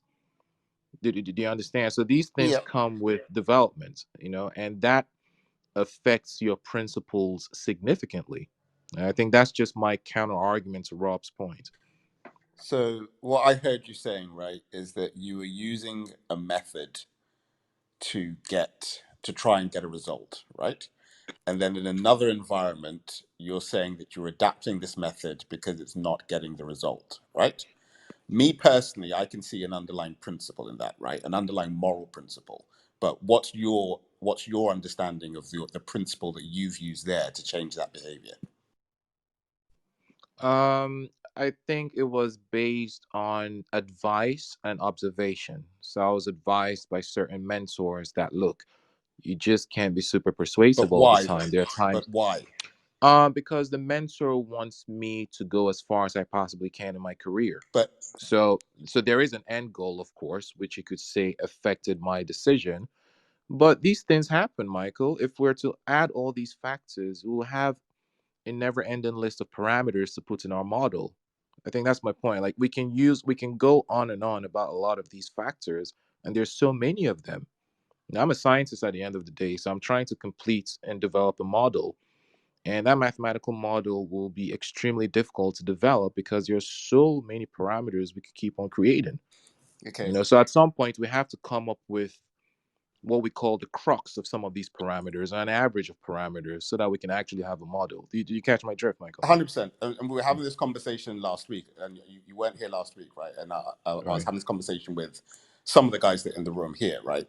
Right. And I'm so what I was saying essentially is that what we perceive as quote unquote morality, and maybe is morality objectively, is an underlying principle of energy conservation. And so, and you've repeated that in just what you said there. So you were doing something and it wasn't working, right? And that all that just means is that you're wasting energy. So there was a more efficient way to do what you were doing, right? And if you look at all of our behavior, all of the main moralistic touch points of race, abortion, war, all of those things, right? Underlying it is a narrative about the use and the distribution of energy. And so there's a consistency in any of your behavior. So whether that's a child wasting food, you're going to say that's, let's say, bad behavior, or anything that's not productive and that isn't productive to our survival and has waste will be seen as morally wrong. So that the image of the greedy capitalist eating more than their fair share of the tribe is morally wrong.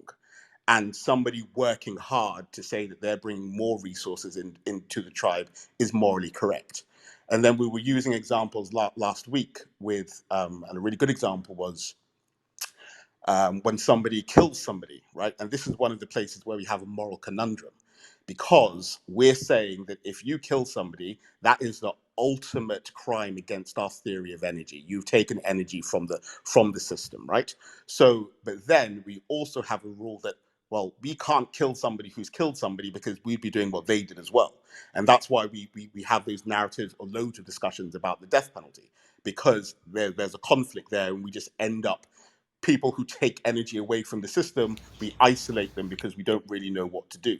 So I think that there is, and it's not as simple as it just being about energy and energy conservation, but I think that is very much consistent across the things that we consider to be morality. So, Michael, I think going into, I think I was part of that group that we were talking about last week. Going into caloric or thermodynamics, it's just too broad, right? Like, what if someone is killed, and then you bring two other people into the tribe? You now have a net positive energy for the tribe, Yeah. and I don't yeah. think that was a very, like, I I mostly agree. I don't think Michael and Lawrence were disagreeing, Yeah, and I'm not trying to insult Michael. I just think the removing energy from the system was a clumsy example of like just how, you know, trying to bring it down to a very base level of how morality works. no, I don't think he was necessarily trying to go into the thermodynamics of it. yeah. I do. Can I? No, let me just reply to Michael real quick. I don't want to hug the mic for long.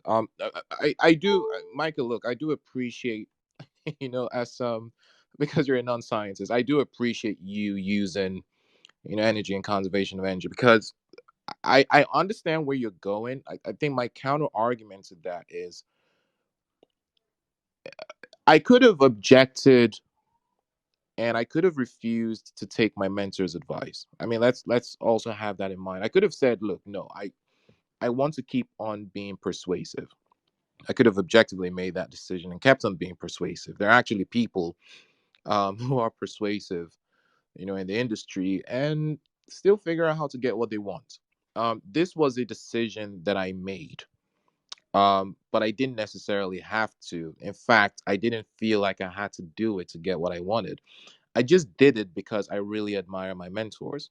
Okay, and there are certain things I just want to learn from them. So the conservation of energy is a decent attempt. I think it just, like I said, it's not as holistic as I want it to be. And it really matters that we have a very complete model that we can use to draw conclusions. So that's just my only counter argument. Michael, if you want to respond, I want to see if I can present my thesis here to these guys, and Yeah. I'll go after So you. what I'm trying to say is because you said you were looking for an underlying principle, right? And I think that, like, if you if you're looking at it from within, it looks like we're having, as human beings, that we're having loads of very different and varied conversations. And an observation from a linguistic point of view, that there are actually not that many different types of conversations. You are either being descriptive, or you are what's it called, trying to influence either subtly or less subtly, as you described. But the outcome of those conversations are actually quite similar. In that situation where somebody is trying to give you advice, and just like what happened with Kelly and a lot and you guys and us having this conversation, is that we are looking to try and change each other to a more efficient either perspective or a more efficient delivery. But there's nothing more than that. And so even within that, there is an attempt at a conservation of energy. If I see somebody doing a mathematical problem and I'm thinking to myself, there's actually an easier way to do that, I can't sit on that, I have there is an underlying duty to go and intervene and say, this is how you get more result for the calories that you have. And I'm just saying that can happen on a micro scale, and that's also happening on a macro scale. You're not going to see somebody, and if you use an example of physical labor as well, and that's what technological development is doing, it's making us more efficient, whether physically or from an abstract perspective. And I think that is the underlying principle. Anyway, I'm done. Yeah, I appreciate the attempt. It's a bit more nuanced than that, but I mean, this will only make the conversation lengthier. So Yeah. So I'm curious, Kelly and Lawrence, what you think of the following. So one thing that I agree with Kelly, and I think Rob also agreed, that morality is an emergent property. My thesis is around the natural how our bodies work. So I think that my thesis has been that we should be able to derive moral answers, right? When you present the problem of morality to be moral questions and answers, we should be able to derive moral answers from the body of knowledge that we have about our nature, our biology, our nervous system, our psyche. and just overall our biology. And so we should be able to measure, or from my understanding, we can measure things like stress level or pain, and there's other systems of our bodies kind of tells you when something is being done wrong, and you should be able to detect this. So most of the time, the pushback that I get is that people choose what is morality. And so one big distinction that I have to often make multiple times is that, yes, if you look around right now, most people, most groups are pulling society subjectively. They are based on religion or based on culture or what people have done in the past. And this is what we call subjective because it's just groups are choosing their own. My thesis is around, if we wanted to, we should be able to, not that we do currently, but we should be able to derive answers to moral questions from the body of knowledge that we have of how our bodies work, how our nervous system works, how our psychology works, and our overall nature of our bodies, and maybe even the surrounding environment. And so that's pretty much my thesis. I'm wondering if anyone, Lawrence, Kelly, if you guys have any observations on that. I wasn't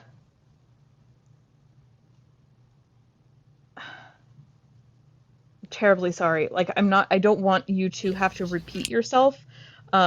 Maybe you could just put it in 1 or 2 sentences, like Yeah, I what can. your direct thesis was. Yeah. We should be able to derive moral answers or pull moral answers from the body of knowledge that we have about our nature, our biology, which includes things like our nervous system, our psyche, and our overall biology. And to what end? To what end? I mean, like what? So you say we should be able to do this for what purpose? For the purpose of answering moral questions. It's part of why sometimes I have a hard time communicating this, because the way I'm putting this is that my thesis presents the problem is trying to solve as a question and answer. So is FGM, is FGM right or wrong? And then understanding our nature, the way our psychology works, the way our bodies work, our humanity, we should be able to derive the answer from that body of knowledge. Early, my objection to that is, the first obvious issue with those experiments is that a lot of the data you'll get will be, static. That it's not time dependent data. So you can conduct these experiments over a long period of time, consistently and repeatedly, but like your moral being a set of principles, it evolves over time. You gain more knowledge, you make certain adjustments, because people have conducted some of these experiments. People have conducted experiments to understand why we behave the way we do. It's not new, actually. When I worked as a theoretical physicist back in Calgary, there were people who conducted a lot of these experiments, why people behave the way they do. But it undermines it undermines time development, which happens over a lengthy period. So how do you work that out? Because we all gain knowledge No, over time. it's actually built into the what I said, right? So I said on the body of knowledge, and the body of knowledge evolves. So yes, we may come up with an answer today, and just like science, right, we may have better ways to do it in the future. but you are basing it on something that's not just the opinion of the group or what my ancestors used to do. You're basing it on something on like the best knowledge that we have about our nature. One example that I'll make this short. I see you, Michael. One example. Someone, Marquis, he hangs out in this room often. He gave me an example of a study that was done on how to create happiness at work. And it's something I think called PERC, studied by Berkeley, I think it was. But it was a scientific approach at understanding what is it that makes an employee happy at work. And it relies on understanding the psychology of the human. And that's how you are able to create a human being that's happier, that can do things that makes them happier in that environment. And that's not that example is not maybe a very direct example to what I'm saying, but it is the approach that one could take to derive moral answers from just the understanding that we have. This PERC system is what we have now. Maybe in 30 years, we'll have a better understanding of our psychology and we'll have a better way to do it. And so then that would be implemented. But at least it's not just being derived from the opinions or traditions of people. I think the part that you're missing is the goal. And I don't mean that you haven't presented your goal and the purpose for your thesis. I'm sorry, mods, but what is the context of the conversation? If you will give me Prakash, just give us some minute, maybe listen in, and I'll reset the room maybe after Kelly. Appreciate it. Kelly, if you want to finish. We're just discussing the basis of morality and how we might be able to come to certain conclusions. The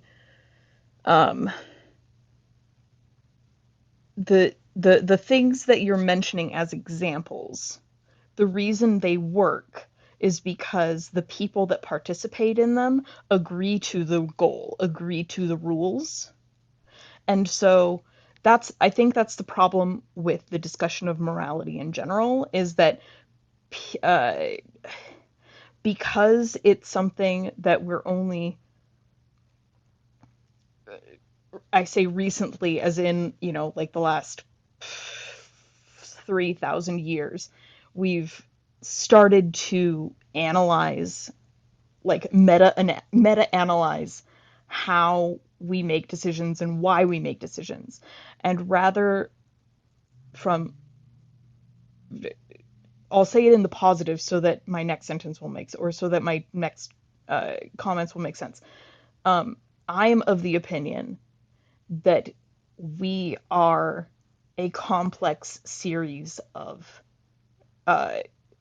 stimulus and responses, and that ends up showing up as consciousness and morality and all of this stuff that we put labels on, because labels are useful, but they're only as useful as far as we can throw them. Okay, because I'm coming in because I'll not get an opportunity to speak. So sorry. Sorry, wasn't trying to hog the room. Okay. All right. So Kelly, I have can I disagree with you, with your permission? So I mean, you could disagree with me all you want. all right. So the whole point is like I kind of got confused when you said like our thought process. I kind of confused when you said our thought process takes us to the consciousness. I am so sorry. I wasn't trying to derail anyone. How do I explain this?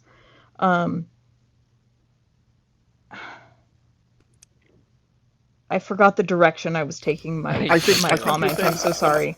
Something along the lines of that, like with some total of our responses, and that all of the complexity and the mass permutation of all of those responses gives the impression of consciousness, I think is what you're saying, Kelly. That's sort of the direction I was taking it. And so when we talk about morality, it's difficult to discuss morality because people see it as this nebulous other thing outside of us, as opposed to a description of what we do. That's really all I was trying to Yeah, get to. Kelly was saying that the categorization that we do for academic and intellectual purposes um, doesn't it doesn't help in the grand scheme of things to fully understand morality. We just do it to make it easier because it's easier to discuss morality and its components when we categorize it. But people typically look at a lot more when they discuss morality. So it makes it a lot more complicated, a lot more complex.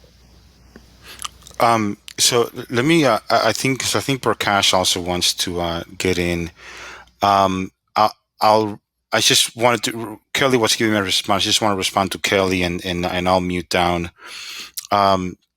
I want to acknowledge that yes, that is what we currently do. I acknowledge that we currently agree on certain communities agree on how they're going to conduct themselves and what they're going to be in morality.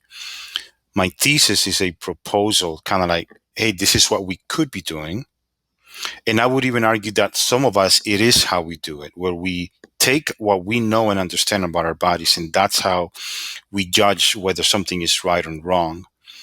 But just like where our brains are plastic and we're able to be influenced by other things. So things like religion can kind of override that instinct or the way that you derive moral answers.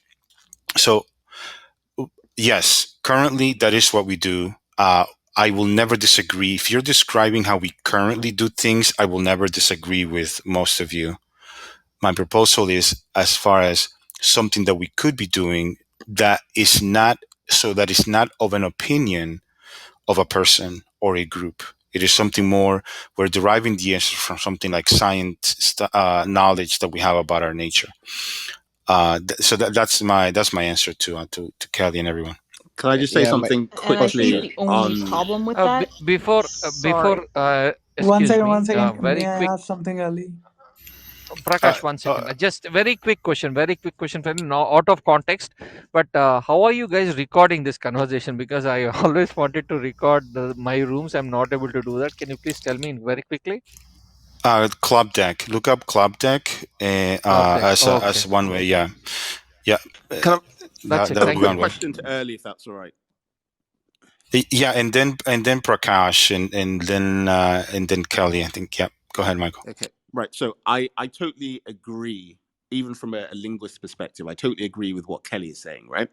So when we, and even for your thesis, when you're saying that this is your perception on morality, but when you're talking about it, that X or Y in regards to morality, apart from the narrative and the weighted word of morality, what is it that you think we're doing behaviorally when we're being moral? And if we don't really understand that, then it will always kind of be a super subjective conversation. I mean, I think I think somebody said it earlier. I think we're all trying to survive and spread our genes, which seems to be also be coming from our nature, something that's encoded into our genetic to live and reproduce. I think that's what we're all trying to do. I have an objection to that early. Yeah. I think Okay. those are some. I mean, I mean, Can I wouldn't. we let Prakash? I think he's been trying to get in. Oh yeah, sure. Thank And you. yeah, sorry, and then Kelly and then Lawrence. Yeah, Ali. So I was basically asking that when you were talking about morality, like what kind of context or which path we should follow of to be moral. Like we should follow some books, religious books, or like we should listen to the people who are like in a position in a particular community, or like the person should listen to the parents or like whatever like great leaders for being moral. What should be the actual path one should follow, or like you will tell to follow instincts, like I don't know what Well, no, I'm not saying different. instincts. Okay, so what you suggest me to like to follow for being moral. Can I answer that? I can answer. I I can think also that answer that. okay. So I from my thesis, Prakash, is simply whenever there is a moral question, I think that the knowledge that we have of how our bodies work, how our biology works, nervous system, psyche, we should be able to derive answers from that. That's my quick answer to that. And No, one second, Ali, can you repeat? Sorry, can you repeat? we should be able to derive answers from our current body of knowledge that we have about our psyche, our nervous system, and in general how our bodies work. Yeah, but that's like too complex.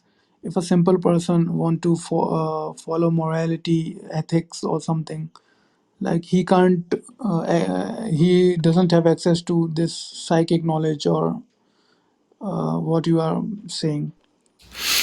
I'm sure there are issues, there are problems with. I can't claim that I have a solution for everything, but I think that that would be one more reliable way to do it that would work globally more than. And again, that's not a moral absolute. I'm not claiming moral absolute anything, but I think that would be one better way to do it. If there's somebody that doesn't have access to information or whatever this body of knowledge is, I mean that would be a problem that we would want to resolve. Yeah, Kelly, I think you wanted to respond earlier. I think the only thing I wanted to say was I think that's what your thesis. I think that's what we're doing now. Yeah, that's actually what we're doing. We're trying to come up Yeah. with a scientific theory / model that perfectly explains morality. So we're all kind of saying the same thing, just a bit of everything. But I think Prakash's point is really interesting, and that's what I said early, that it's very complicated, because I've had this conversation with other theoretical physicists. Of course. It's very complicated. So how do you really come up with a model that has all the parameters? Because the more you delve into the parameters, the more you keep getting more. All right, there's just so much at play to come up with a well-rounded model that is even remotely descriptive, let alone predictive. So it's very complicated. It really is. Yeah.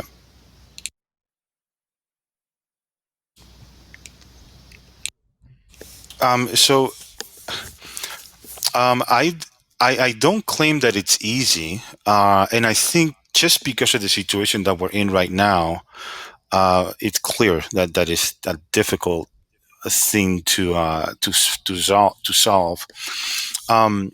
This is my thesis. It's in the context of the fact that all over the world we have people that are coming up with these answers from books that were written thousands of years ago that were based on what was going on then, right? So the concept or the idea of us. So this is. Let me finish my thought, and I'll say a second point. So that's what's currently happening, and when you say we, I certainly am one of those people. I think I am one of those people, certainly. But I can tell you, if you stick around long enough, you'll see that there's a lot of people that don't do that, especially the guys that come to this room. There's a lot of people that are deriving moral answers from other things that are not science-based, that are not based on the human being that's behind that's at question in the moment. And so my thesis is something, a method for people to have moral answers from something that is more objectively true, like our understanding of our nature, and that's really, and part of that is not to define that it's easy in any way. So. Sure, yeah, Can and I I help was you not. there? Go ahead. Oh, yeah, sorry. Can I help you there, early? I mean, I want to present a different perspective to this, kind of similar to what you said. I mean, yeah, go ahead, Shank. All right, sure. Okay. First things first. I come. Do you? I mean, I'm sure you should be knowing the concept of dharma, which is from the Eastern religion. Karma. No, Dharma, Karma. dharma, Dharma. Dharma, I'm yeah, not dharma, familiar. DHARMA. yeah, DHARMA.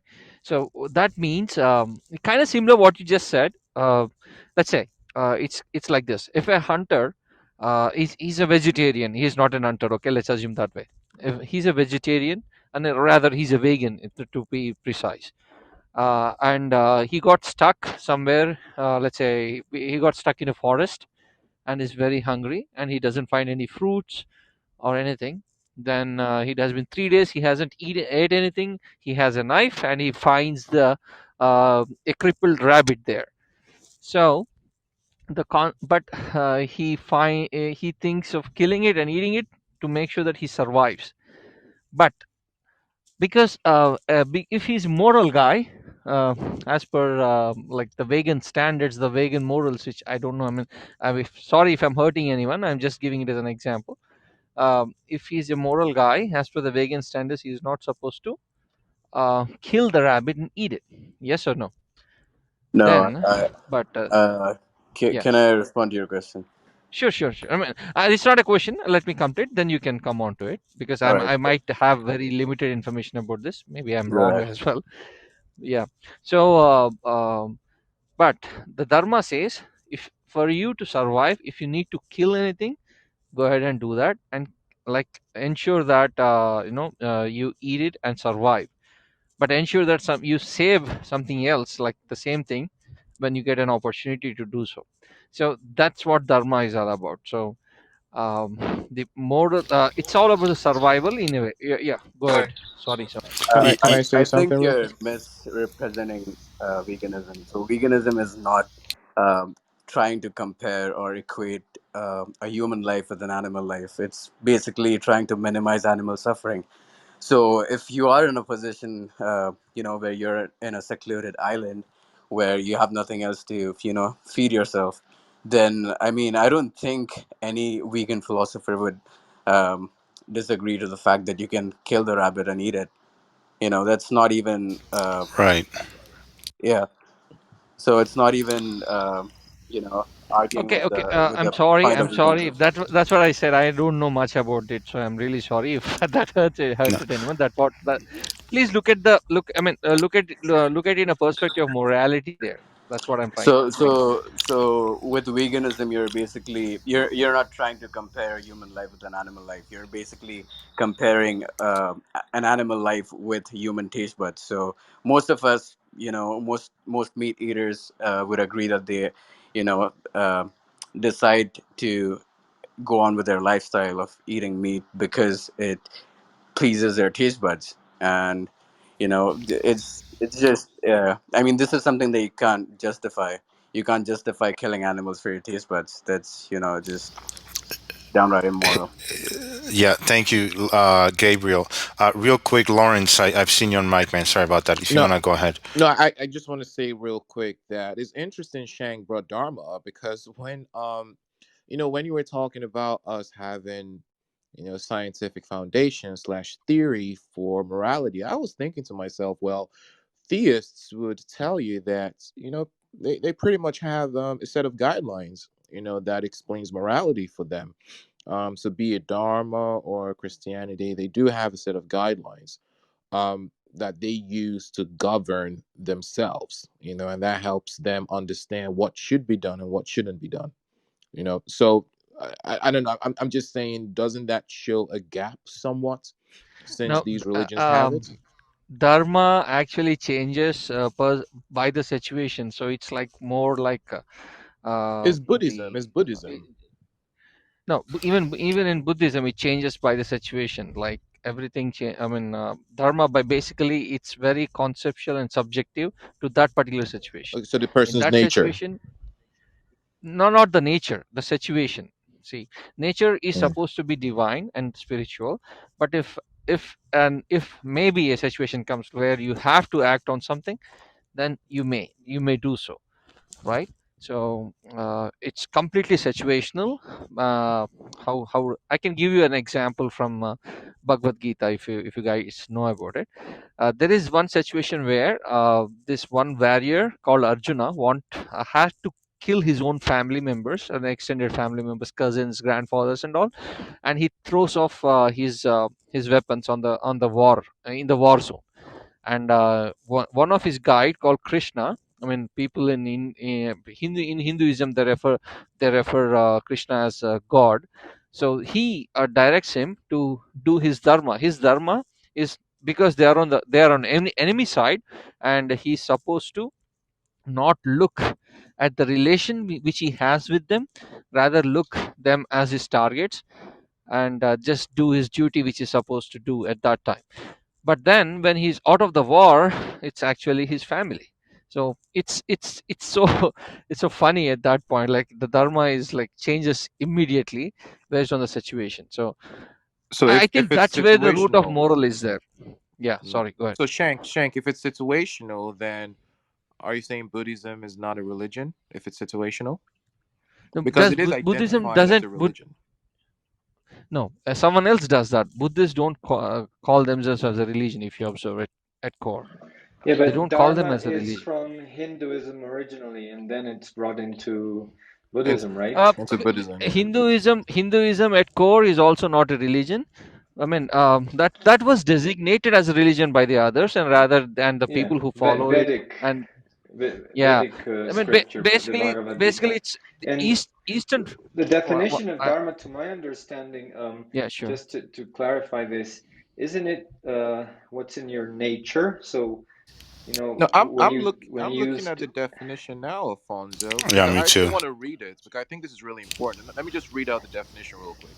In Buddhism, Dharma is the doctrine, the universal truth common to all individuals at all times, proclaimed by the Buddha. So it's clearly says that it's the Buddha giving a set of guidelines to the people that follow it. So isn't that, I mean, that is a Can, religion for all intents and purposes. no. He doesn't have anything like commandments out there, does he?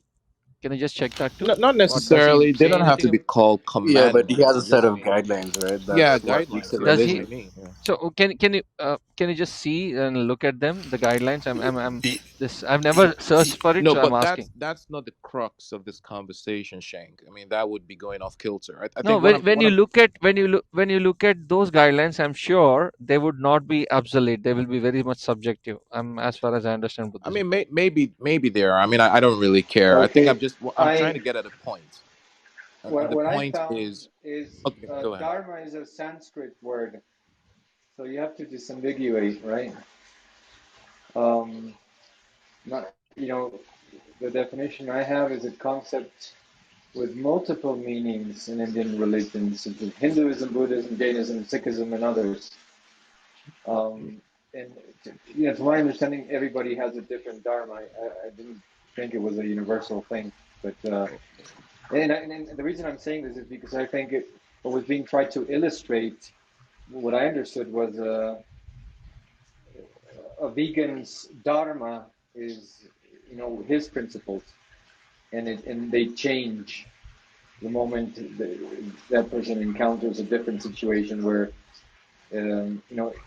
even though he has a very concrete behavioral uh, imperative, the moment that there's a conflict, it can.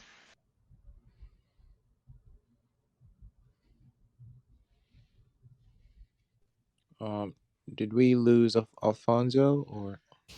Yeah, I am I think hello? you were muted. Oh yeah, we lost. Okay. I think he's just muted himself. I think he was done. Alfonso, are you done? All right, he'll Yeah, come back, yeah, I guys. was no, There I you go. was done.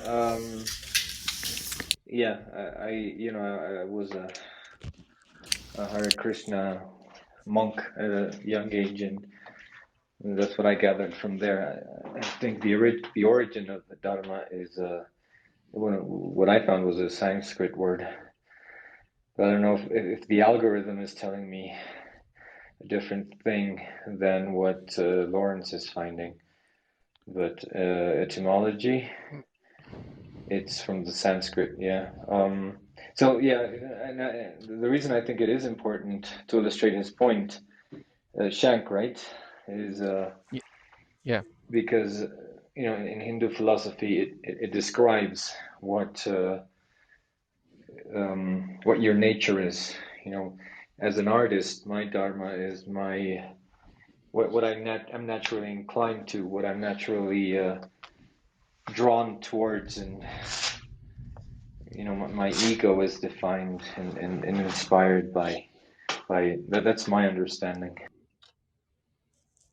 So basically, that forms the foundation of morality. I mean, if they are not set, I mean, that's what I understand. I'm all open for corrections. So it is pretty much like it shapes what is this shapes shifting. It can shift its shape as per the situation, and ensure that the balance is always there. So I mean, basically it's all about survival and making sure others are also not hurt. It's kind of that way. Yeah. Can I say something? Kelly, I think we interrupted Kelly earlier. I don't know if you wanted to mention something, and then Lawrence. I don't think I had anything else to say. For sure. Go ahead, Lawrence. Oh yeah, I just wanted to then ask, if for Buddhism, you guys sound a lot more knowledgeable about this than I do, but if for Buddhism the supposed set of guidelines change or are situational, then they're not necessarily principles now, are they? Because when we look at the definition of morality explains a set of principles. I mean, that's the actual definition. So they're not principles if they are situational. So Shank, I just want to understand what you think about that. I'm not an expert with the Buddhism, to be frank, but from the understanding which I had by discussing with my friends, I got that it is quite similar to Hinduism, but in Buddhism, it's the approach life in a different way altogether. It eventually ends up being very subjective. So I that's the reason I was asking if you can read out those principles, please. So I'll say this quick thing, and I think Lawrence was kind of alluding to this earlier. It's ultimately going to come down to the answer what you're asking, Shank. If Buddha or is prescribing how these moral questions are being answered, then I think that's why we're calling it. We may be calling it a religion. It's really going to come down to what are the tenets of Dharma. I'm not familiar with it. I read it, but it's not really giving me what it's made up of. So I guess ultimately, I think it's going to come down to figuring out what that is. And I don't know if this is what you meant, Lawrence, but principles don't have to be absolute to be principles. I'm not sure what exactly you were trying to say.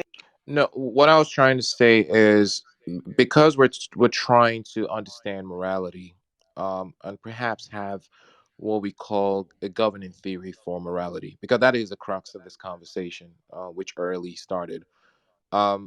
Principles typically don't waver very much. Now, there are certain situations where you have to make the appropriate decision, which may go against your principle, but principles don't waver.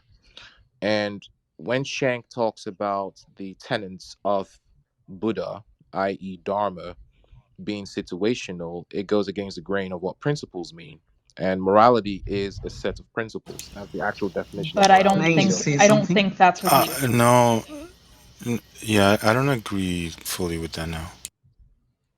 No, sorry, I didn't hear what you said, Kelly. I didn't hear what you said. I'm so sorry. No, I don't know that that's what he was saying. Dharma What you? just kind of sounds like, you know, But I'm. doing what's best for you and making sure that other people don't get hurt. Like that's a basic principle that I think we could all get behind. We don't have to call it Dharma. Well, I'm just. I'm Okay, go ahead. gonna stop my car and look for those Buddhist principles so that I get an idea. Maybe So we should look. I had to Okay, look let at me that. tell you. Let me tell you about Buddhism. Actually, Buddha. Dharma. Are you gonna speak on Yeah. Dharma? Okay. Okay. Actually, Buddha wanted to know about truth of life, so he went to meditate at Bodh Gaya, where he is supposed to attain nirvana. He just discovered four truths, Chatwari Satyani. So first was life has struggle, and the reason for these problems in life and this misery is due to your attachment to your body, and this attachment can be No, removed by Ayush, renouncing. Ayush, sorry Let to me tell you interrupt then, you. and there is, started Ashtanga Marga. There is eightfold paths. So this out of eight fold paths, he started his principles of dharma. Then these include no God. So many of people follow this. It's like to treat other beings as like same, and that's a core principle of his dharma. There is no such as thing like he when he was asked, is there God, he said neither yes neither no. And coming to the practices of Buddhism, he even said that he never said that to have his idol or something like that. So there is like how you perceive that dharma. So coming to the, for example, like coming to the back to Dalai Lama, who is like a king of No, no, like he was. Yeah. Ayush, sorry. Just we see. I'm curious to because I cannot stop my car. I'm trying to find a way to stop Okay. it because I'm on the highway.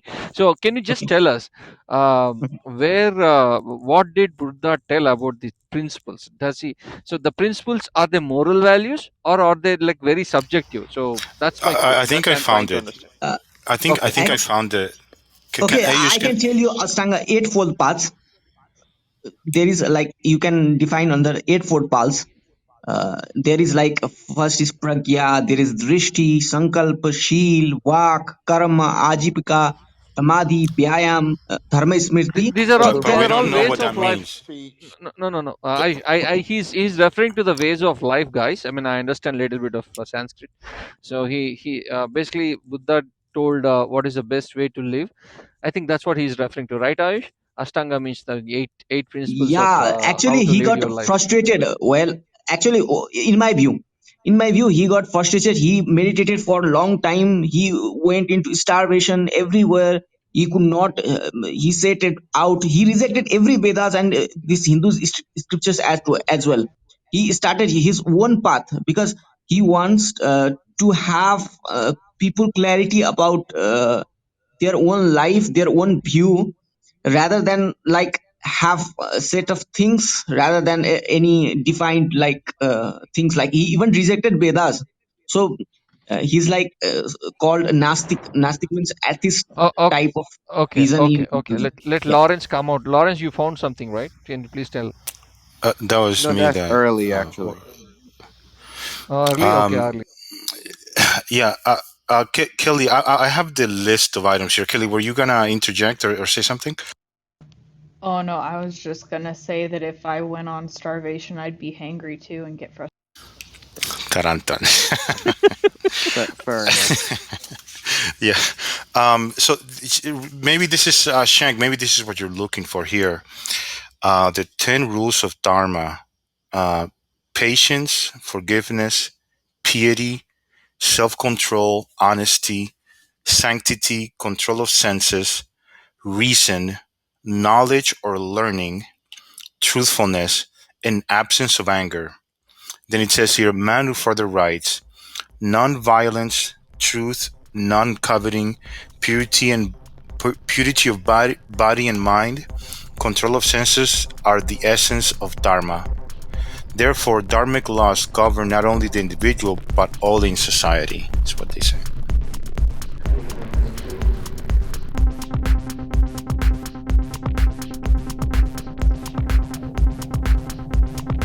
And there you have it. Special thanks to Jenna Belk, Alfonso, Early, and everyone else who participated.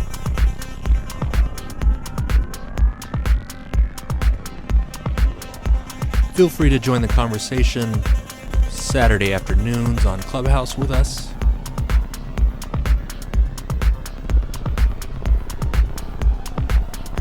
And remember to keep an eye out for the standalone podcast with Michael and the one-on-one SE conversation I have with Sagan.